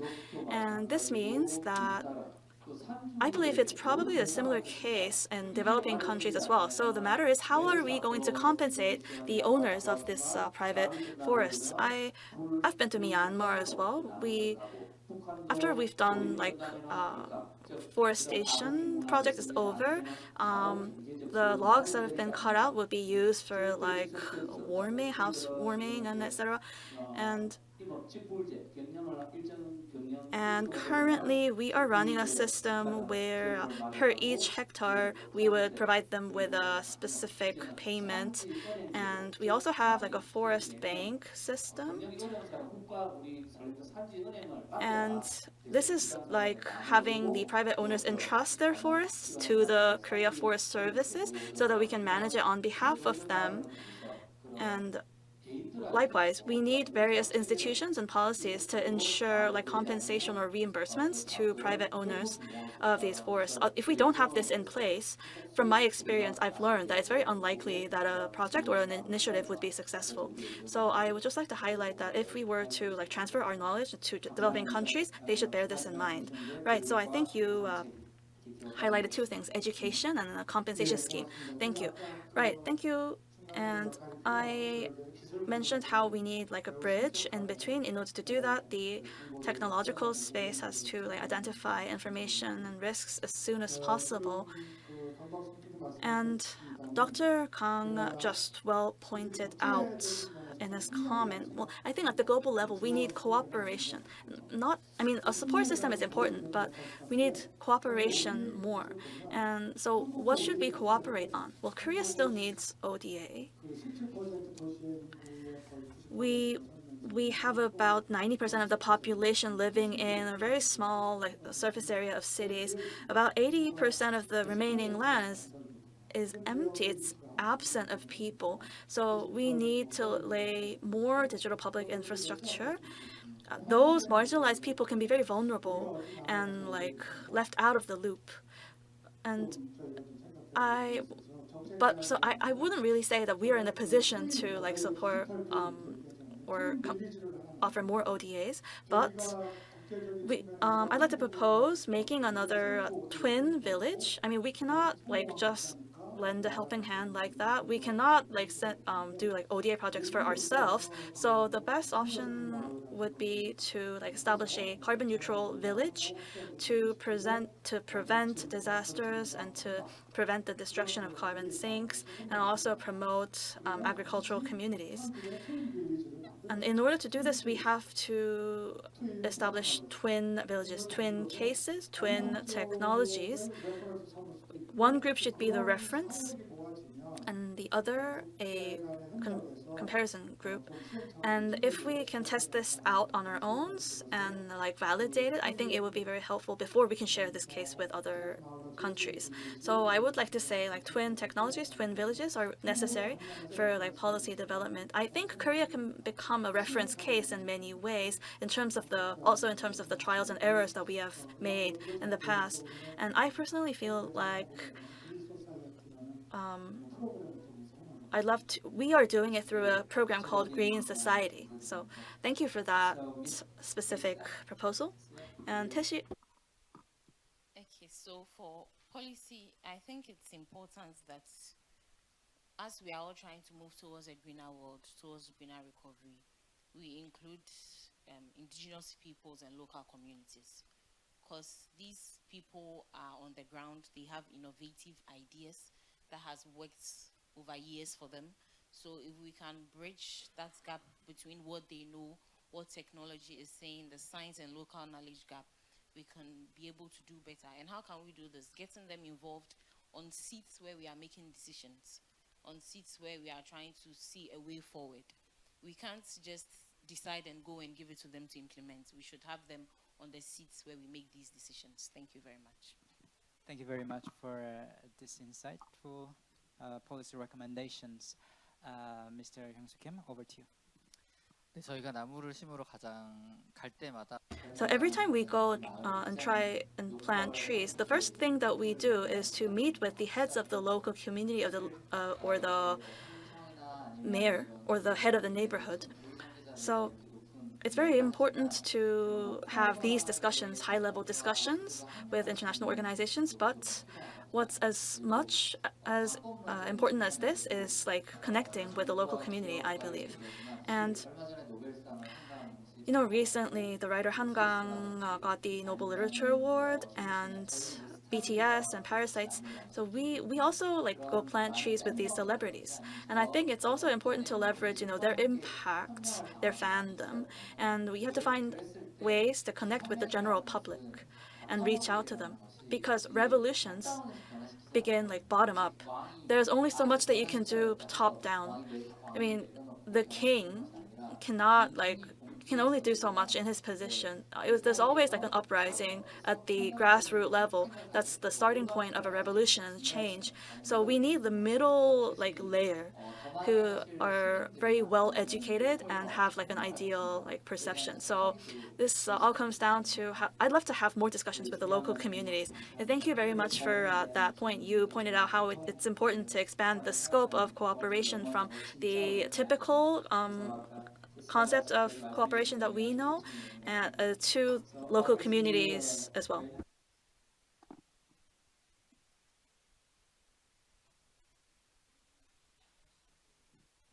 Can you, one policy recommendation? Yeah. Yes. So yes, I would say perhaps globally advance on the thinking of the DPI. Learning from the Korea example on the MRV system, but also making sure that it's not just about the carbon sink, but it's also about the biodiversity that the forest actually protects, and also making sure that the dialogues are inclusive of business and also the local communities and indigenous communities that Ms. Tessia and Mr. Kim just mentioned. I'll just keep it there. So thank you very much. I think it's time to wrap up, and then I don't want to summarize anymore because I think you all captured what we've been discussing. It was excellent opportunity for me personally. Also, I hope that it was good opportunity for you to see the DPI and then how we are working and the reflection. This is still a revolving concept, so as shared by the panelists. Thank you very much for the organizer, also panelists for excellent presentation, the sharing, the insights, everything. Thank you very much. Thank you very much, Mr. Park, and all the panelists for sharing their insightful opinion. And also, we do highly appreciate everyone's focus and engagement. We look forward to continuing the discussion and exploring more great ideas in the session ahead. So this concludes the session 3, and let's take a short break, and we're going to begin the next session at 3:15. Thank you.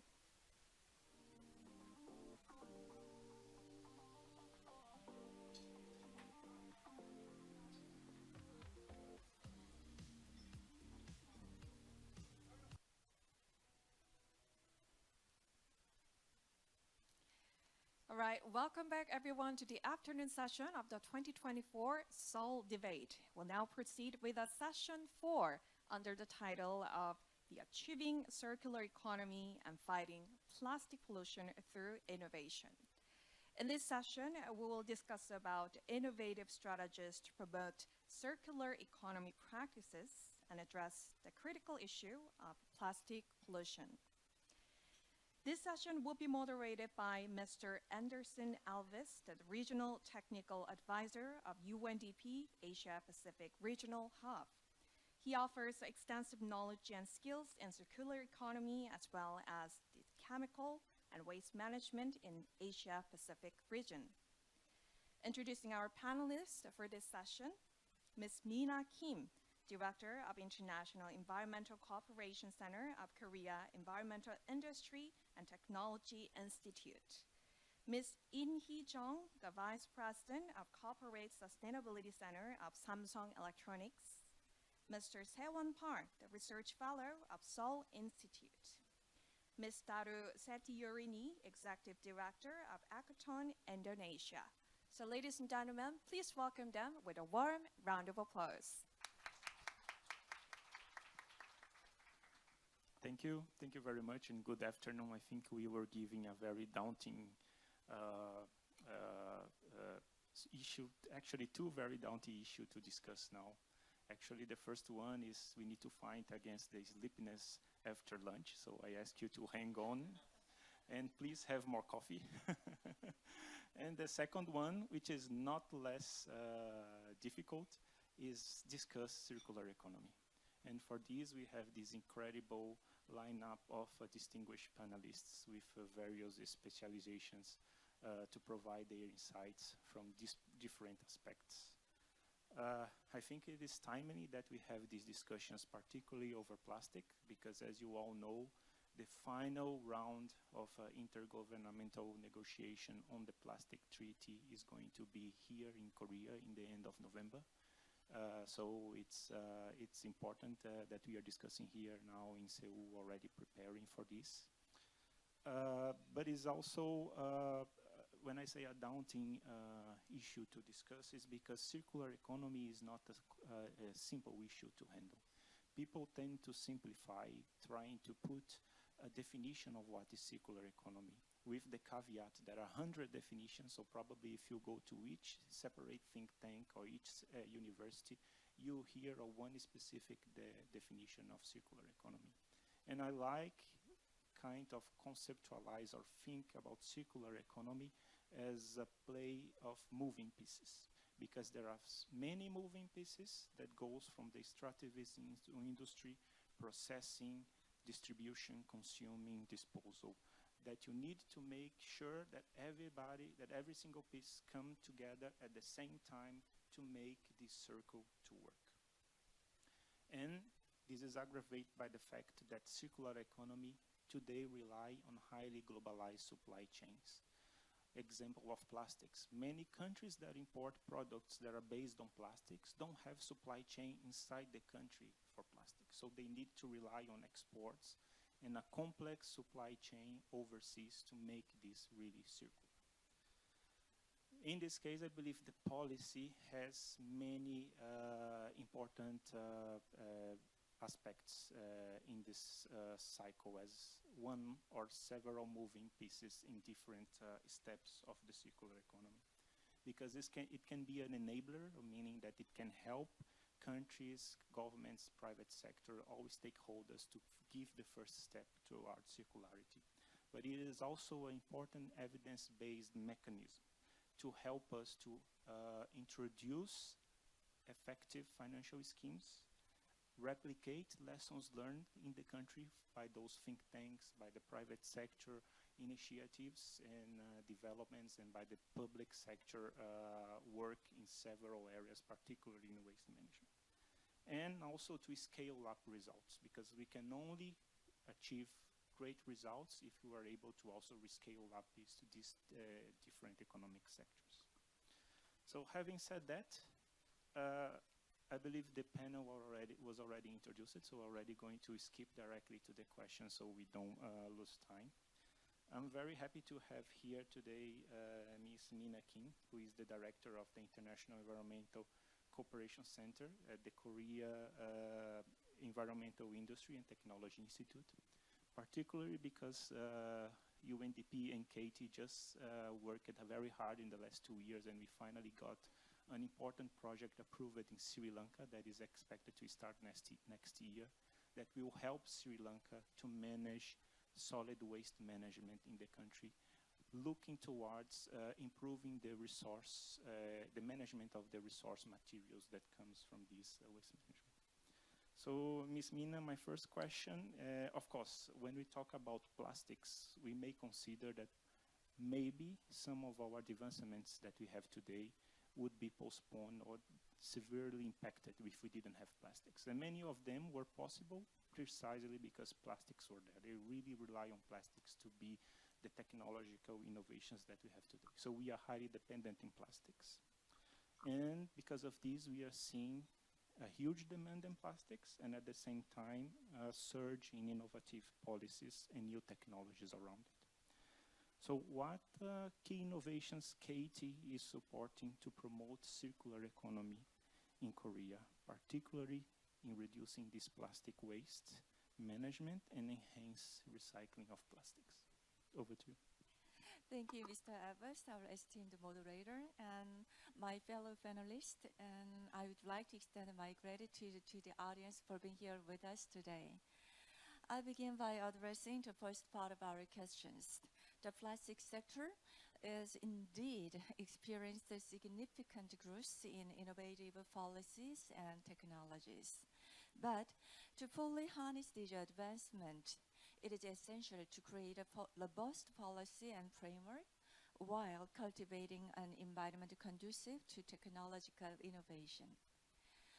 In response, the Korean government has laid the foundation with the initiative such as the K Circular Economy Implementation Plan of 2021 and the new industry growth strategy for circular economy released 2023.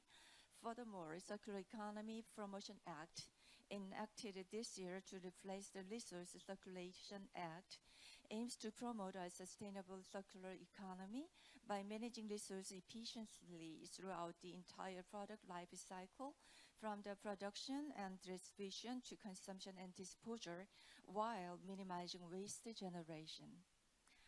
Within this framework, models such as Extended Producer Responsibility, EPR, and labeling system have proven effectively, particularly in Korea. EPR mandate producers to take responsibilities for their entire life cycle of their product, promoting sustainable packaging and real recyclable design. Labeling system, on the other hand, provide consumers with clear recycling information, enhancing the efficiency of sorting and recycling. When these are integrated with the life cycle assessment, LCA, they offer a holistic view of a product environmental impact from the production to disposal, enable more sustainable decision making. So, at the Korea Environment Industry Technology Institute, Industry and Technology Institute, KT, where I'm working, we manage several programs that foster these policy frameworks. For example, we operate the recycling and reusability assessment system for product and the environmental labeling system for biodegradable and bio-based plastics.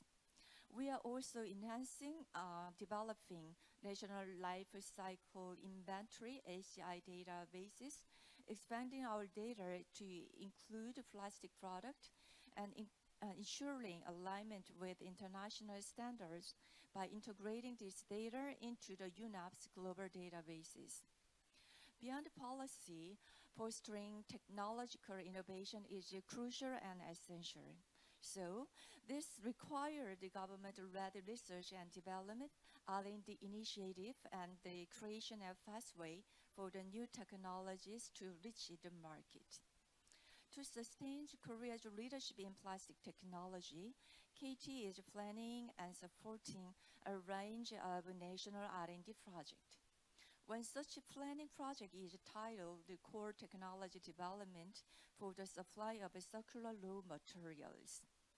This initiative aims to develop IoT and AI-based collection and sorting system, recycling technology for the low grade of plastics, and improving the quality of recycled plastic feedstocks. And if approved, this project will span 7 years with a budget of approximately 570 billion USD. The ongoing initiative is the technology development project for the enhancing the circular utilization of a secondary battery, focused on the securing proper waste treatment technology for secondary batteries. Expected to see the rapid growth and minimizing the environmental impacts. And we are also pursuing the project on the future waste resource recycling and energy conversion demonstration through the waste utilization. And furthermore, we are actively supporting the commercialization of new technologies through the environment venture, offering office and test bed in a dedicated research complex for startup in Incheon. Notably, the government is working on establishing the specialized cluster to support recycling technology development, especially EV battery recycling cluster in Pohang, established from the 2021 to 2025, will promote the growth of this sector with the facilities for the metal recovery and valuable metal extractions. And from the 2026 onward, the government will also develop a post-plastic cluster to support the entire cycle of recycling technology development and commercialization, and enhancing the Korean's global competitiveness in this field. And KT operates a circular economy regulatory sandbox program, and which this accelerates the entry of innovative technologies by granting temporary regulatory exemption or delay, allowing the companies to test their technologies in controlled environment.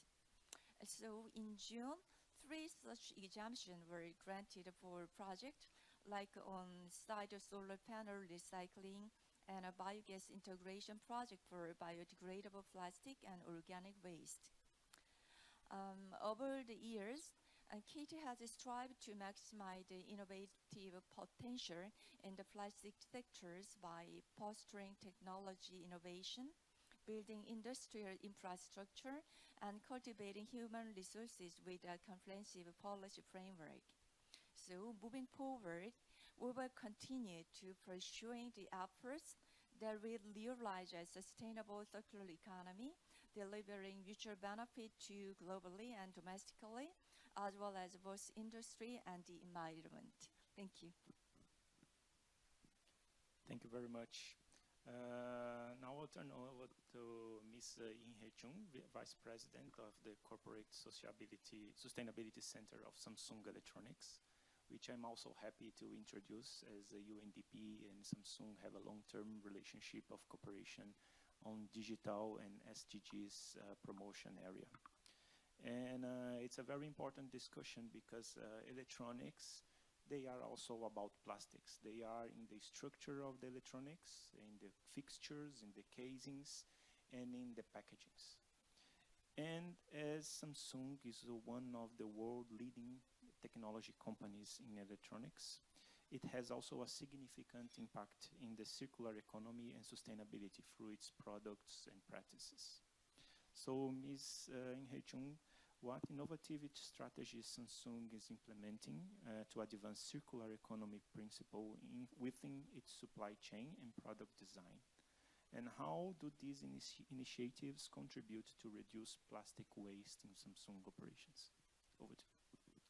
Okay, thank you for the question. Good afternoon, everybody. I hope the lunch is not getting the better of you in terms of getting asleep here. Let me just give you a bit more background as to the Circular Economy Initiative at Samsung Electronics. So we announced our renewed environment strategy back in September 2022. There are 3 pillars, but one of them was climate action. So we are striving, like POSCO this morning, we have a target of reaching net zero by 2050. That's for the Samsung Electronics as a whole. But then for DX division, which basically manufactures mobile phones, TVs, and home appliances, is actually 2030 net zero target. Okay, initially it's for Scope 1 and 2, but we have a net zero of 2030 target with the RE100 transition of 2027, so it's quite aggressive. So that's the climate action piece. Now the second pillar is the circular economy, which I'm going to be delving into this afternoon. So one of the goals within the circular economy pillar is actually to use more recycled materials, starting with recycled plastics. So we have a target of using 50% of the plastic parts in the Samsung products will contain what we call recycled resin or recycled plastic by 2030. And by 2050, we would like to have all of the plastic parts within the Samsung products to contain recycled plastic. So that's the goal.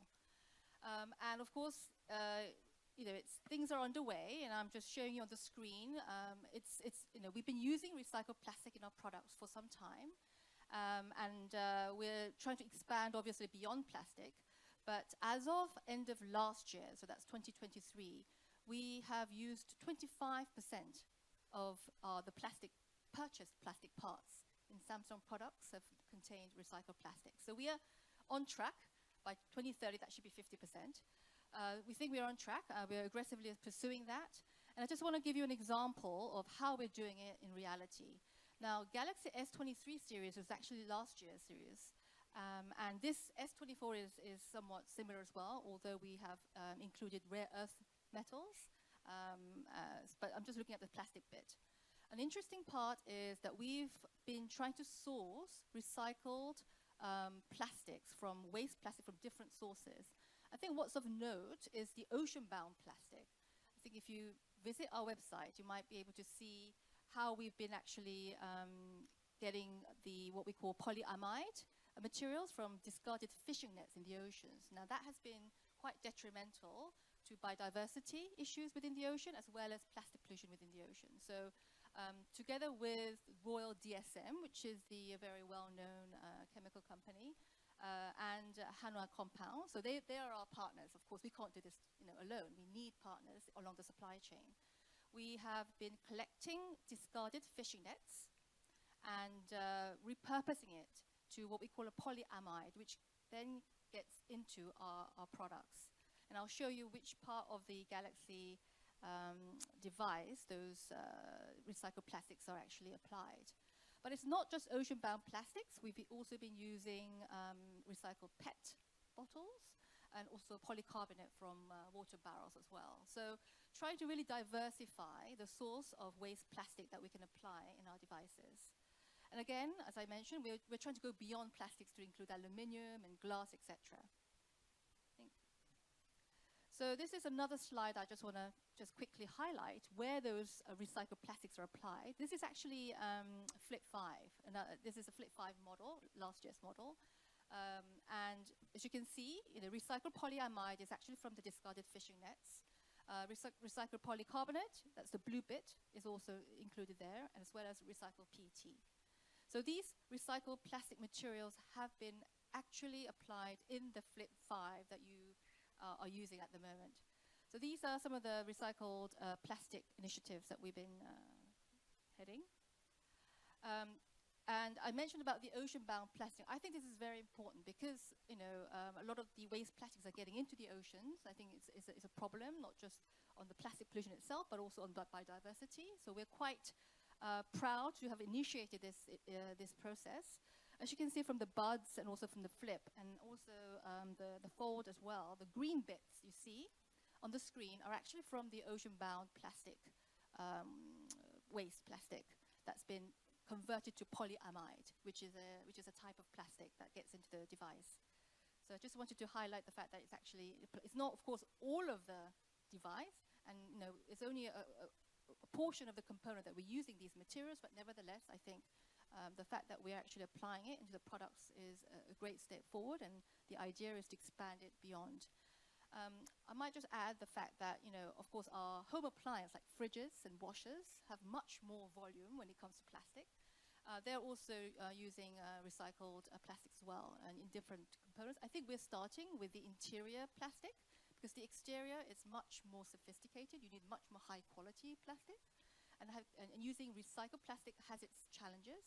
And actually, recycled plastic is much more expensive than virgin plastic in many ways. If it's high value, if it's more engineered plastic. So there are still way to go in terms of using recycled plastic as a norm. But I think trying to apply where we can is definitely a great step in the right direction. Thank you, Ms. Inhe. It's very important also to discuss this aspect, the economic aspect, because today virgin plastics are extremely cheap. Not less, they are so popular and so easy to find. So it's a big challenge to establish the supply chain, collect and recycle at affordable prices without causing a huge inflation in the economies and making this economic harm despite of the environmental good. I have the pleasure also now to introduce Mr. Siwon Park, who is a research fellow at the Seoul Institute and work focusing on sustainable urban development and environmental policies. So before coming to Korea, I was very happy to see news saying that Seoul is already recycling 92% of its organic waste, which is a huge thing, particularly if you consider in Asia that on average 50 to 60% of the waste generated in Asian countries are wet waste, are organic waste. So it's a huge achievement. In this case in Seoul, we know that these innovative approaches are being adopted to promote sustainable practices and address pressing environmental challenges. So what are the successful strategies that have been implemented to reduce plastic pollution using digital technologies in the city? And how could these policies or initiatives be utilized in developing countries to help them also address such a problem?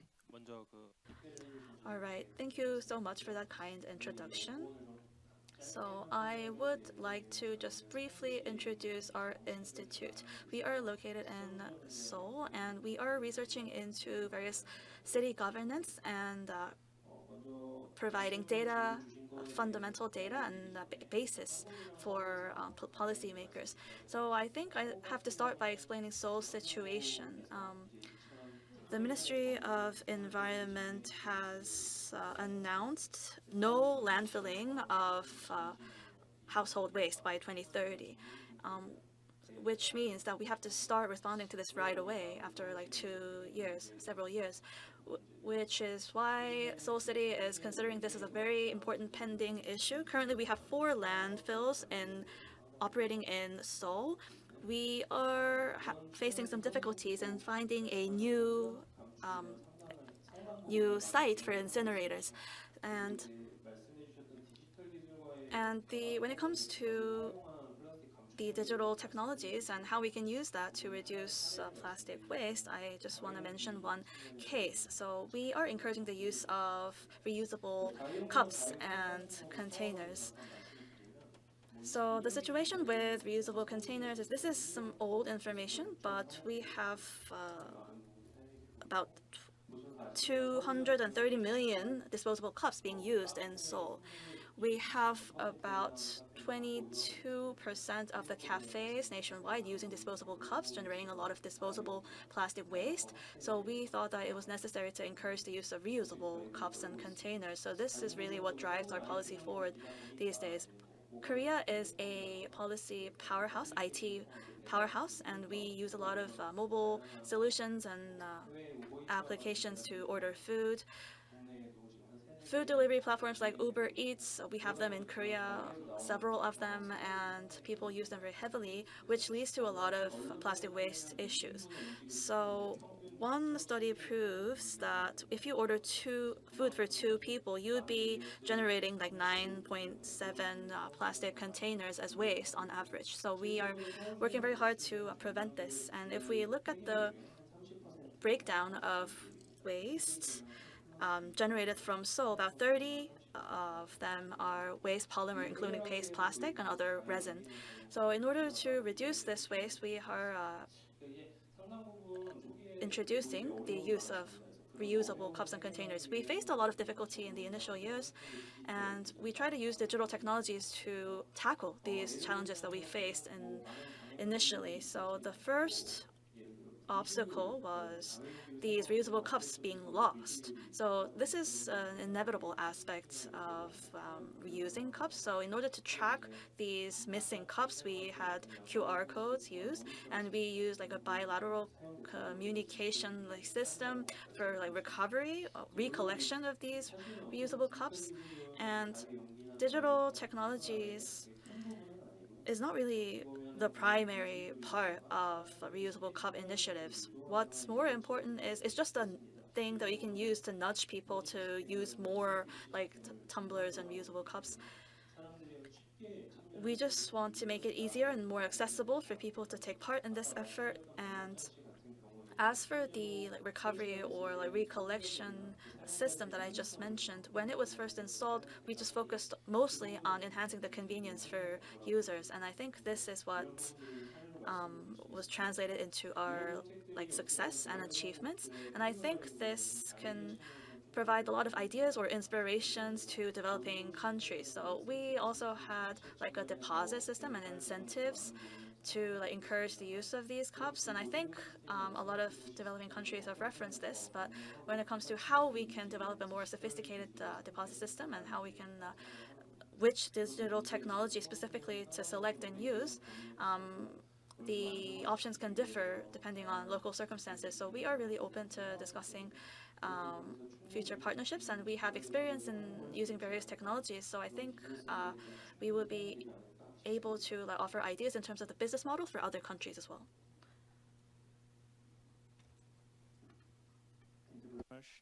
Much, Mr. Park. So I'll turn now to Bu Daru Setiorini, who is Executive Director of Ecoton. It's an NGO that is championing community-led solutions in plastic solution in Indonesia, which is very important because Indonesia is one of the global leaders in plastic pollution. I don't know if you had the pleasure to go to Bali. I had 2 times, and I recommend.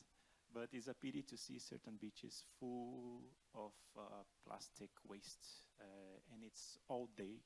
All day people are collecting, and all day it's being washed up to the beaches and also to the rivers, as we were discussing. And this is only one example. So, Buldaru, you have 20 years of experience in environmental activism, and your institution has developed innovative models to fight waste, such as a model of decentralized solid waste management system in Indonesia, using this Zero Waste Cities program. So to reduce plastic waste in rivers and sea, what are the recommendations that you could give to developing countries to fight plastic pollution? Thank you. Thank you for having me. I'm so glad to be here in Seoul. It's first time for me, and now I can see with my own eyes the good initiative that has been spread in Indonesia, maybe all over the world, how South Korea is one of the country that moving fast towards sustainability. And I also would like to thank UNDP through GFSGP Phase 7 for supporting our community-based zero waste solution in South Sulawesi.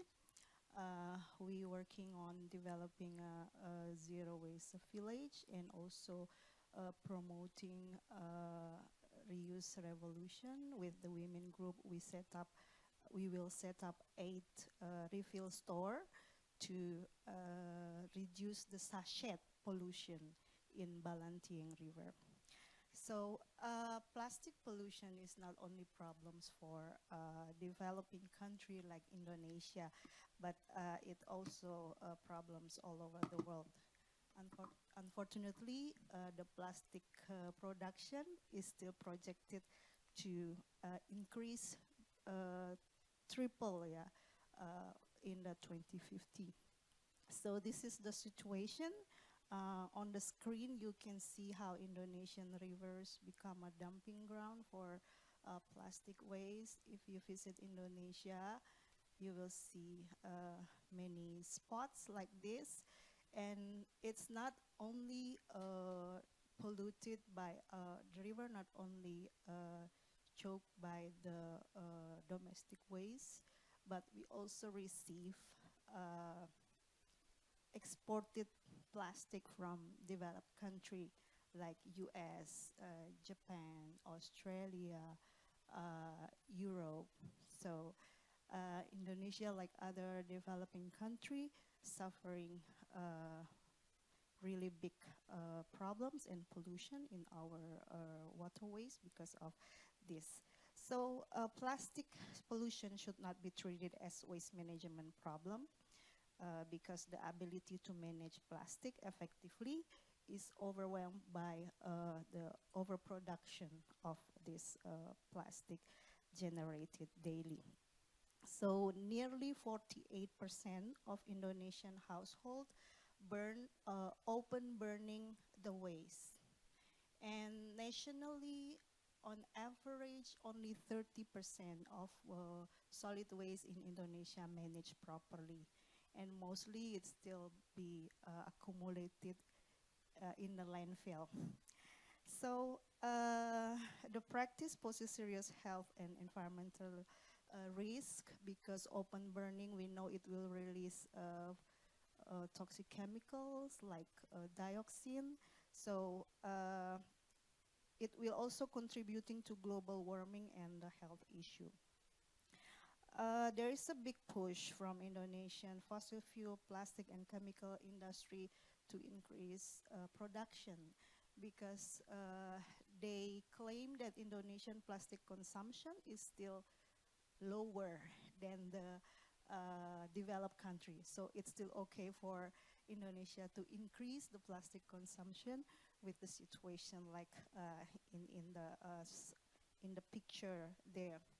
So there are studies that over 4,200 chemicals found in plastic are harmful. Most of them are endocrine disruptors such as phthalates, BPA, styrene, and it has serious health problem like cancer and also teratogenic effect on the babies.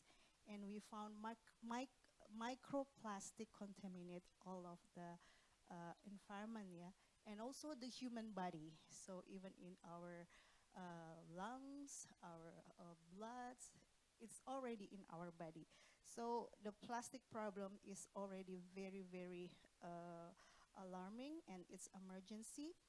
And we don't want to be labeled as generation that leave this toxic legacy, leaving future generations to bear the burden of our reckless consumption. And the reality that there is no country can solve this issue without addressing the main cause, it's the overproduction of plastic, it's very clear. It's something we must do now. So as one good example, South Korea has strict rules. We learned today that South Korea is one of the countries that implements strict rules in waste segregation at source. That's actually really what we need globally. The problem with circularity because a lack of proper sorting.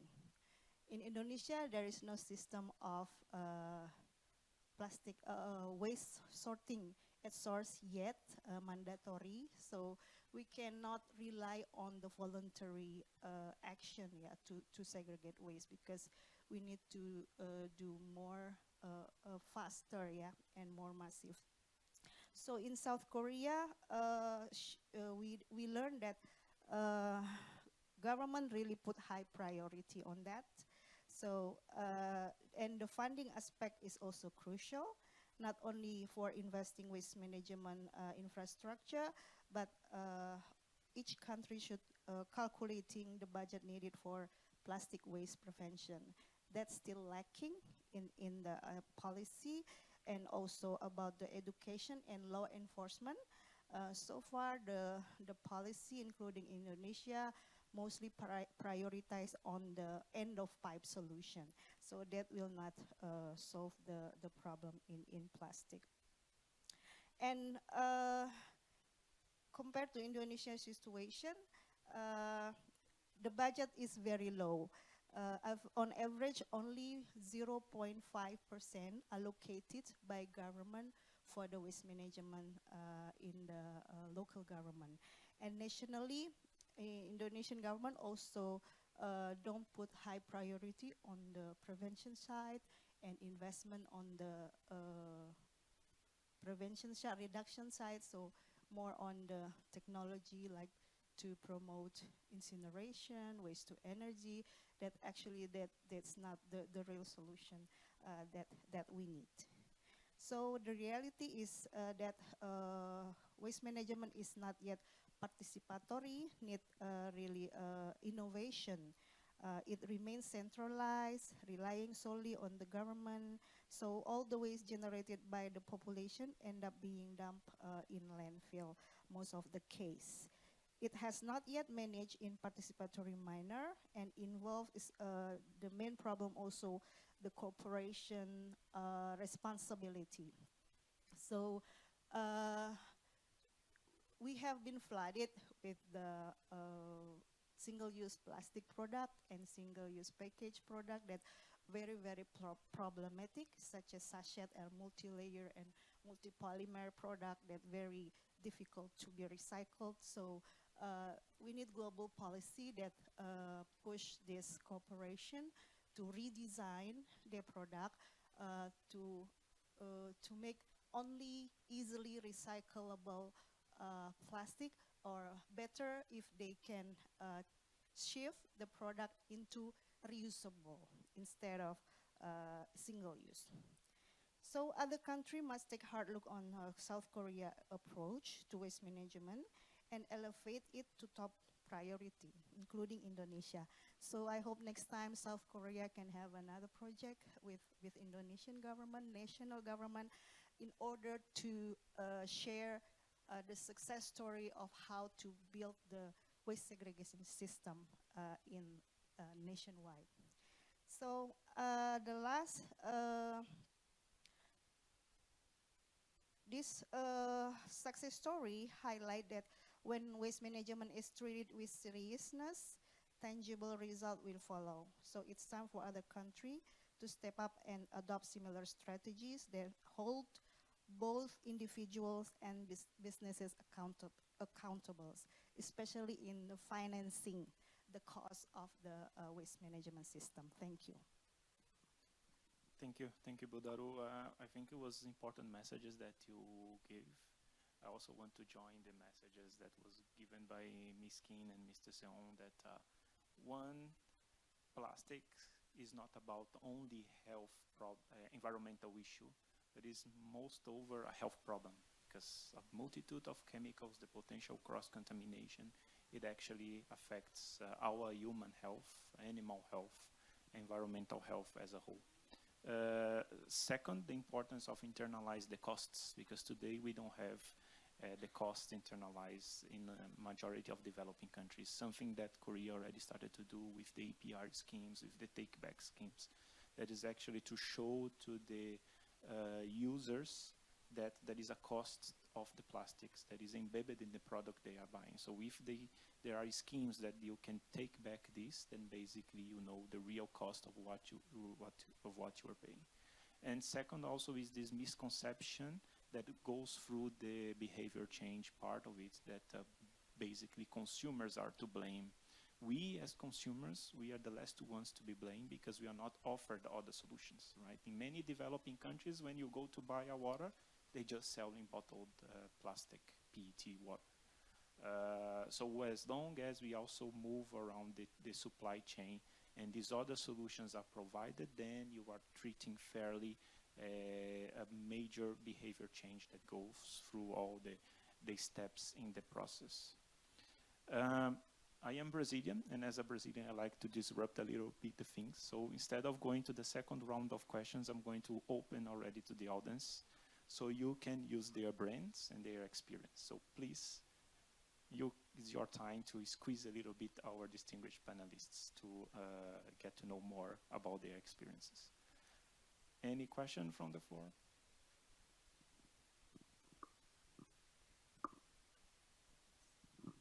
I was curious about the, just by listening to your great perspectives on management and of circular economy, how would you see the future of plastics in 20, 30 years from there, in an ideal world where we are making progress in circular economy? Thank you. I think it's an open question. I don't know if anyone wants to take it. I'll take a first. I mean, plastic is everywhere.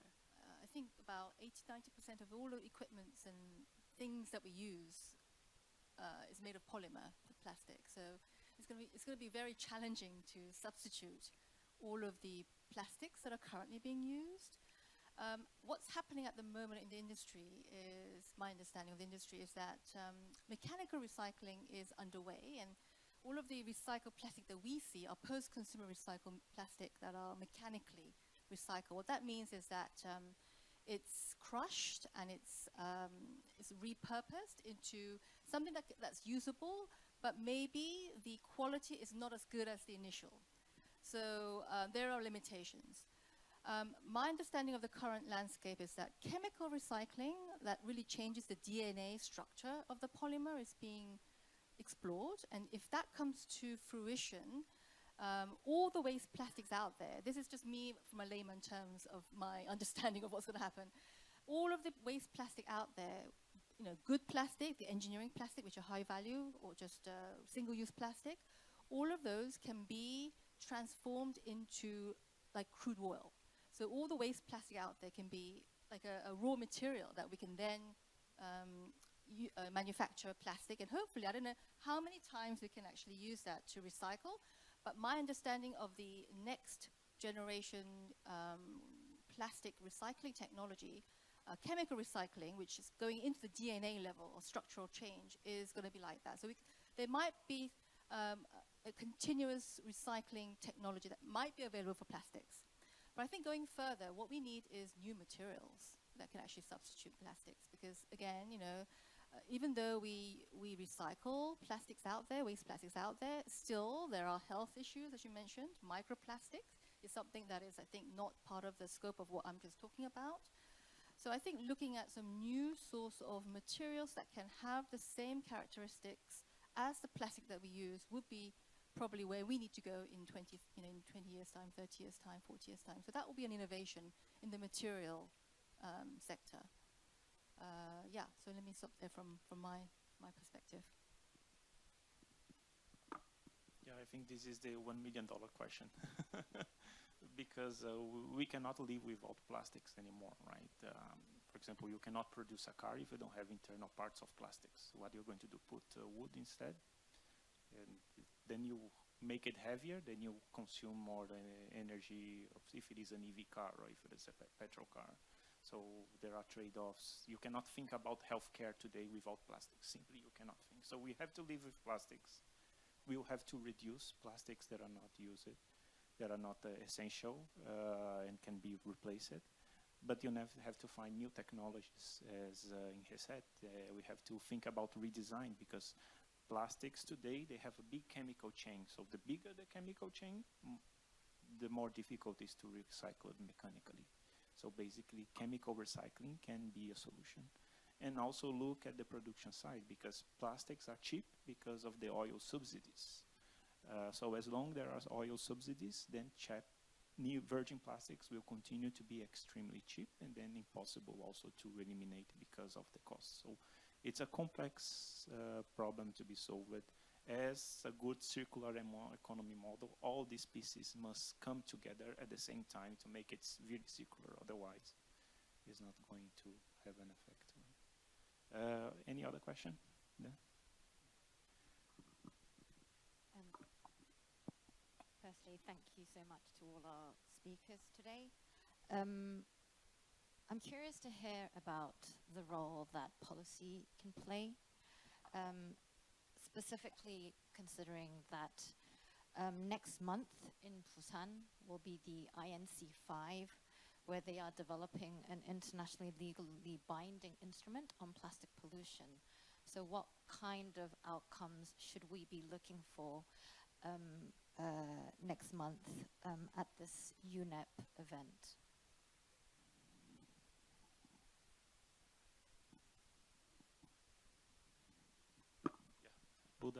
Yeah.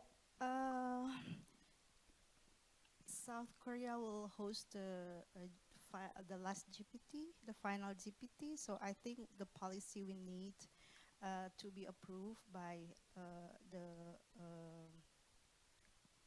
the delegates is how we can cap the plastic production.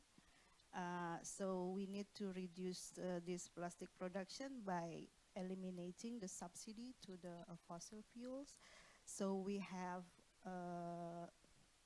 equal or fair competition between the virgin plastic polymer with the recycled one.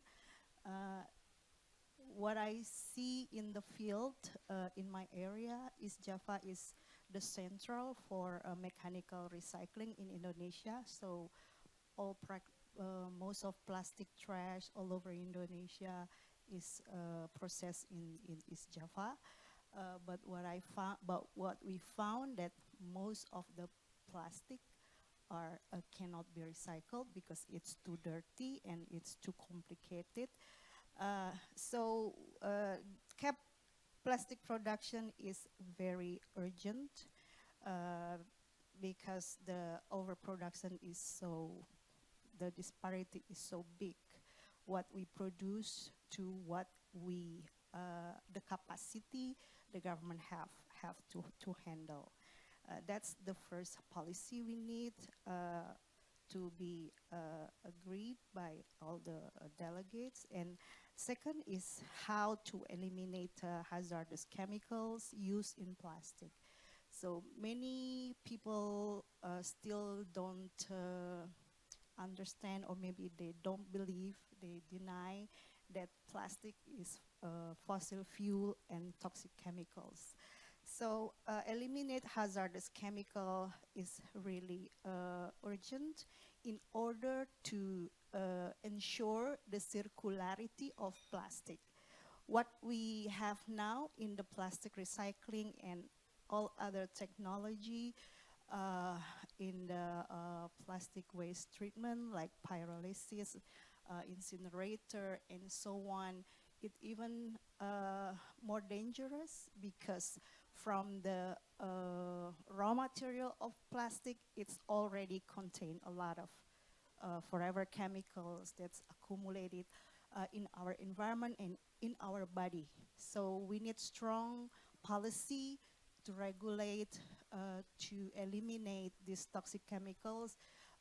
There are lists of chemicals of concerns in plastic that should be limited by countries or delegates in plastic production. Thank you. Please.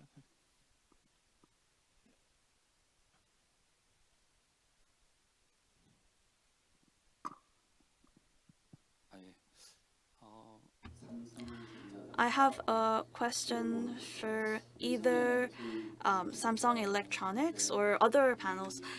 10 years ago, we separated nano cells from paper, and we tried to research into like creating nano batteries or nano cells with what we separated from paper.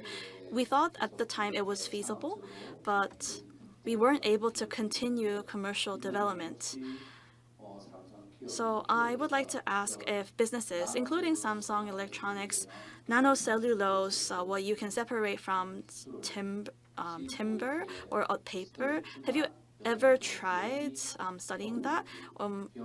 So did you try researching it, and was it cost issues that held you back, or did you like never try researching into that, or are there other options that you would like to propose? So have you ever thought about replacing at least part of our plastic use through nanocellulose? And do you think that this is feasible with the technology that we currently have?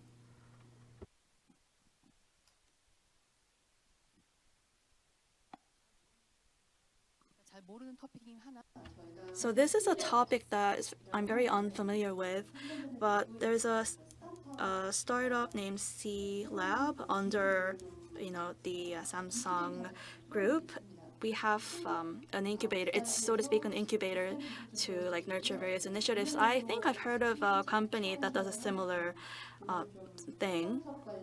And we also had like a tech competition where we brought together various clean tech companies and awarded promising companies. One of the ideas that one of the companies pitched was paper batteries. Maybe that's the nanocells or cellulose that you were talking about. But I think the biggest problem for that and whatnot is cost. Cost is very complicated. There's the supply chain issues and unit cost issues. So at the end of the day, it all comes down to costs. And if we can incubate a business model and the company matures and it's commercialized to a certain extent, the company should pick it up and invest in it like officially. So some of that is happening in this space, and there are angel investors and other institutional investors that are open to considering that. So I think some level of maturity should be like achieved first before we try like commercialization. So that's what I was thinking right now. Question for C1 Park. South Korea has excellent subsidies for alternatives to single-use plastic and mass investment in alternatives to single-use plastic, but yet it is one of the worst countries for single-use plastic. So do you think that the barriers to change relate to just people not knowing, or behavioral change, or incentives in the wrong place? What could you help explain why the change is not more rapid as yet?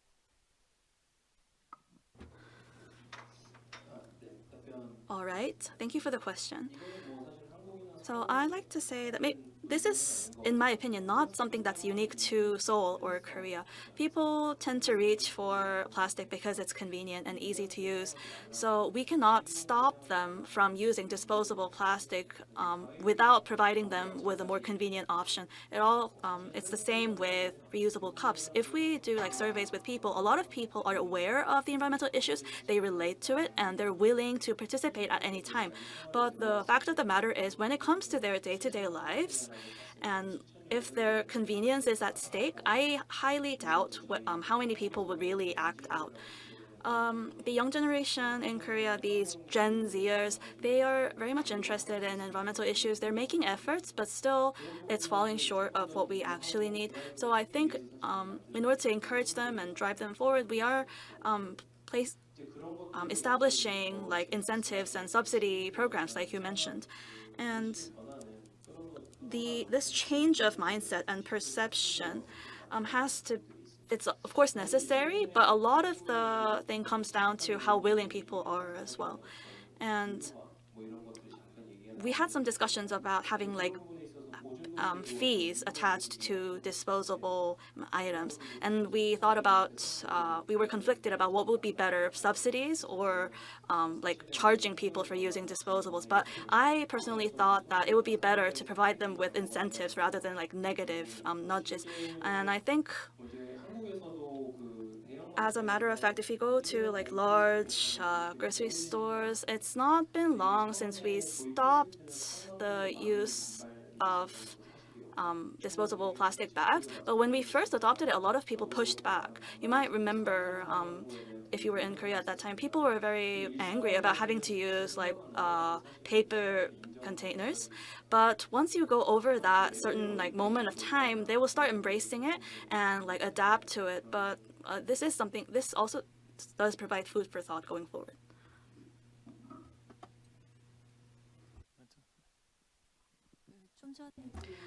I would just like to add to the technology development projects. I'm afraid I cannot provide you with more detailed information right now, but I just want to mention how our institution, we are pursuing a lot of research projects across various realms. So if you could like reach out to me and let me know the details about which technology you would like to know more about, I would try to like provide you with information that I can.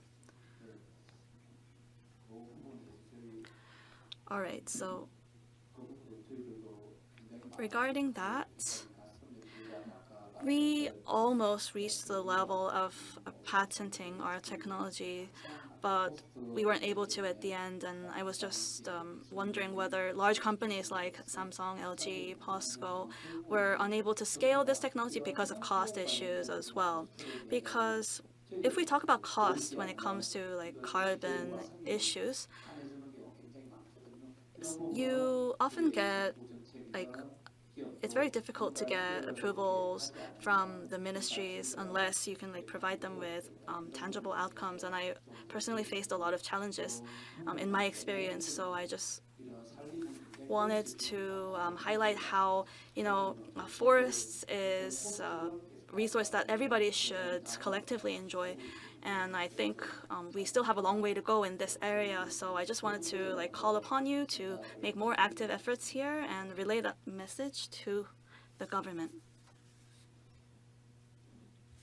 Thank you very much. I don't see any other questions from the floor. So I'm going to change a little bit the hat and also become an audience to make a question to Mr. Seoul.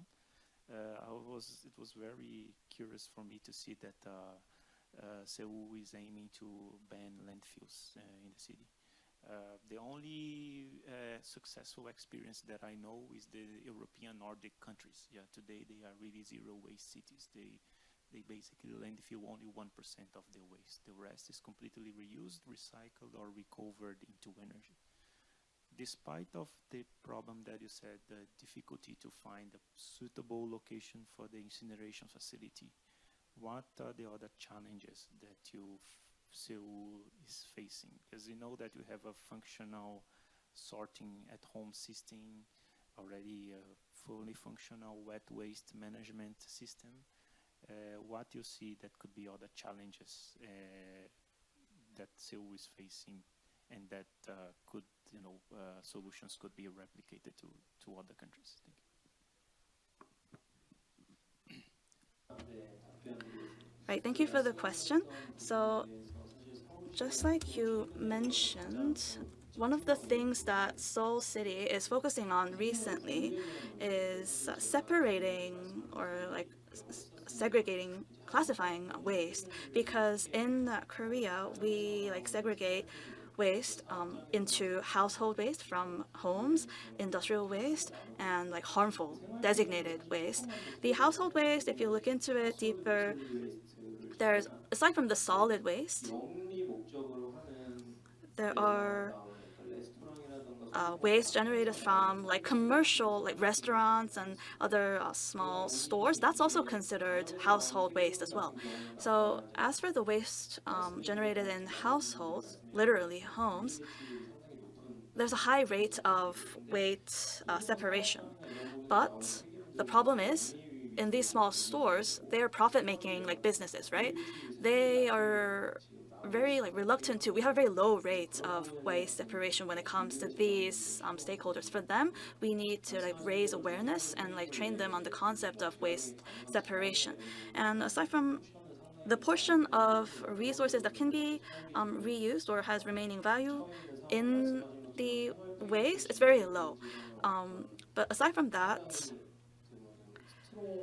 we have recently imposed, we are about to impose this rather strict policy of prohibiting direct landfilling of household waste. So there could be some pushback, but I'm going to get to that later. But the mechanical recycling and chemical recycling is completely impossible for like film type plastic or vinyl. So our goal is to have people like separate these as well specifically. So in order to make this more realistic, we have to maybe come up with a different way of like processing. But in Seoul, we have so much waste generated at the moment, and household waste, we generate about 3,000 tons every day. 2,000 tons of that is being incinerated and 1,000 tons landfilled.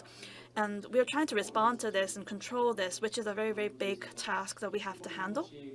So our goal is to make gradual changes. As for the waste that should be incinerated or landfilled, we are trying to extract as much recyclable waste as possible. Thank you very much. So I'm going to put back my hat of a moderator, for the second round of questions, and I would ask the panelists to be a little bit briefer because we just have 27 minutes to go. So, Ms. Mina, how Katie is collaborating with industries and policymakers to drive the adoption of sustainable materials and circular economy practices. And based on the Korean experience, what you recommend for scaling up the solutions? Thank you, Mr. Albers. The Korea Environment Industry and Technology Institute, KT, were working, play a pivotal role in advancing Korea's circular economy, as I mentioned, through the government-led R&D initiative, labeling systems, life cycle assessment, and fostering innovation ecosystems. By engaging diverse stakeholders from the industry, academia, research institute, and civic society, KT facilitate open dialogue on the policy direction and provide opportunities to participate in this initiative, which support technological advancement and industrial growth.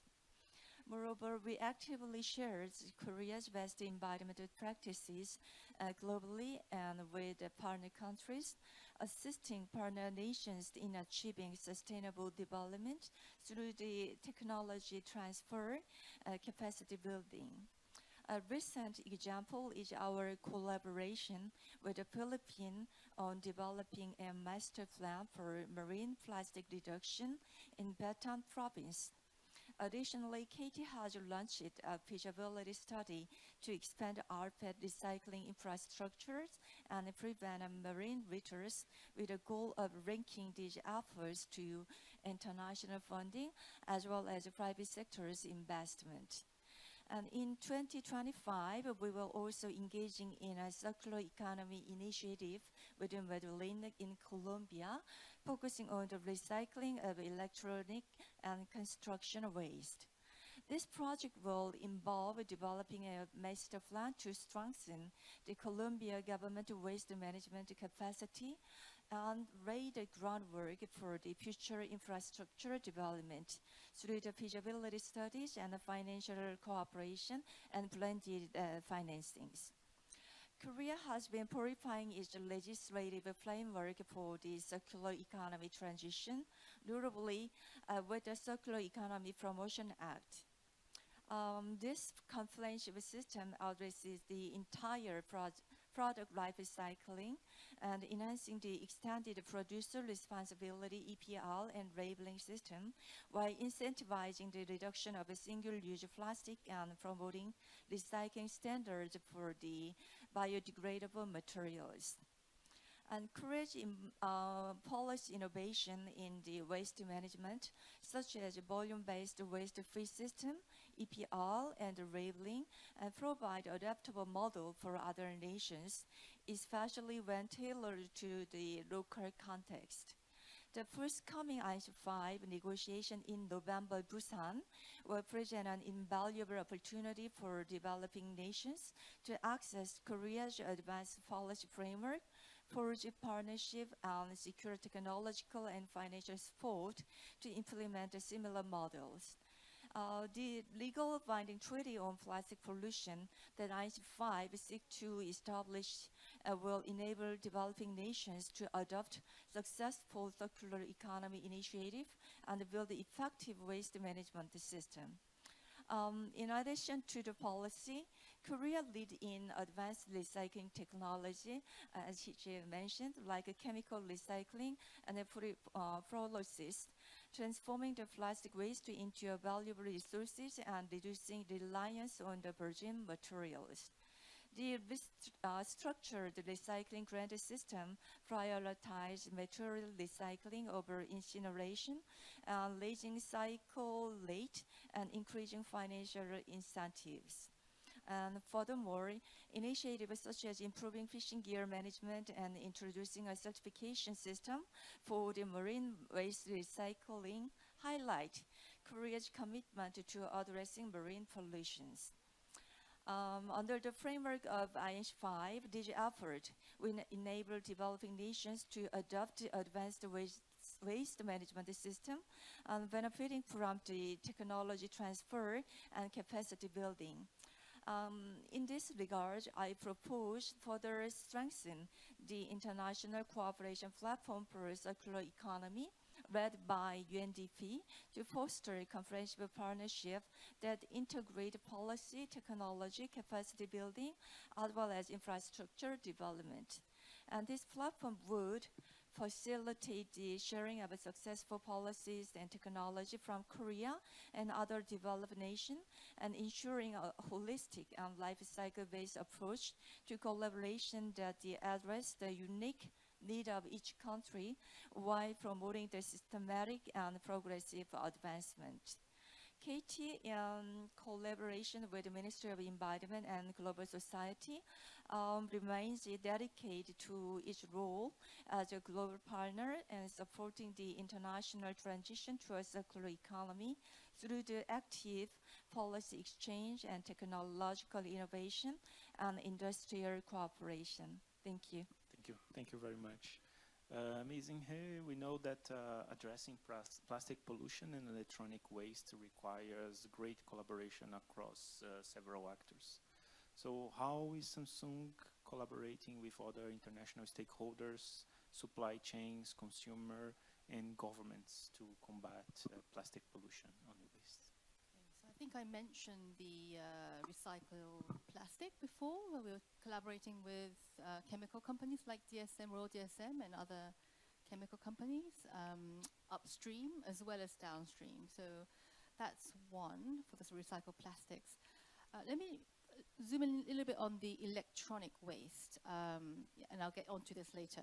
On the electronic waste side, it's the batteries that has a lot of valorized material. So we're actually doing a pilot right now, because we have a huge complex in Vietnam, and we have some waste batteries that are coming out from our facility, and we're trying to extract cobalt from those waste batteries to put it back into our supply chain and into the new product. Now, the pain points that we've been finding is transboundary movement of waste battery is not easy because of under the Basel Convention. So there are some international policy that needs to be changed in order to really promote more recycling of the electronic waste, especially waste batteries. I think waste batteries is not just the LCO battery, which is from electronics, but also EV batteries that's coming up as well. So I think there's a lot of policy that needs to be looked into and updated and revised just to really promote circularity across the region and globally. So that's more along the value chain. So there are a lot of collaboration that needs to happen. I mean, one company cannot do this alone. As you know, it's very fragmented, or recycling sector is all fragmented. So there needs to be definitely collaboration and policy that needs to back it. Now, another collaboration that I might just briefly mention is actually cross-sectoral collaboration. We have a very interesting, some of you might have heard this from the media, but we collaborated with the outdoor clothing company Patagonia. Now, they were interested in collaborating with us because when you wash your polyester clothing, it sheds a lot of microplastics, right? That goes into the systems as well as the human body, and it's a health risk as well as environmental risk. So they collaborated with our washing machine department to see how we can reduce the amount of microplastic fiber coming out from the clothing that during the washing cycle. So as a result of that collaboration, we actually commercialized this less microfiber cycle, which actually reduces the amount of microfiber going out by 54%. So this is real result that we've tested with a lab, and we've publicized this quite widely. And not only that, we've also made a external filter, microplastic filter. So anything that cannot get any microplastic fiber that goes out then can be actually screened out by this external filter, which can be put in not only on Samsung products, but all of their washing machines. So I think this was a very good example of a cross-industrial collaboration that is a very unlikely partnership setting, Patagonia and Samsung.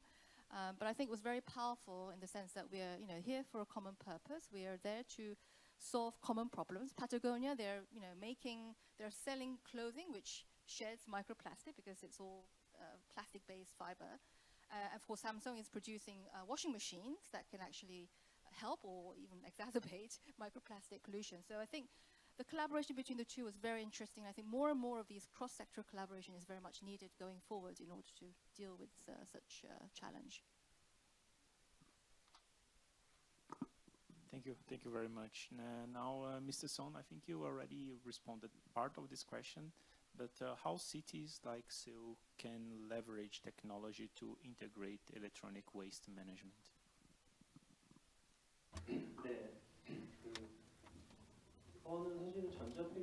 Well, electronic waste is one thing, and I think that this is not just limited to e-waste. I think that integrated waste management is really important, and life cycle management is also very important, from the disposal to waste treatment. I think that life cycle management is really important, and I think that e-waste is no different. Eco-design regulation was introduced in July 2024 in Europe, and this includes a digital product passport, DPP, and I think that this is one of the first steps towards comprehensive traceability.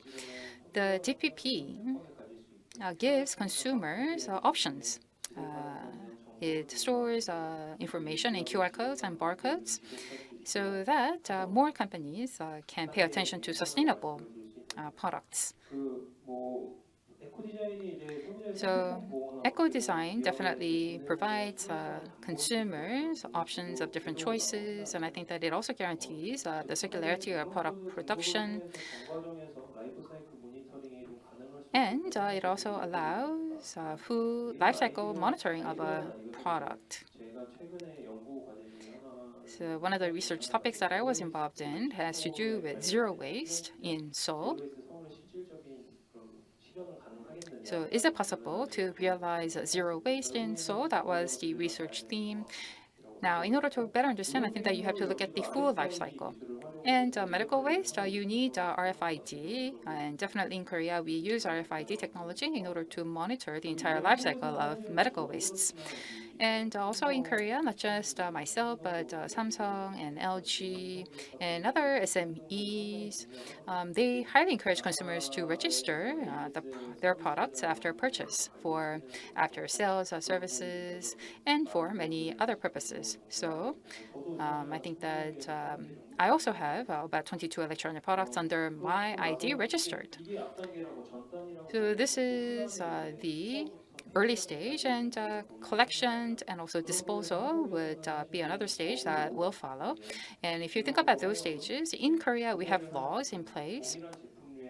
So for the same type of products, Korean law mandates that companies collect old products when a consumer purchases a new product from them. And we also have something called the e-circular governance system. And through that system, we have electronic waste collection possible. So I think that we can cover the entire life cycle. And if we can connect them all together, then I think that operation-wise, we won't have any issue. And this is not just limited to e-wastes. And as I mentioned earlier, plastic bags, paper, glass. In Seoul City, we have all sorts of waste disposed. And I think that the sorting mechanism, although we have them, the capacity is limited. And so I think that for e-wastes, because they are quite voluminous, I think that per region, per municipal governments, I think that we need to have a collection site. And if we have that in place, then I think that from registration till the final disposal stage, we can have an integrated waste management system in place. Thank you.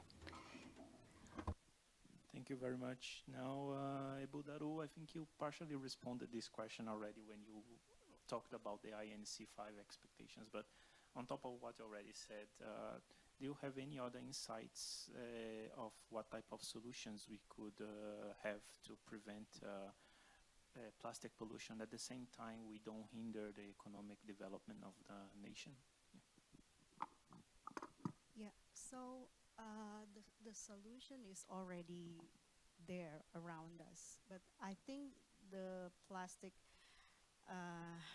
has been colonized our mind, that most of people normalize the throwaway culture. So actually, you can show the second slide, please.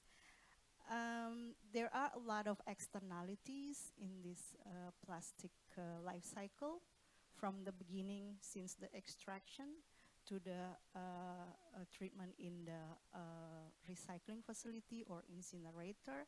So the solution is to avoid plastic is the easiest way to do to prevent this pollution.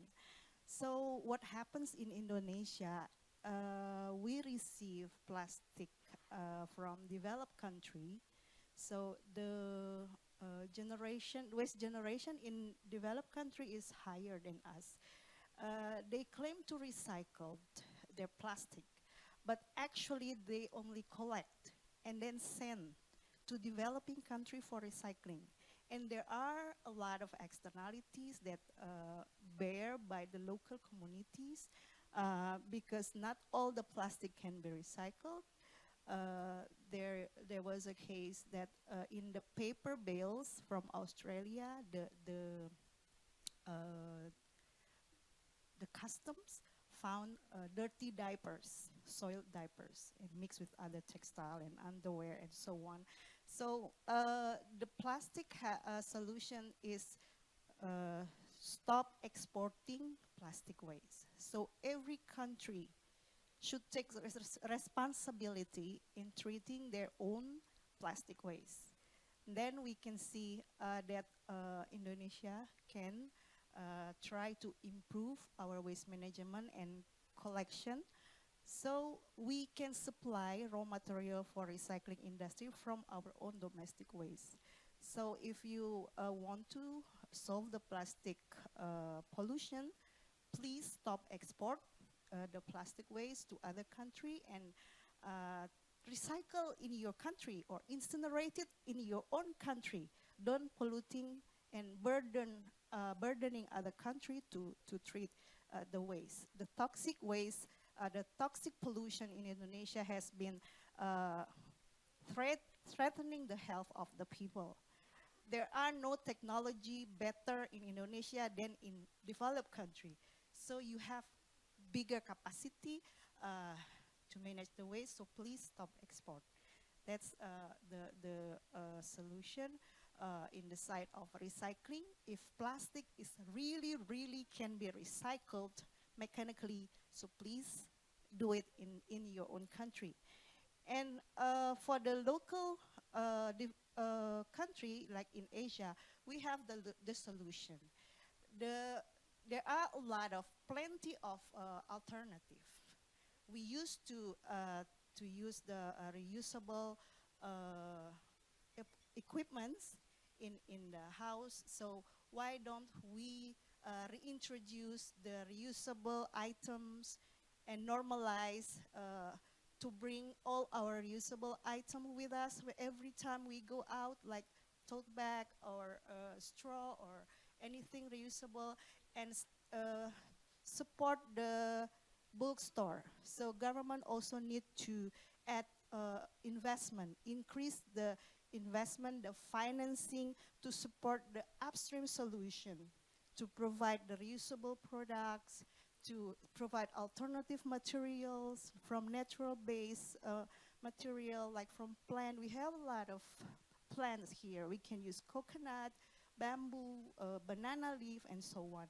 And we use the traditional craft. We have a lot of alternative we have for reusable craft or containers when we go shopping in the past. So we need to introduce that, especially to the new generation, the Gen Z and below. They need to aware that plastic cannot be solved by end-of-pipe solution. The easiest way is to implement the zero-waste lifestyle and promote a reusable system. And it also should be become invested by the corporate, because they are the source of this plastic problem. they should stop selling their product in problematic plastic packaging that cannot be recycled. Thank you. Thank you, Bodaru. We are nearing the end of this session, but I was told by the organizer that I'm not allowed to let you leave until we find a silver bullet to solve the problem. But talking seriously now, I would like just to have to propose an open question for any one of you, if you want to give any policy recommendation that could help to address parts of the problem. For example, I already heard from Ms. Inhe that it's important to change at international level the regulations that basically hinder the transboundary movements of waste that actually have a value that can be really recycled. So please, the floor is yours if you feel comfortable to provide this recommendation.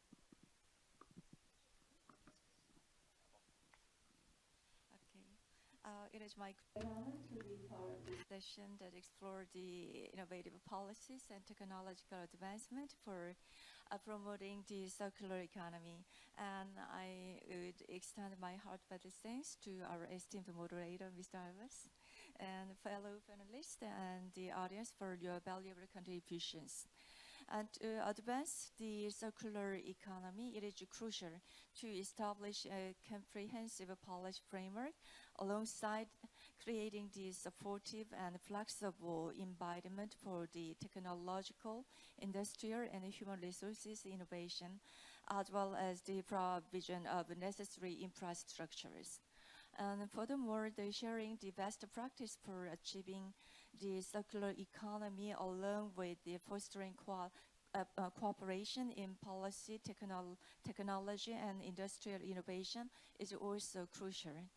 In this regard, as I mentioned, I propose the upcoming INC5 negotiation served as the opportunity to strengthen the functionality of a UNDP-led international cooperation platform for the circular economy, fostering inclusive partnership that integrate policy, technology capacity building, and infrastructure development.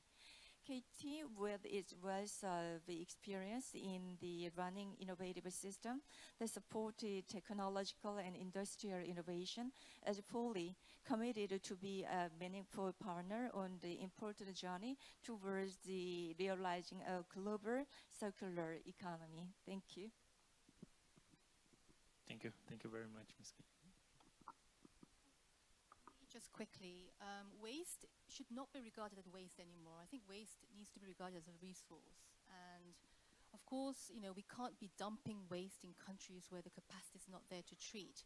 However, for the waste to become a resource, that you need feedstock. It needs to be collected. And I think one of the major pain points, not just on the electronic waste, but other probably waste, is you need enough waste to be recycled for it to be commercially or financially viable for an industry to take this up. Otherwise, it becomes a cost. And that's why the dumping will happen. So I think we have to really think carefully how to craft waste so that it can become a resource, and this can be a separate industrial sector. That's one. Another piece is we need to be connecting climate. We've talked about climate action in the morning, but waste, resource efficiency is not delinked from climate. If we use less resource, it has climate benefits. If the company uses recycled materials, there's less embodied carbon in the product, and the carbon footprint of a product is reduced, and that's the normal way of thinking, although yes, more detailed life cycle analysis has to be done, but in general, if you use recycled materials compared to virgin materials, there's less embodied carbon in the product. So we need to look at things holistically, not in isolation. And circularity and climate should not be considered in isolation, but in conjunction to see how it can be synergized. Maybe if we do more of circular activities, there needs to be some climate carbon benefits of some sort. I don't know, avoided carbon. I think that was mentioned in the morning as well. So we need to be careful of, trying to incentivize as well as, of course, penalizing those who are not doing what they need to be doing. But I think both carrots, sticks, and tambourine needs to be in place for circularity and climate action to really bear fruit in the coming years.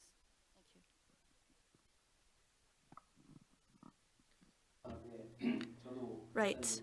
I would just like to briefly add to that. When I was little, when we talked about waste, I think waste reduction was at the heart of the paradigm. But after I got my PhD, waste to energy became the talk of the town. And these days, people just talk about circular economy and not necessarily about waste. So resource like oriented circular economy. And just like Ms. Chung mentioned, it's very hard to see the word waste these days in public now, I think, because people are more and more recognizing the value of waste as a resource. From the perspective of circular economy, we cannot but think about the supply demand dynamics, because waste is products are purchased out of necessity and demand, and then waste is generated because of oversupply. But then demand for waste and recycled waste is also existing. So I think we also have to think about the market demand, market dynamics, along with our like policy regarding waste. So that's it for me today.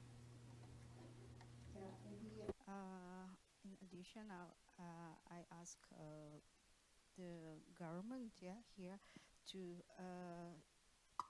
facilitate policy that provide adequate financial support and binding financial commitments to end plastic pollution, support just transition for the waste workers especially, and local community that impacted by this plastic life cycle, and ensure the polluters to pay.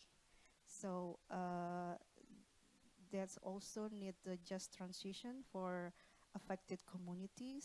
So the policy must ensure the protection and participation of the workers and community affected by plastic pollution, and avoiding harmful technologies that will release more pollution to our environment, especially in the air and in the toxic ashes from burning the plastic. And also we need to control or prevent the microplastic release from all the product, especially the recycled product, and during the process, because in the recycling of plastic, in developing country, they are not protected by the safety equipment, so it will risk their health too. That needs a just transition for the affected workers and the communities.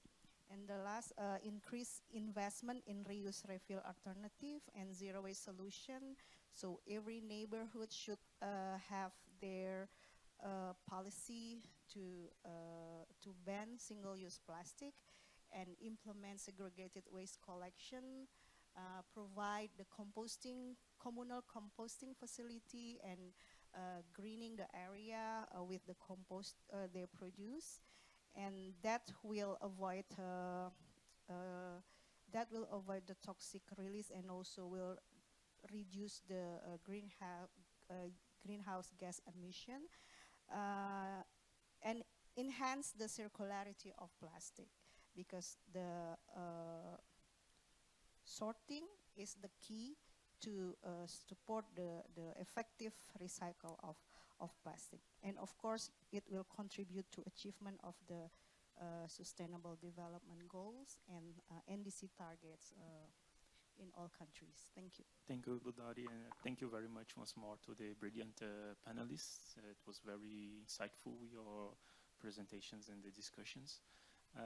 We didn't come to a solution to how to unlock circular economy, but at least we didn't increase your sleepiness, so I'm already happy for that. And thank you, and hope you can discuss a little bit more during the reception. Back to the master of ceremony. Thank you. Why don't you give them a warm round of applause, everyone? So we greatly appreciate for sharing your insight and opinions. And special thank you to the Mr. Moderator. Thank you very much. Before we begin our final session, the fireside chat, we would like to rearrange the room setting by moving the table out and bringing the chairs closer together for more informal discussion. So please take all of your personal belongings with you on your way out for a quick room adjustment. And in the meantime, please feel free to grab some coffee while waiting, and we will reconvene at 5 p.m.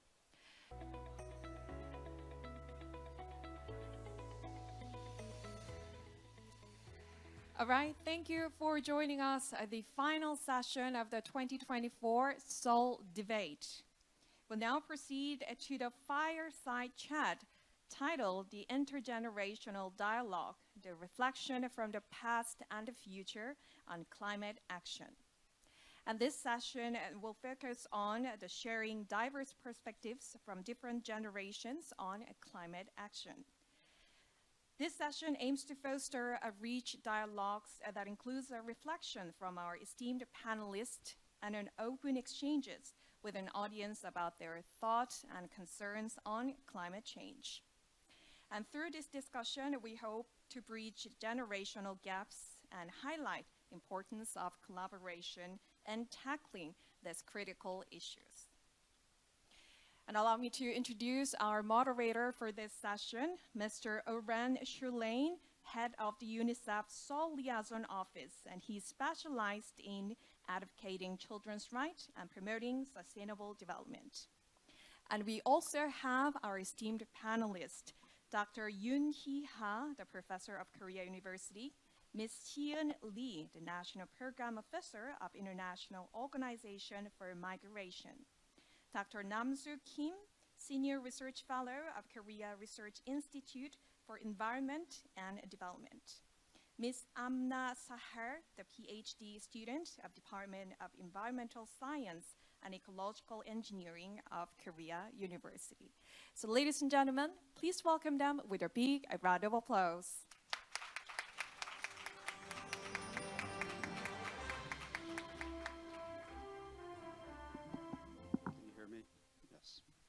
Well, it's wonderful to be here, everybody. I know for several of you this has been a very long day. I'm sorry for the colleagues behind me, actually. I'm just going to kind of move this over. There we go. It's okay. I can be very flexible. Is that okay? I've asked you to stand up because I've got some prepared remarks. I think it's going to be a little bit easier doing it here than sitting down, and then we'll take the podium off, and we'll have a wonderful discussion with colleagues. I understand we have a number of students in the room. And so it's wonderful to have you here. And si j'ai bien compris, il y a peut-être une vingtaine de personnes du lycée français, which is the French school. Okay. Is that okay? All right. So I look forward to engaging with all of you and the panelists as well. Let me begin by saying what a privilege it is to open this intergenerational dialogue on climate action. Today's fireside chat reflects an essential reality. And that is that the decisions that we make in this moment will define the future for generations to come, just as the actions of the past have shaped our present challenges and can help us learn and improve. The climate crisis connects us across time, across generations, uniting us in both responsibility and opportunity. Adopted this September in New York, the Declaration of Future Generations is a first step to take into account future generations in our decision making. This is absolutely critical, as well as a commitment to have more meaningful opportunities for young people and children to participate in the decisions that shape their lives. In recent decades, we have seen remarkable progress in our understanding of climate change, from the signing of the Paris Agreement in 2016 to the integration of climate into national development plans through the Sustainable Development Goals. Our collective efforts have set a foundation for global cooperation.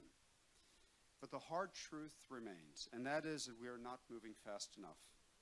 Our slow pace is deepening the gaps among us, including rampant gender inequality linked to climate fragility, poverty, and conflict. As we reflect on our journey, it is critical to acknowledge the lessons that we have learned. But we must also speed up the process of converting words into action. Climate science has made it unequivocally clear that every fraction of a degree of warming matters. The technologies and policies that we have today would have seemed unimaginable just a few decades ago. from satellite monitoring of emissions to advanced renewable energy systems. But while progress has been made, many of the same barriers that slowed action in the past, from entrenched economic interests, political indecision, and gender and other social inequalities, remain formidable challenges today. Today's children and youth face a world in which the climate crisis is not a distant threat, certainly not as it was in my generation when I was a child, but an immediate reality. From extreme weather events to biodiversity loss, the younger generation is inheriting a planet that is warmer, less predictable, and more fragile than ever before. And these challenges only stand to increase. But there's hope. There's hope that lies in the energy, the vision, the activism of today's youth. At the United Nations, we recognize that youth are not just our future leaders, they're today's leaders. Our UN initiatives, from Youth Collab to Youth for Business and partnerships in digital and green technologies, aim to empower youth entrepreneurs, activists, and change makers to create sustainable solutions and opportunities. In terms of the role of technologies in climate action, digital technology in particular offers immense potential to bridge the gap between past inaction and future possibilities. From artificial intelligence to satellite data and real-time carbon monitoring, these tools enable us to manage the climate crisis with greater precision and impact than ever before. Digital solutions are not just tools for monitoring emissions. They can empower communities, accelerate access to climate finance, and transform the ways that we respond to climate disasters. But technology alone will not save us. As we advance with digital solutions, we must also ensure that they are inclusive, ethical, and accessible.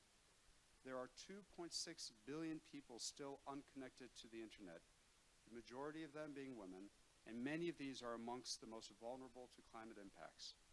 They have the least influence to make their needs, their priorities, and their voices heard. Ensuring that digital transformation not only reaches everyone, but is also shaped by everyone, especially those on the front line of climate change, will be critical to building a resilient future. The future will also be shaped by how quickly we can transition to sustainable energy systems. The energy sector remains the largest source of greenhouse gas emissions, and transitioning from fossil fuels to clean energy is our only way out of the climate crisis. And the transition is not just about reducing emissions, it is also about ensuring that future generations have access to reliable, affordable, and clean energy that powers their societies without further harming the planet. A brief note on the issue of adaptation. We speak a lot about emissions reduction, but adaptation is also very, very critical. The climate crisis, as we've already said, is affecting millions of children and young people around the world. We have found in East Asia and Pacific, for instance, that children are already facing climate-related shocks, stresses, and hazards that are 6 times more frequent compared to 50 years ago. And this is exhausting their coping mechanisms, putting a strain on social services, and exacerbating inequality. One of the many things that we have learned as a UN community over the past 70 plus years is that resilience is multifaceted. And what I mean by that is that a resilient system is like a web or a safety net, rather than a single program or intervention or a piece of infrastructure. It requires all of us to work together to improve access to all social sectors: WASH, health, nutrition, protection, education. We need to ensure access to timely information. We need to increase transparency and disperse risk through diversification of livelihoods and create durable solutions that will withstand not just one shock, but many. At COP28 last year, we passed the global goal on adaptation, and this offers a very unique opportunity to put the needs of the most vulnerable children at the center of the climate agenda.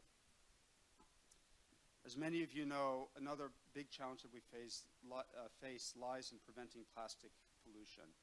Plastics have played an essential role in our economy, but plastic pollution is posing a threat to nature while exacerbating climate change. Currently, the world is producing 430 million metric tons of new plastics every year, and this figure will triple by 2060 if the current trend persists. Next month in Busan, UN member states are expected to conclude negotiations for a new plastics treaty. And in this fight against pollution, youth can play and must play a critical role in raising awareness and advocating for behavioral change.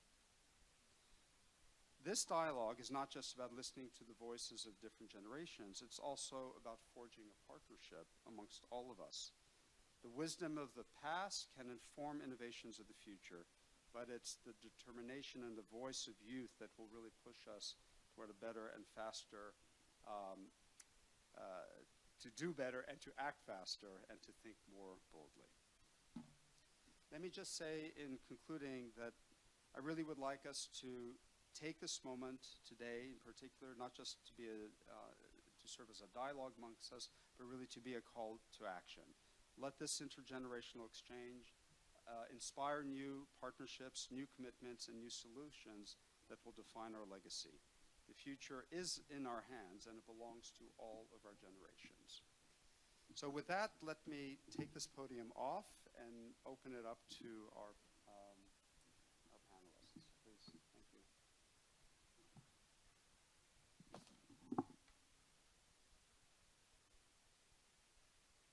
Okay, so we've had, there we go.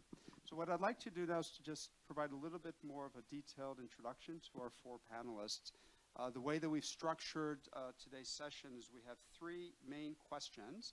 I will be asking each of the panelists to respond to those questions.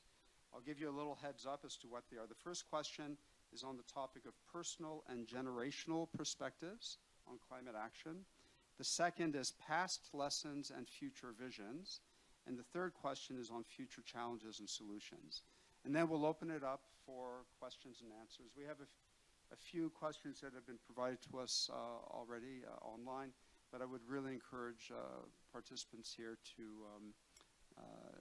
be actively engaged in challenging our panelists here. So let me first start with Dr.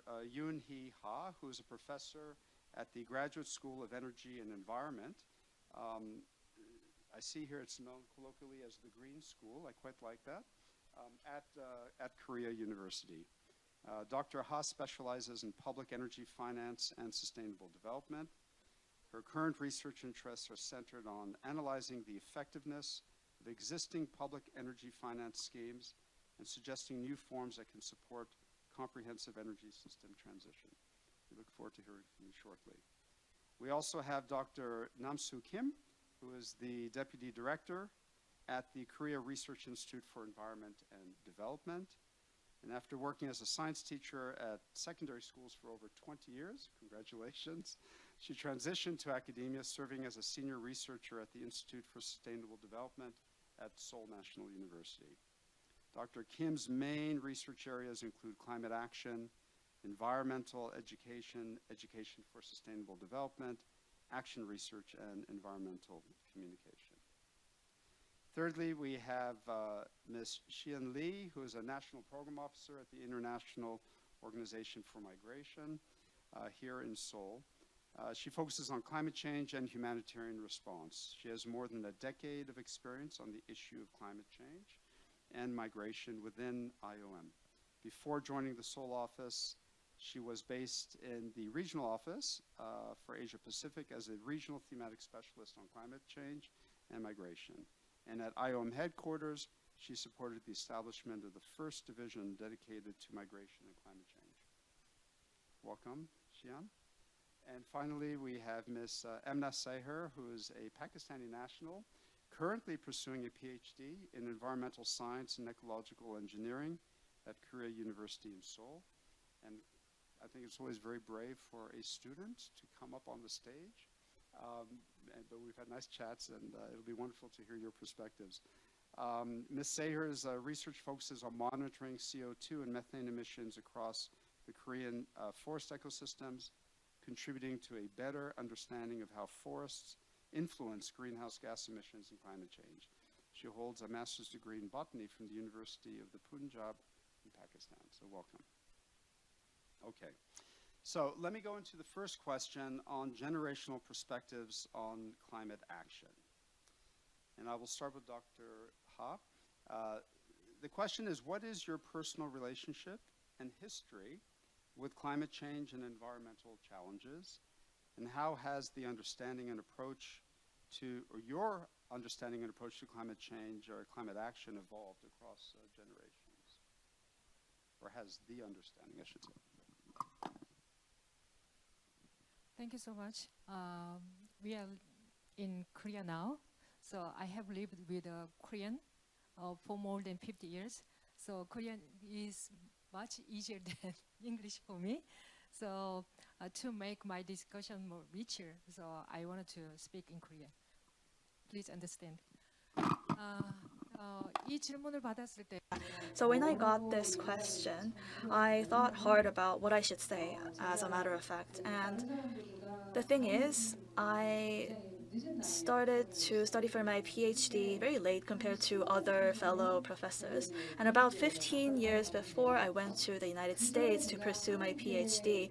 And before that, I thought I was deeply involved in various policy discussions with the government regarding various policies, and I did craft some of the renowned policies that you may know of.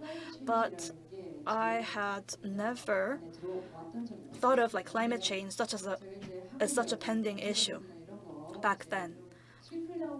And you know, people say that economic policies have trickle-down effects, so to speak. But I thought that with these trickle-down effects alone, we could not break free of these challenges that we were faced with. So that was the time when there was a lot of talk around sustainable development for the first time. And during the Lee Myung-bak administration, he selected green growth as one of his flagship agendas and policies. And that was when I was really intrigued to study sustainable development officially. And that's why I headed to the United States. And I saw that unlike Korea, there was such a heated debate on climate change in the United States. And I was introduced to so many things that I never knew of, like data graphics, infographics, and various observations, and data analytics, and etc. I was very blown away by how intense the dialogue was on climate change. I realized that I was like a little frog trapped in a well, and it was very eye-opening for me. Back then, Korean people couldn't really feel the seriousness of climate change, and I believe that's why we didn't really discuss this matter in depth in Korea. Well, I wanted to apply this to my research and view the energy crisis from the sustainability perspective and climate perspective. And now this has become an agenda that's very near and dear to my heart. So if you think about different generations, I think maybe it's just me and I don't know history, but I think it was around, well, the government started to adopt this as a key policy agenda when the Lee Myung-bak administration first did that with green growth and provided like strong a driver for this policy. I thought it was really embedded into school curriculums, and I think the young generations and future generations are more aware of the seriousness of climate change, and they're thinking really hard about what their role is in this landscape. Well, but our generation, the middle-aged generation, are relatively less aware to this urgency, although I do believe that recently this gap has been narrowed down. Just because I study this topic, I don't really force my family members to act in a certain way, because I believe that unless they start believing in it, if I force them to do something, this will only just make them unhappy and the entire family unhappy. So I try not to do that. But starting last year, I think, my family members started bringing up climate change as an important conversation topic at our dinner table. Do you think we would be able to live on the Korean Peninsula until the day we die? I think this is really serious. People started to say these things. And people in my generation, people of my age, started mentioning how, because of extreme weather events, the agricultural produce, there's so many issues with it, inflation and price issues, and supply chain disruptions. This is making people feel the seriousness of climate change. And looking back on the past decade or so, I think the general public is becoming more and more aware. But the problem is the industry. I had a chance to have an in-depth interview with industry insiders like 15 years ago, 10 years ago. And I think back then they were very unhappy about why the government was trying to force these unbusiness friendly policies on them.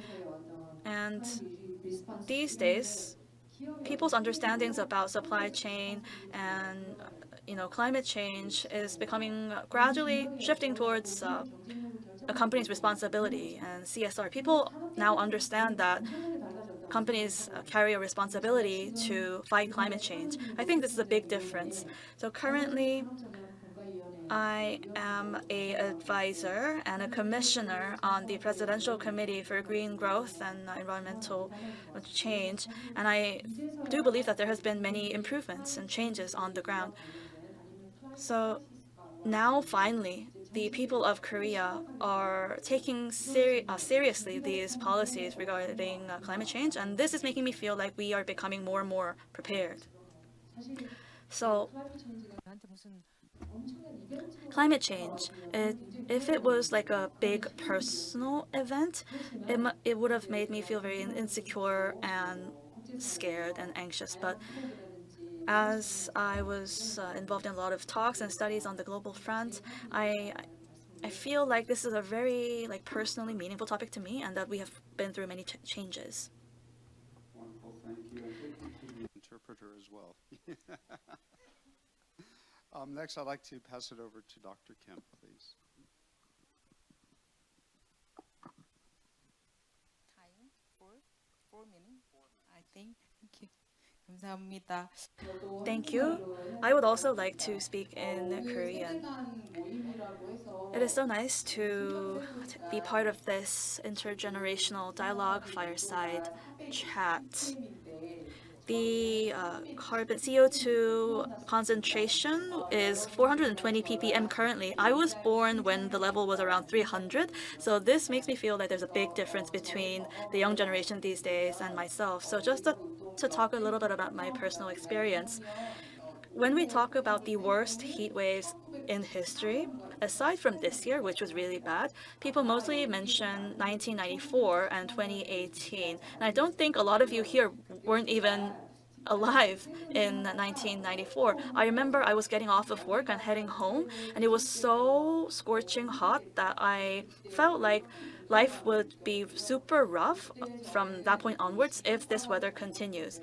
Back then, I was majoring in earth science, so I had a pretty good understanding about global warming and climate change, and I was interested in these agendas. But this was the first time when I felt acutely the impact of climate change.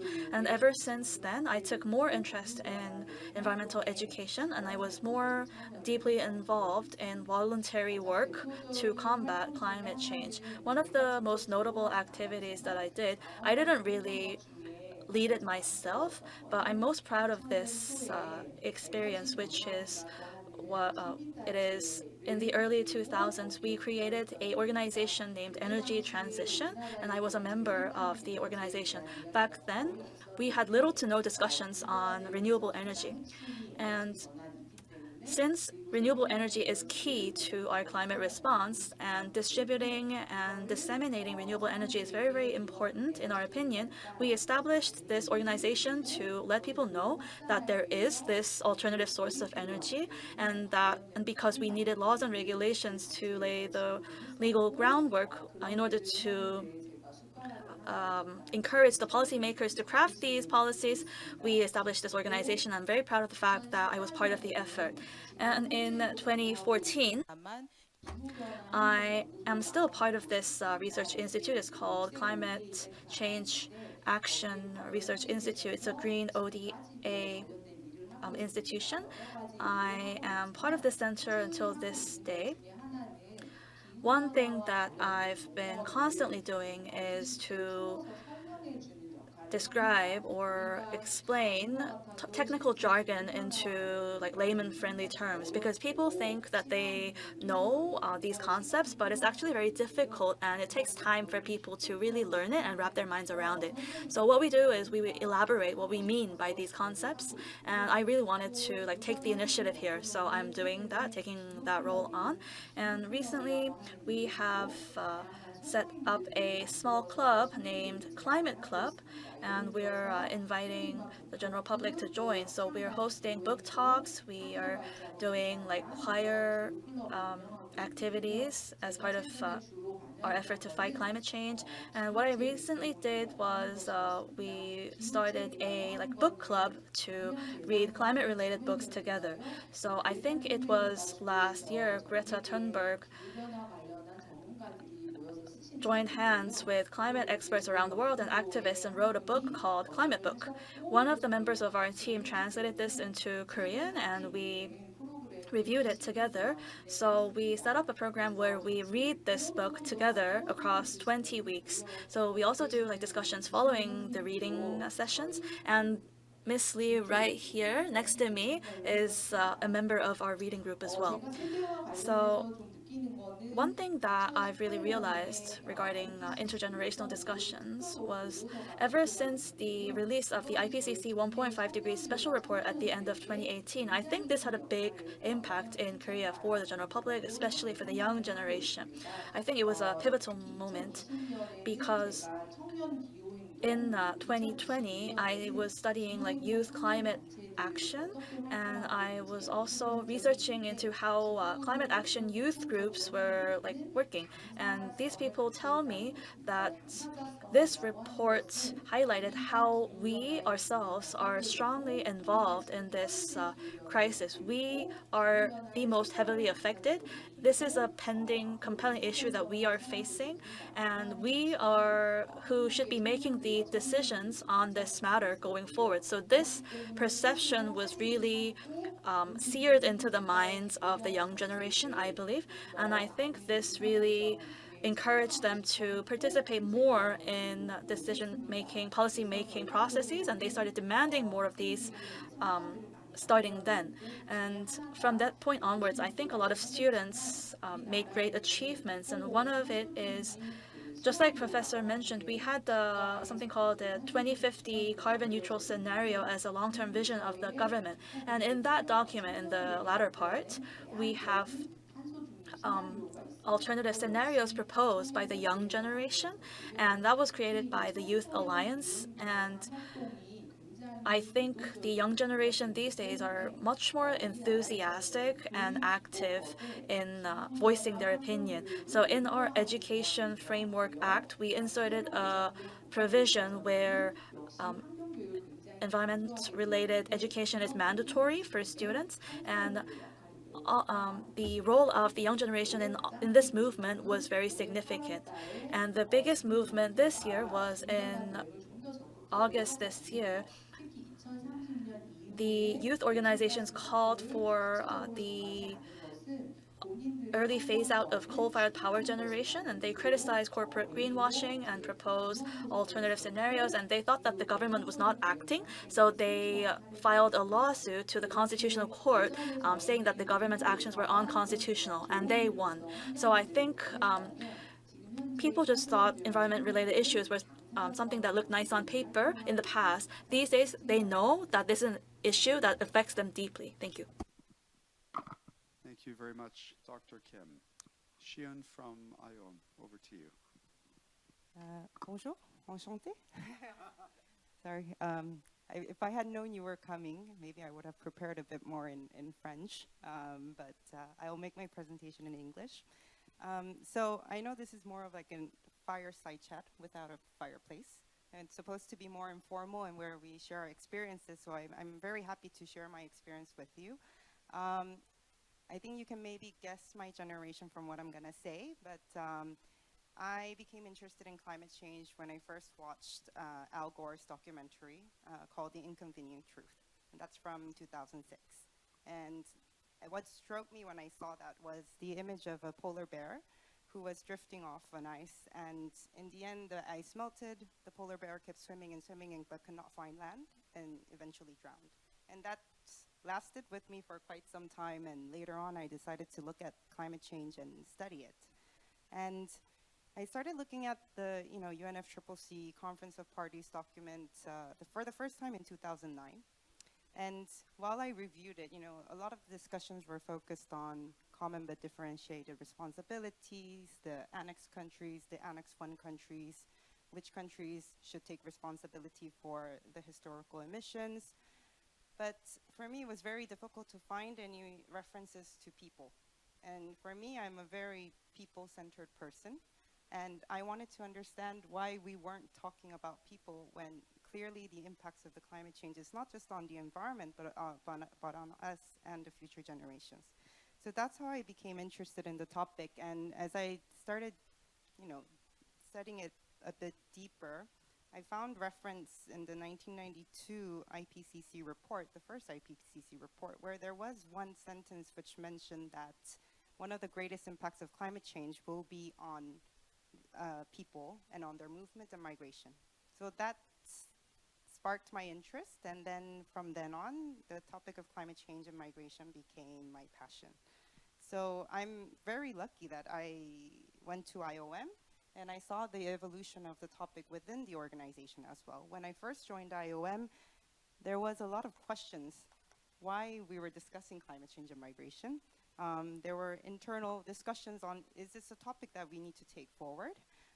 But eventually, I saw the establishment of the first division ever within the UN system that focused on climate change and migration. And I think we're at now a completely different place, because if you look at the most recent IPCC report, there are hundreds of references to migration and forced types of movements, displacement. So I think we've come really a long way. And I think what has really changed is the perception of looking at migration.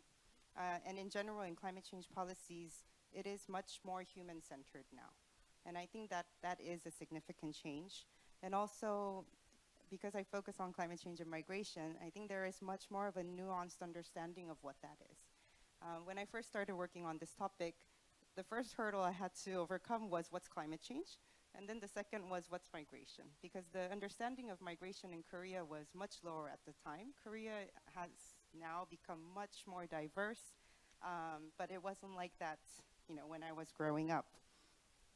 So, but now I think we've moved beyond that question, and now people are asking me, okay, I understand that climate change impacts migration. So what are the solutions and what can we do? So there really has been this transition of trying to understand what climate change is, and now asking for climate change, climate action. And I think this is why, the SDG goals also clearly uses the phrase climate action rather than just climate change.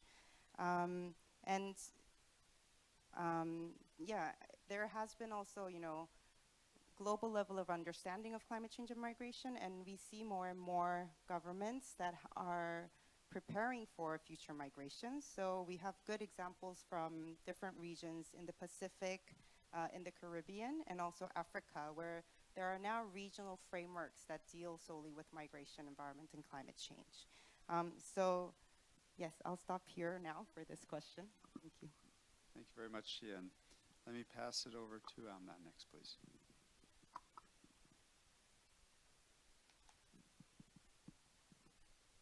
Good evening, everybody. Thank you for the question, and thank you for inviting me here.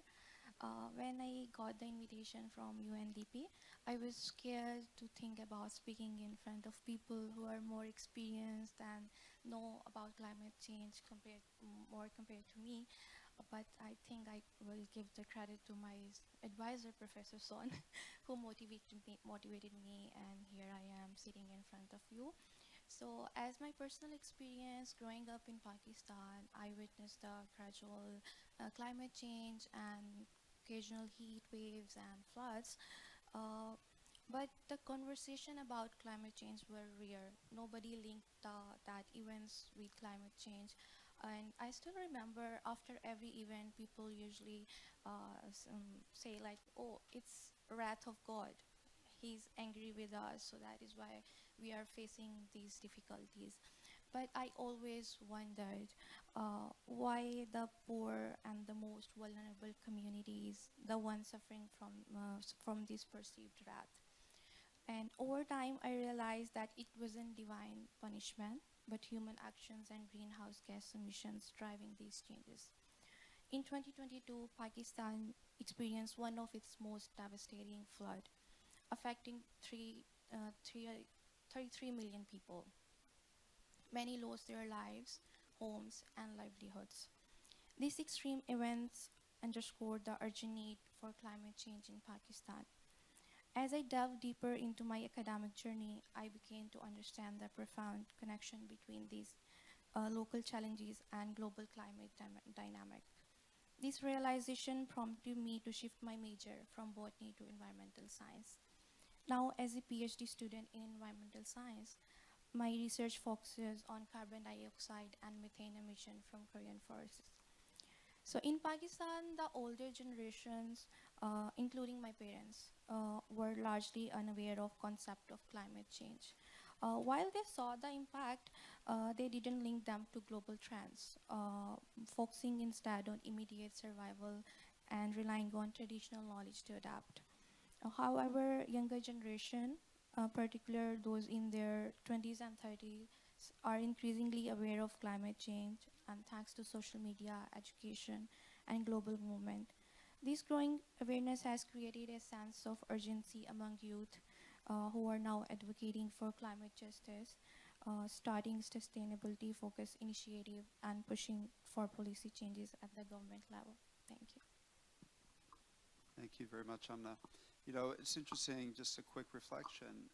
Each of you has come into the climate issue from a very different perspective. We all have our own personal journeys, and I think what I'd like to do is at the end, when we go to the Q&A, let's hear a little bit about how this really affects you personally and what it is that you feel you can do to contribute. I mean, I have my own personal reflections, which I'll share for the end as well. But thank you all for that. I think that's wonderful. I think as we move into the second session, which is about past lessons and future visions, this is really interesting because now we start to talk about very practical issues. Let's see if we can limit each of your remarks to 3 minutes. Worst case scenario, we get through it all, we just have less time for Q&A, but I would like at least a good 10 minutes for Q&A at the end. So the question is, what key lessons from past climate efforts can be applied to today's challenges, and what future innovations or strategies offer the most hope for meaningful change? So again, a very practical question. Dr. Hub, we'll begin with you again, please.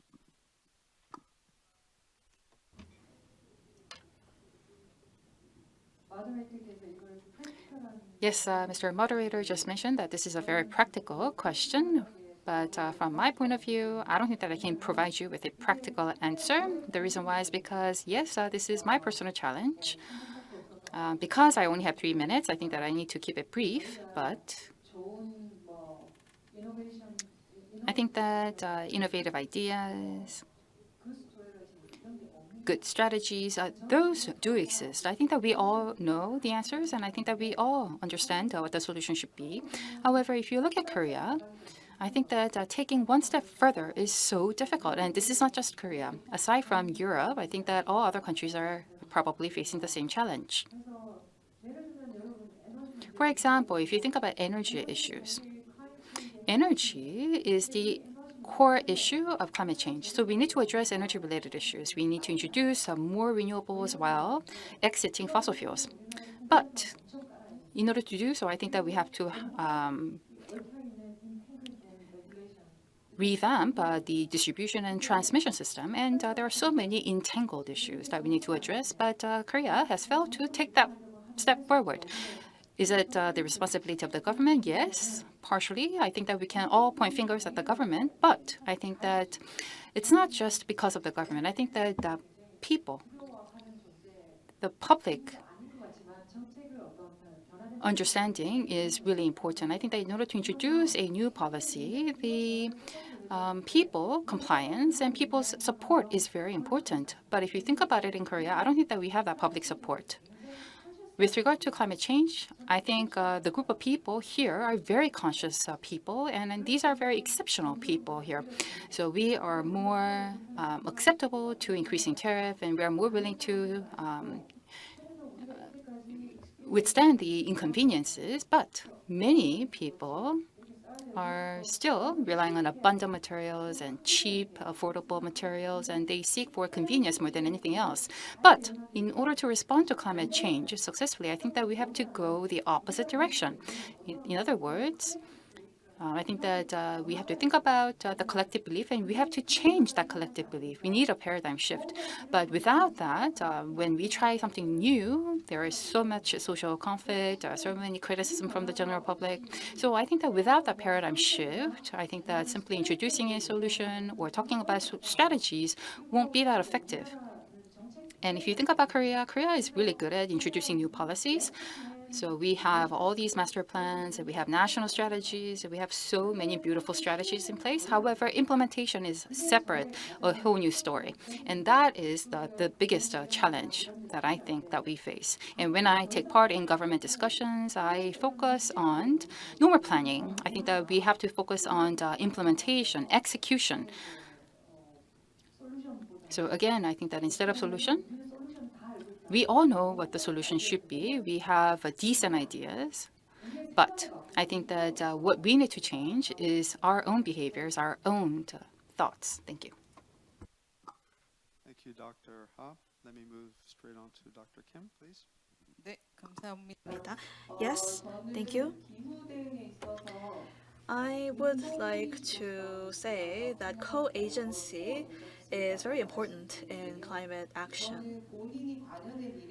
This means that for matters that you're involved in, you should be able to have autonomous decision-making opportunities, and you have to have the commitment and the ability to build a future by uniting with your colleagues. Out of the activities that I took part in recently, there's something called a switcher activity or campaign that was undertaken in Gyeonggi-do.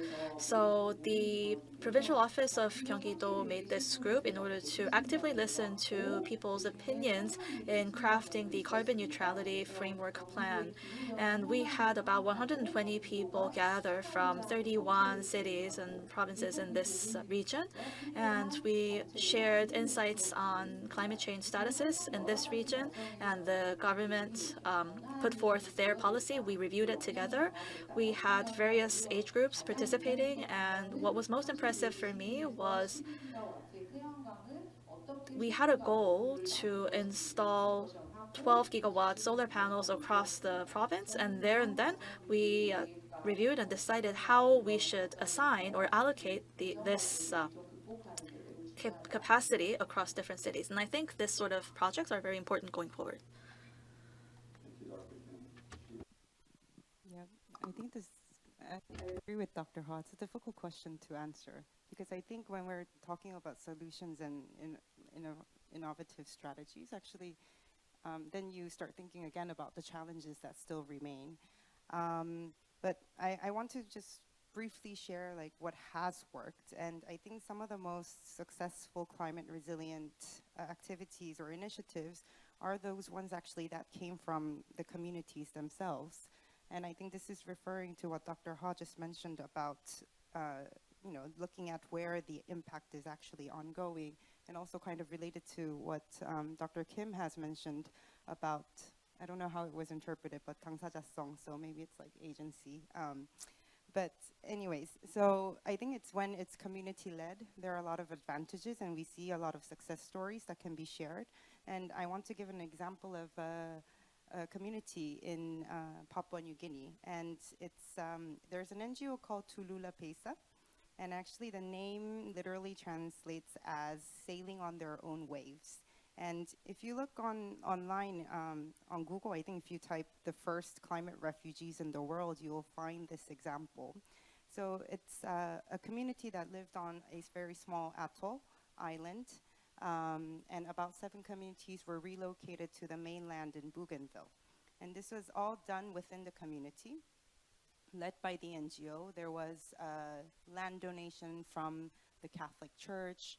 People set up their own plans of what they expected to do when they moved, what kind of housing they would build.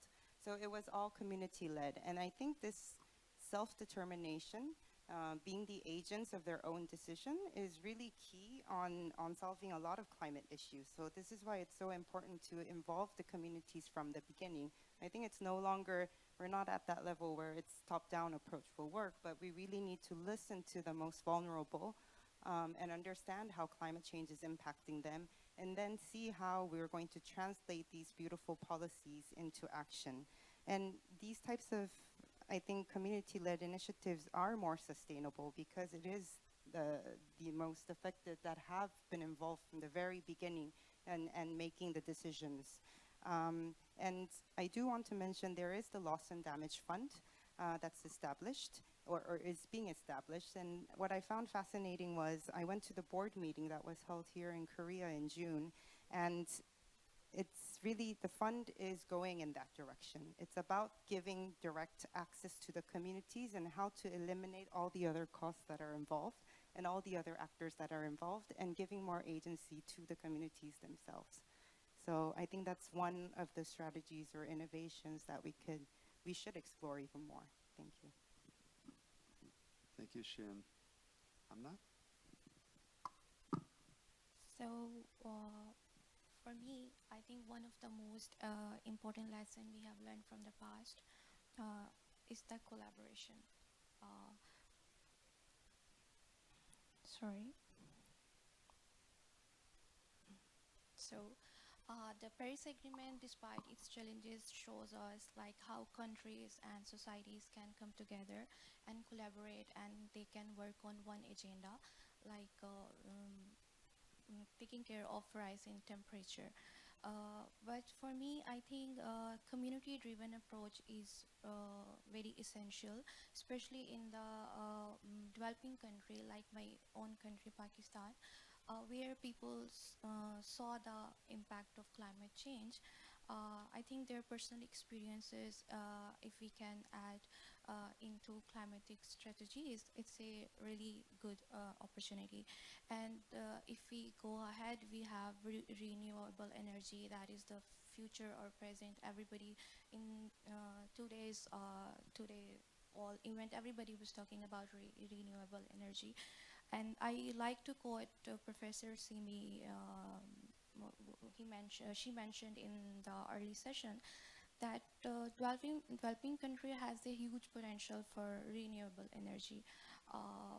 India, Pakistan, I think sun shines really bright on Pakistan. We have like really strong sun.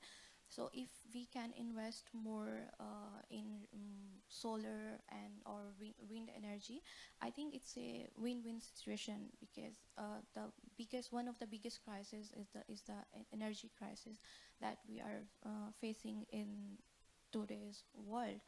And lastly, I will say about the nature-based approaches, especially restoration of forest and wetlands, and taking care of coastal areas can can help us like in dealing with carbon emissions, because they have huge potential for carbon sequestration, and they can help us to maintain our biodiversity.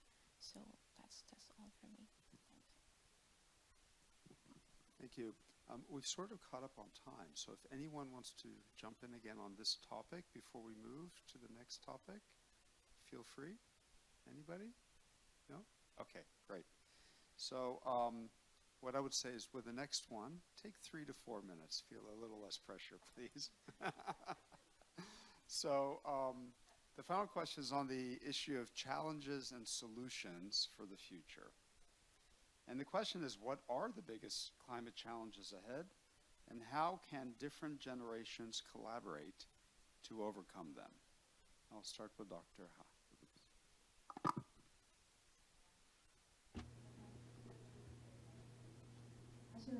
All right, so as I was listening to the other panelists speak, this question in particular was the most challenging for me, the most tricky one to answer. We all pointed out how grassroots movements are important, and we have to, go towards the bottom-up approach. I believe we're living in testing times, challenging times, and it is the government's role to really act out, but which is very difficult. We're seeing little, small changes here and there, also in the current society, but without a government level, nationwide, systematic change, it's very difficult to keep this momentum going. So this is why I keep thinking about the government's role. As a professor in policy studies, policies should be changing incrementally. This is the most ideal and realistic way to change. This, according to the philosophies of traditional policy theory. But when it comes to climate change, I don't think this is applicable. We really need a paradigm shift, a truly fundamental change in order to fight this. This is a daunting challenge, in my opinion. And just like I mentioned in my answer for the second question, we need the general public's consent and consensus. But we have not yet reached that point because we are part of a private action consciousness group, in my opinion. And I had a shocking experience recently because there's a person who's very highly educated and very active on the social landscape, a CEO in their early 30s. So you could see this person is part of a future generation, right? I was talking about climate change with this person, and this person couldn't understand why energy transition and climate change was connected. So we think like future generations, highly educated people would definitely understand what's happening, right? But this person couldn't. They just thought energy transition was something very simple, flat, like environment protection, and he couldn't understand how all of these dynamics were interconnected and was a serious global challenge.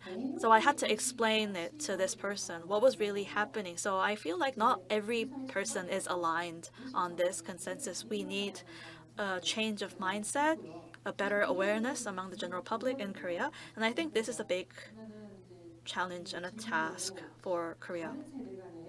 So the question was, how can different generations collaborate to overcome this challenge? Well, if you look at the future generation these days, they have great ideas.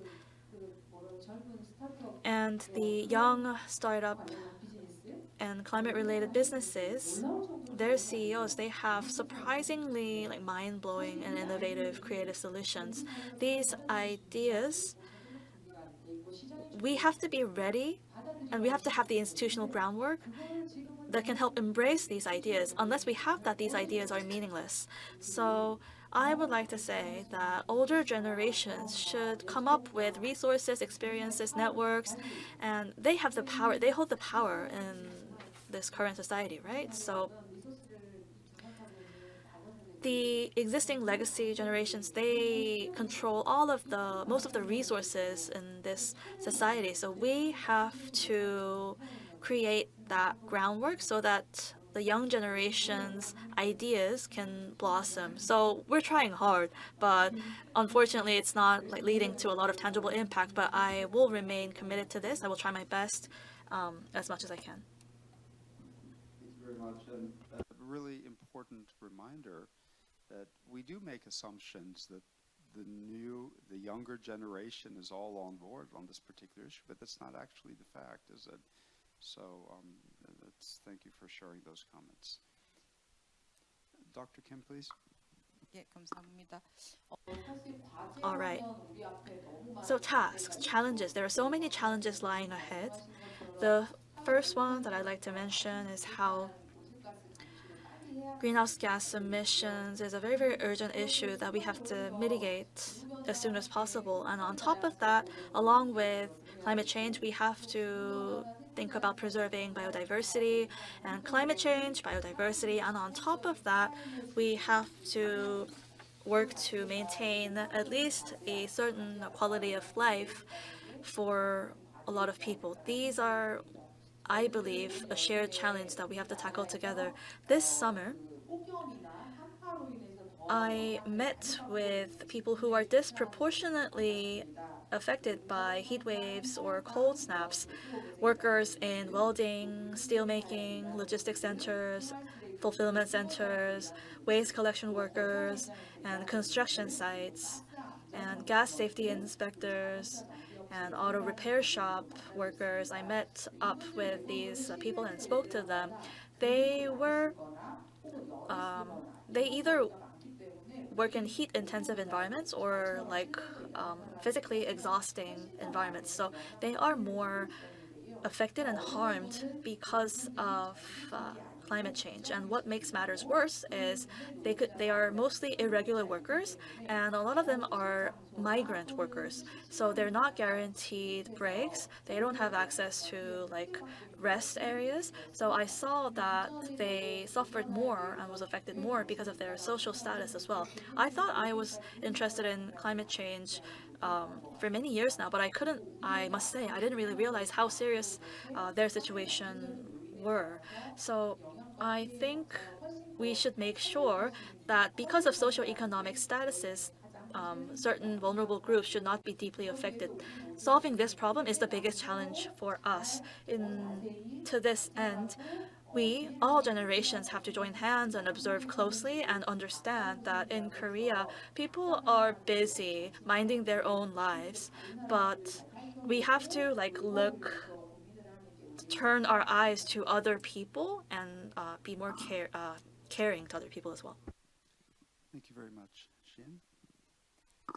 I'm glad the previous two speakers talked about governance or more structural issues, because I was very conflicted whether I should go in that direction or take a complete different direction in my response.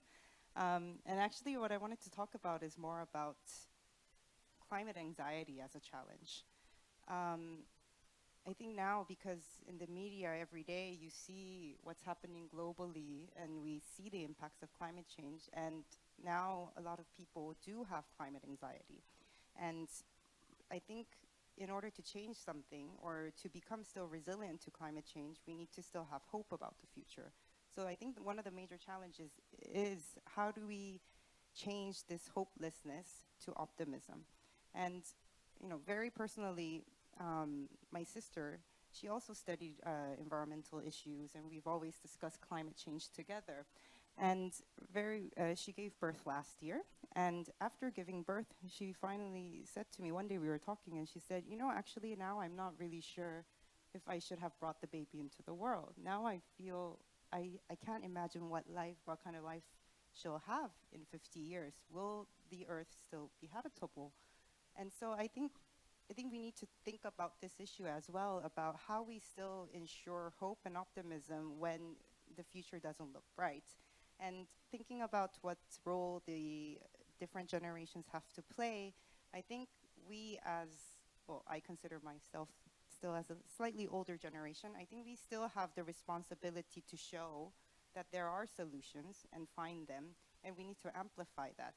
I think a lot of the media also focus too much on the negative aspects of climate change, but don't show enough what are the good solutions that are coming up. And so I think we need to show that more and show more successful examples. And I think we were, in a way, I think now the older generation are also should think of themselves as historical emitters. It's not just the states, I think, like the US or China that are emitting carbon emissions. We have been in a way, living a life that's more privileged, where we didn't have to think about the resources, we didn't have to think about the impacts of plastic, and we lived with it.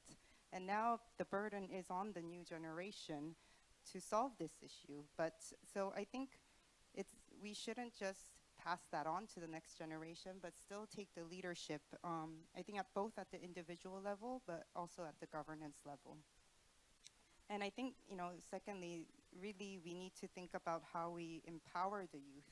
And Oren, you referred to the declaration that was made at the General Assembly of how we involve the youth as decision makers from the beginning. So I think going in that direction is super important. And so IOM has been really prioritizing how we support youth so that they become the next leaders on climate change. Because you are the future policymakers and it is your tomorrow. So before COP, which is the annual event where all the governments gather every year to discuss climate change issues, there is a conference of youth that takes place just before, always. And IOM has been sponsoring this event from last year. And this year, as well, we're sponsoring 20 youth to attend the Conference of Youth and the COP, because we want to build their capacity so that they are able to raise their voices in these platforms.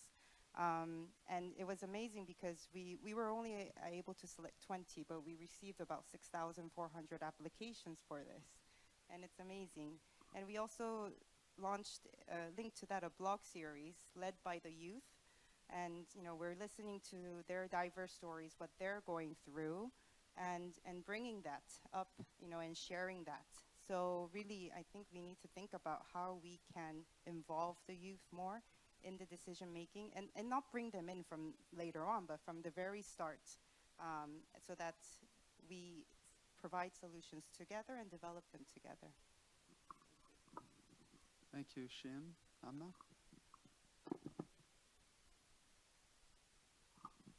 So the biggest challenges we face are multifaceted. First, there is the urgency of reducing greenhouse gas emissions rapidly.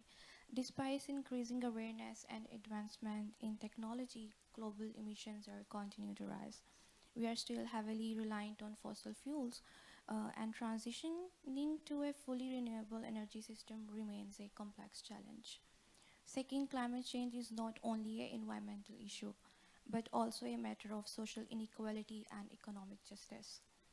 Vulnerable populations, especially in developing nations, are disproportionately affected by climate impacts, flood, droughts, and heat waves. Although they contribute the least to emissions, this disparity creates a challenge in ensuring that climate solutions are equitable and inclusive, addressing the needs of those most at risk. Third, we face the challenge of adaptation and resilience. Even if we significantly reduce emissions today, we are still locked into certain climate impact because of past emissions. It is essential to develop resilient systems in agriculture, infrastructure, and healthcare that can endure the increasing frequency of extreme climate events. To overcome these challenges, collaboration across generation is crucial. As Professor Ha mentioned, older generations bring a wealth of knowledge, experience, and historical context, and many have witnessed how environmental degradation unfolded over time and have insight into policy frameworks, industrial practices, and governances that can guide us in making systematic changes. On the other hand, the younger generation brings innovation, passion, and sense of urgency. We have seen youth movement taking global action and hold leaders accountable. Younger generations are adept at using technology and social media to mobilize, and they demand more ambitious, forward-thinking solutions. Combining the experience of older generation with creativity and energy of younger one can create powerful cooperation to advance climate action. Lastly, mutual respect is key.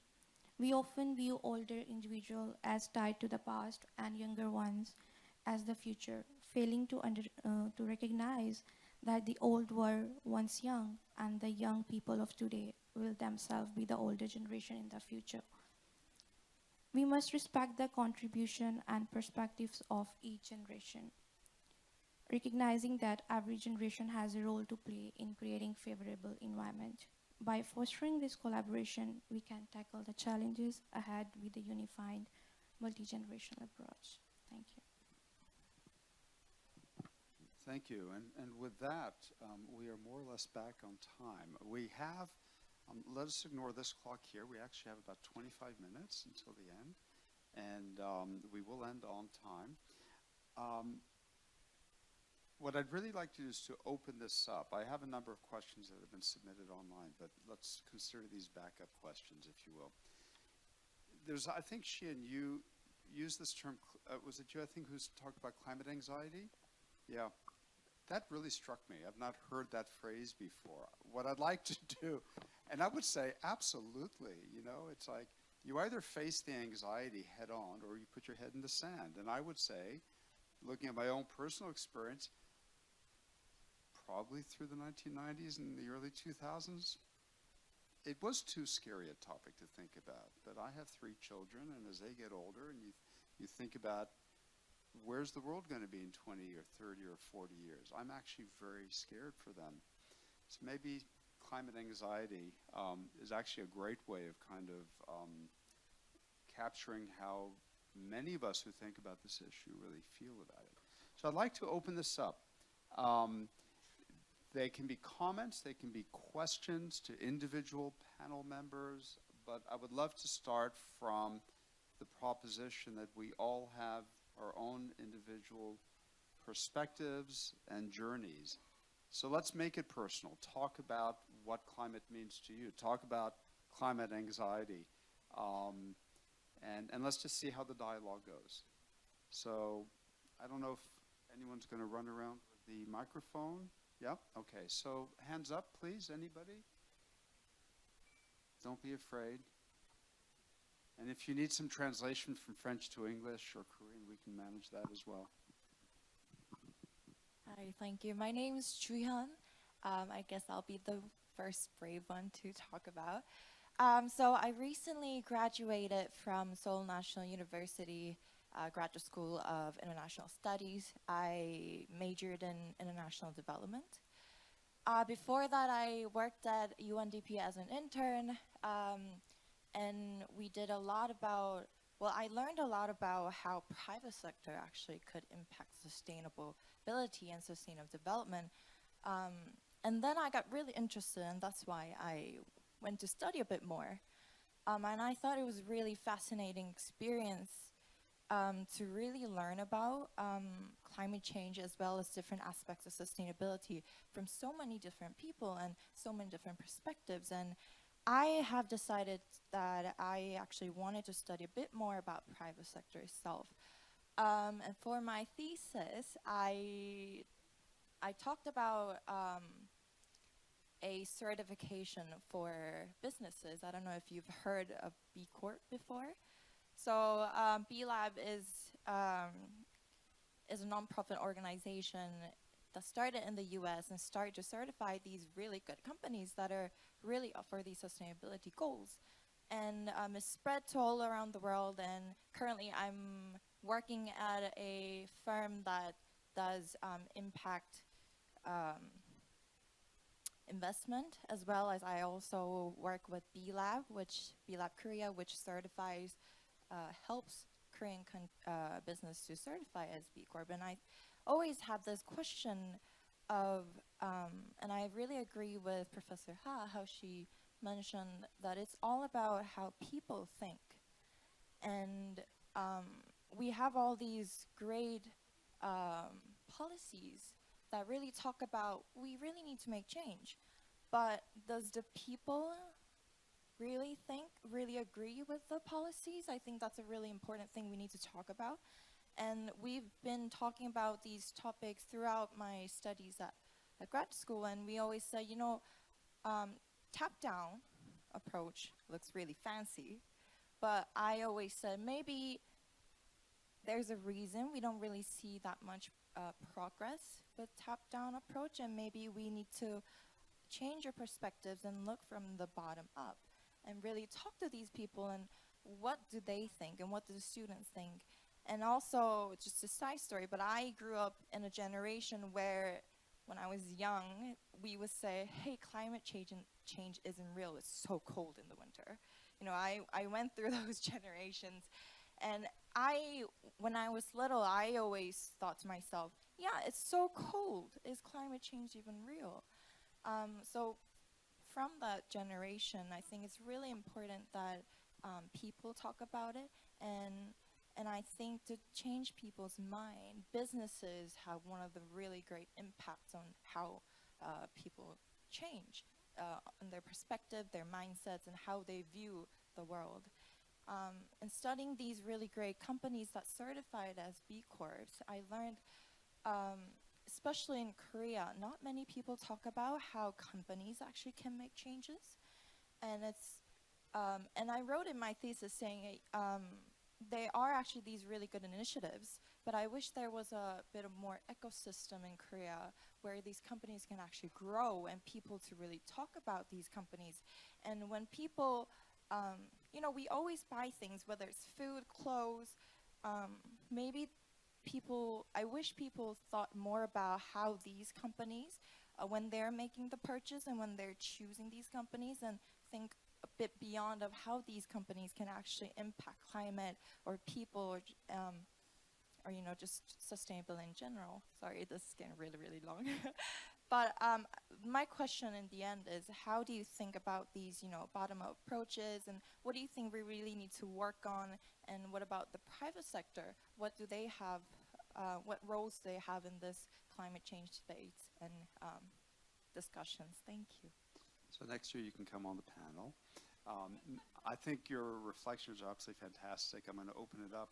Just a couple of things, kind of links also to a couple of questions, which is really, what is the role of government, of business, of citizens, of civil society? How do we get everybody to work together? What's working, what's not? So I think your analogy of the top-down and bottom-up is absolutely critical. So let's open it up. I'll take anybody if you'd like to jump in.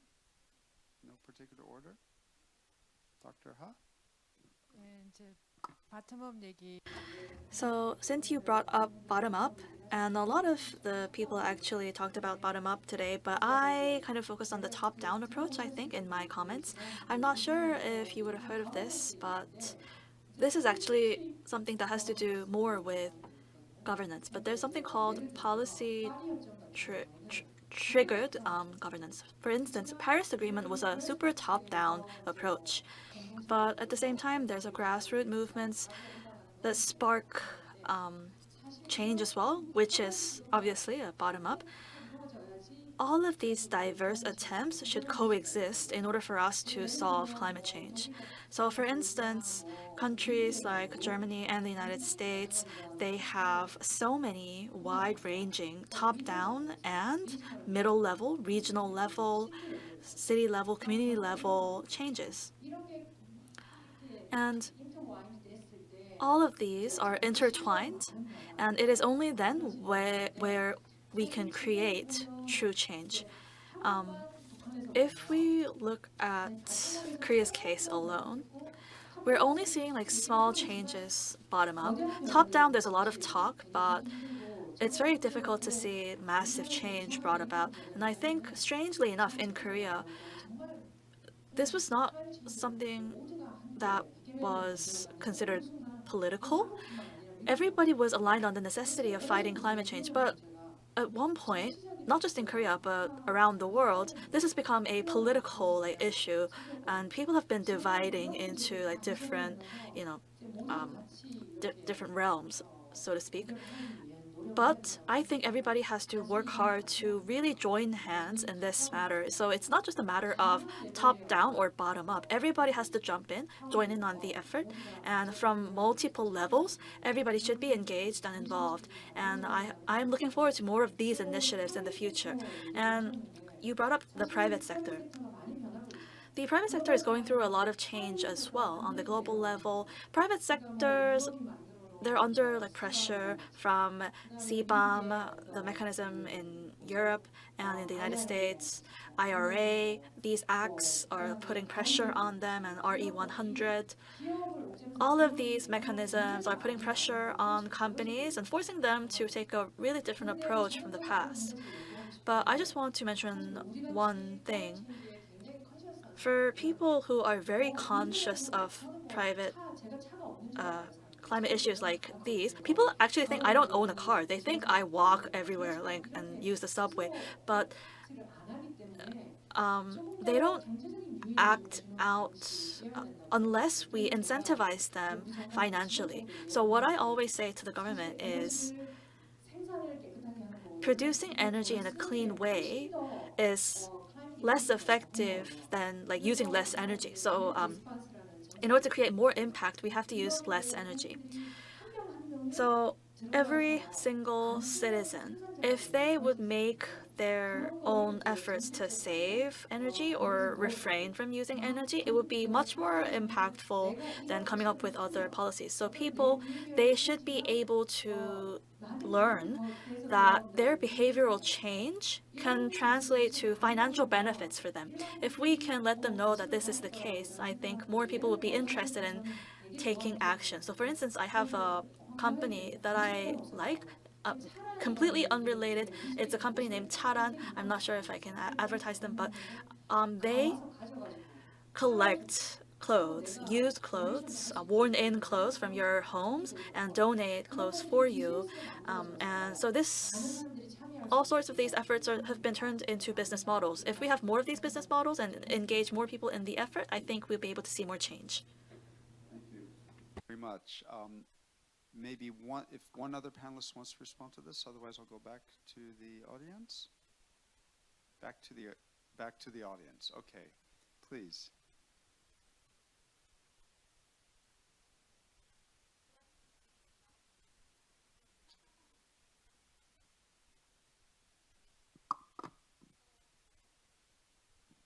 Hello, my name is Devi. I'm from the Philippines, but I'm currently studying at Korea University Graduate School of International Studies. So I just wanted to know your opinion about how can we in the academe or in the international organizations increase inclusivity, specifically among indigenous people and women, aside from the youth, because they're part of the marginalized groups when we talk about climate change, to just move beyond being ambassadors to having a more proactive and meaningful role in our global fight against climate change. Thank you. Thank you. Any takers? Dr. Kim, please. So thank you so much for that great question. So this kind of follows up on what I just mentioned in my previous answer. So climate justice means people who are underprivileged are disproportionately affected by climate change, and if this is the case, we have to protect them institutionally and through policies. In that regard, I would like to highlight that climate action means building a better society. So, and I don't mean a bipolarized society, a divided society that like the one we are living in right now. People who have a lot of resources and are wealthy will have no issues adapting to the new environment and will have a good life, but this is not the case for many people out there. There are people out there who only have two options: to give up or to suffer. So we have to, you said inclusive, but that's a very, very important key pillar to climate response policies, I believe. Something that we have to take note of. Next person in the back, please.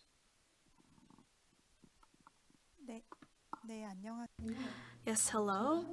I would like to ask a question in Korean. So if you require interpretation, I think you have to wear a receiver.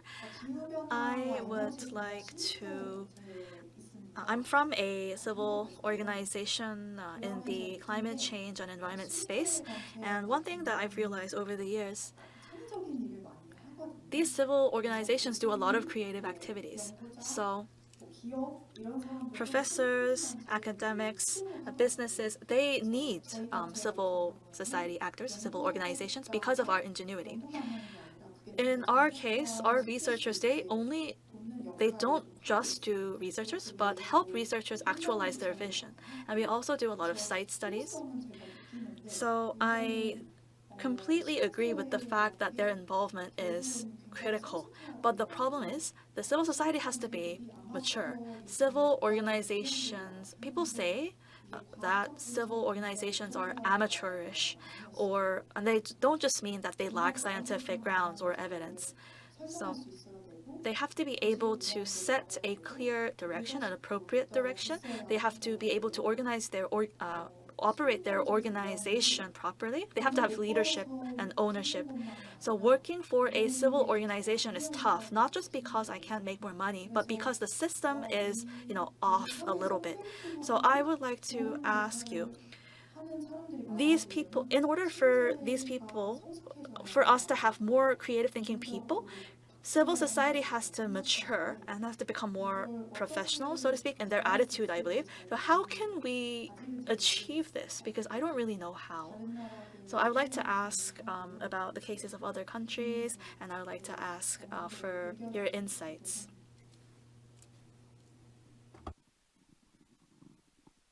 It's an open floor. Please.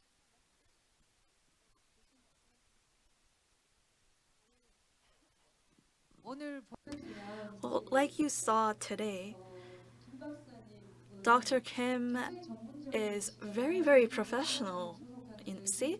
And the and the civil society and organization that she is part of is so admirable.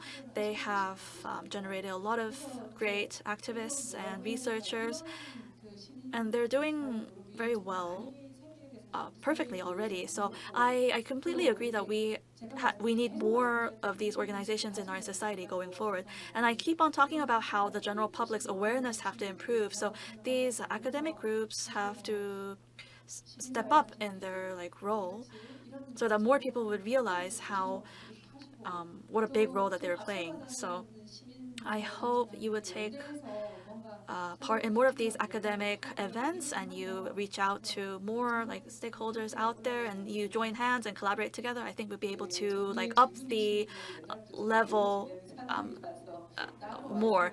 I'm very close to the person who asked the question, actually, so we can take it out of this hall and talk separately. But I wouldn't really say that the civil organizations are immature. I would just like to say that the system is incomplete. The system is a critical infrastructure for these bodies to be operated properly, but the system is a bit lacking because civil organizations don't have resources or the budget to make it happen. So a lot of people, they have to put on multiple hats and juggle different activities. So because of these inevitable challenges, I think the system is a little wonky, but I think you can ask for help to a lot of people and receive help if necessary. Thank you. Final question in the back. This is heavy responsibility, and I don't want to be a very good question. Yeah, and I don't want to take the chance for them to speak. Anderson from UNDP, regional office in UNDP. I think it struck me the last question about this discussion on society, because it's not all about intergeneration discussion, but inter-society discussion. What we should educate everybody to the same level. I think by the experience I heard, not even in Korea, that you have a high level of education, you were able to do, because you have CEOs that do not know major things about climate change. So I think it's much more about harnessing the knowledge of different societies, indigenous people, because they all have stakes in this, they all have their own interests to defend. And this happened in not only climate change, in the area of chemicals and waste where I work, also plastics. Different NGOs, different societies, they have different interests, and then we just achieve something in common when we are able to harmonize these interests. So I think it's kind of a very, a very high level to educate everybody at the same level, because then we kill this difference that make us a society, that make us human, and also basically maybe we find a wrong solution, because if we all agree to that level of education, maybe it's not the right way to do it. We'll see where we reach it now. Our economic model based on oil lead us to this situation we are now. So basically, this is important also to consider thinking about a little bit outside the box when we try to discuss, for example, with our parents or with our cousins at home, different views and etc. Thank you. So yeah. Thank you. And very appropriate that UNDP had the last word on the floor. So thank you for chiming in. I'm going to ask each of the panelists if you'd like to make any kind of concluding remarks, whatever it might be, between 30 to 60 seconds each, beginning with Dr. Ha. 제가 오늘 뭐 So today I had a great, wonderful experience. I should be speaking like practical stuff, but it's always the case that it seems kind of meaningless talking about practical stuff.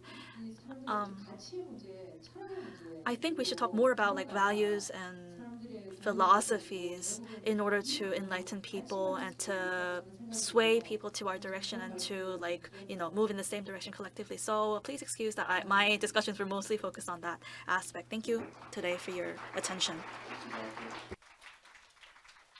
Xian next. No, I'm very glad that actually we brought in very different perspectives, and we talked about, I mean, we had the same question but responded to them in such different ways, which I think shows the complexity of the issue and the challenges that do lie with us.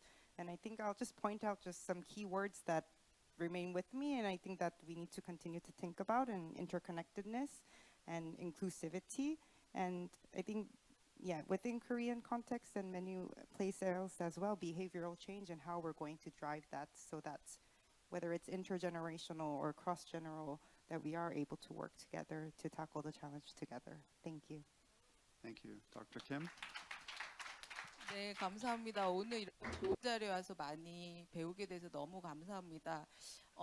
우리는 하루 종일 듣고 말하는 것이 우리를 다 만든다라고. Our job is speaking and reading every day.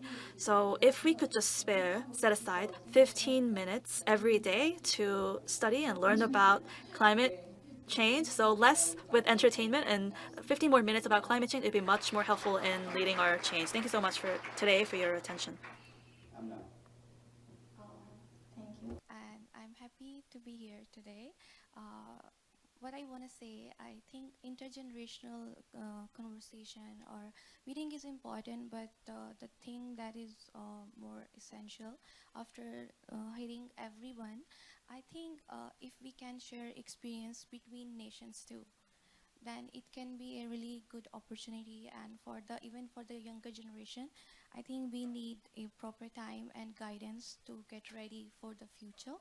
So if we can work together, then we can achieve what we want, like a sustainable planet. Yeah, thank you.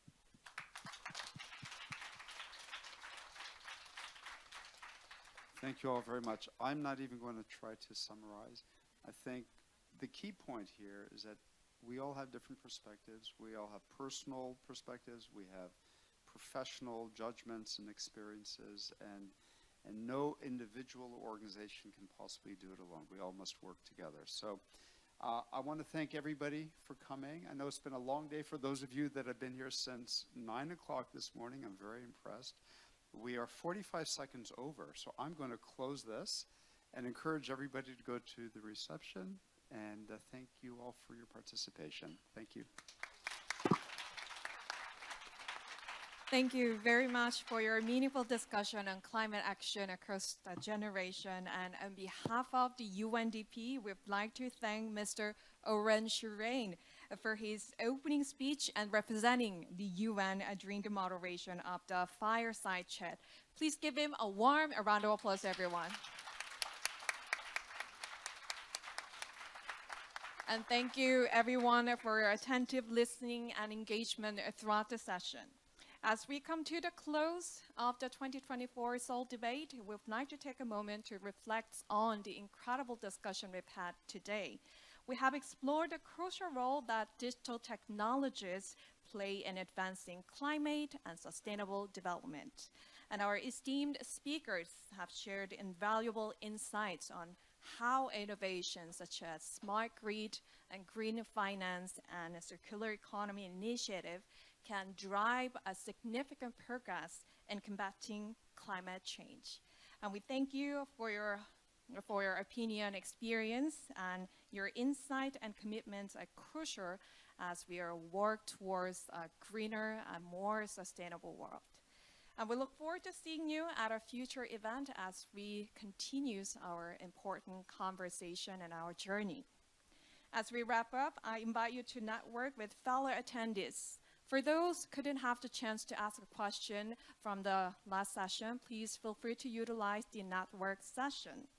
The light sandwiches and beverages will be available at the back side of this meeting room, and it is good. I think it would be good to remind you that this will be vegetarian as we are trying to minimize a footprint. Before you leave, we would like to inform you that the receivers should be collected. So please leave your used receiver on your chair and return to your name tag and help us to reduce a single use of plastic in the spread of today's event. So that's all from me. Please enjoy your meal and enjoy this networking session. Thank you very much, everyone.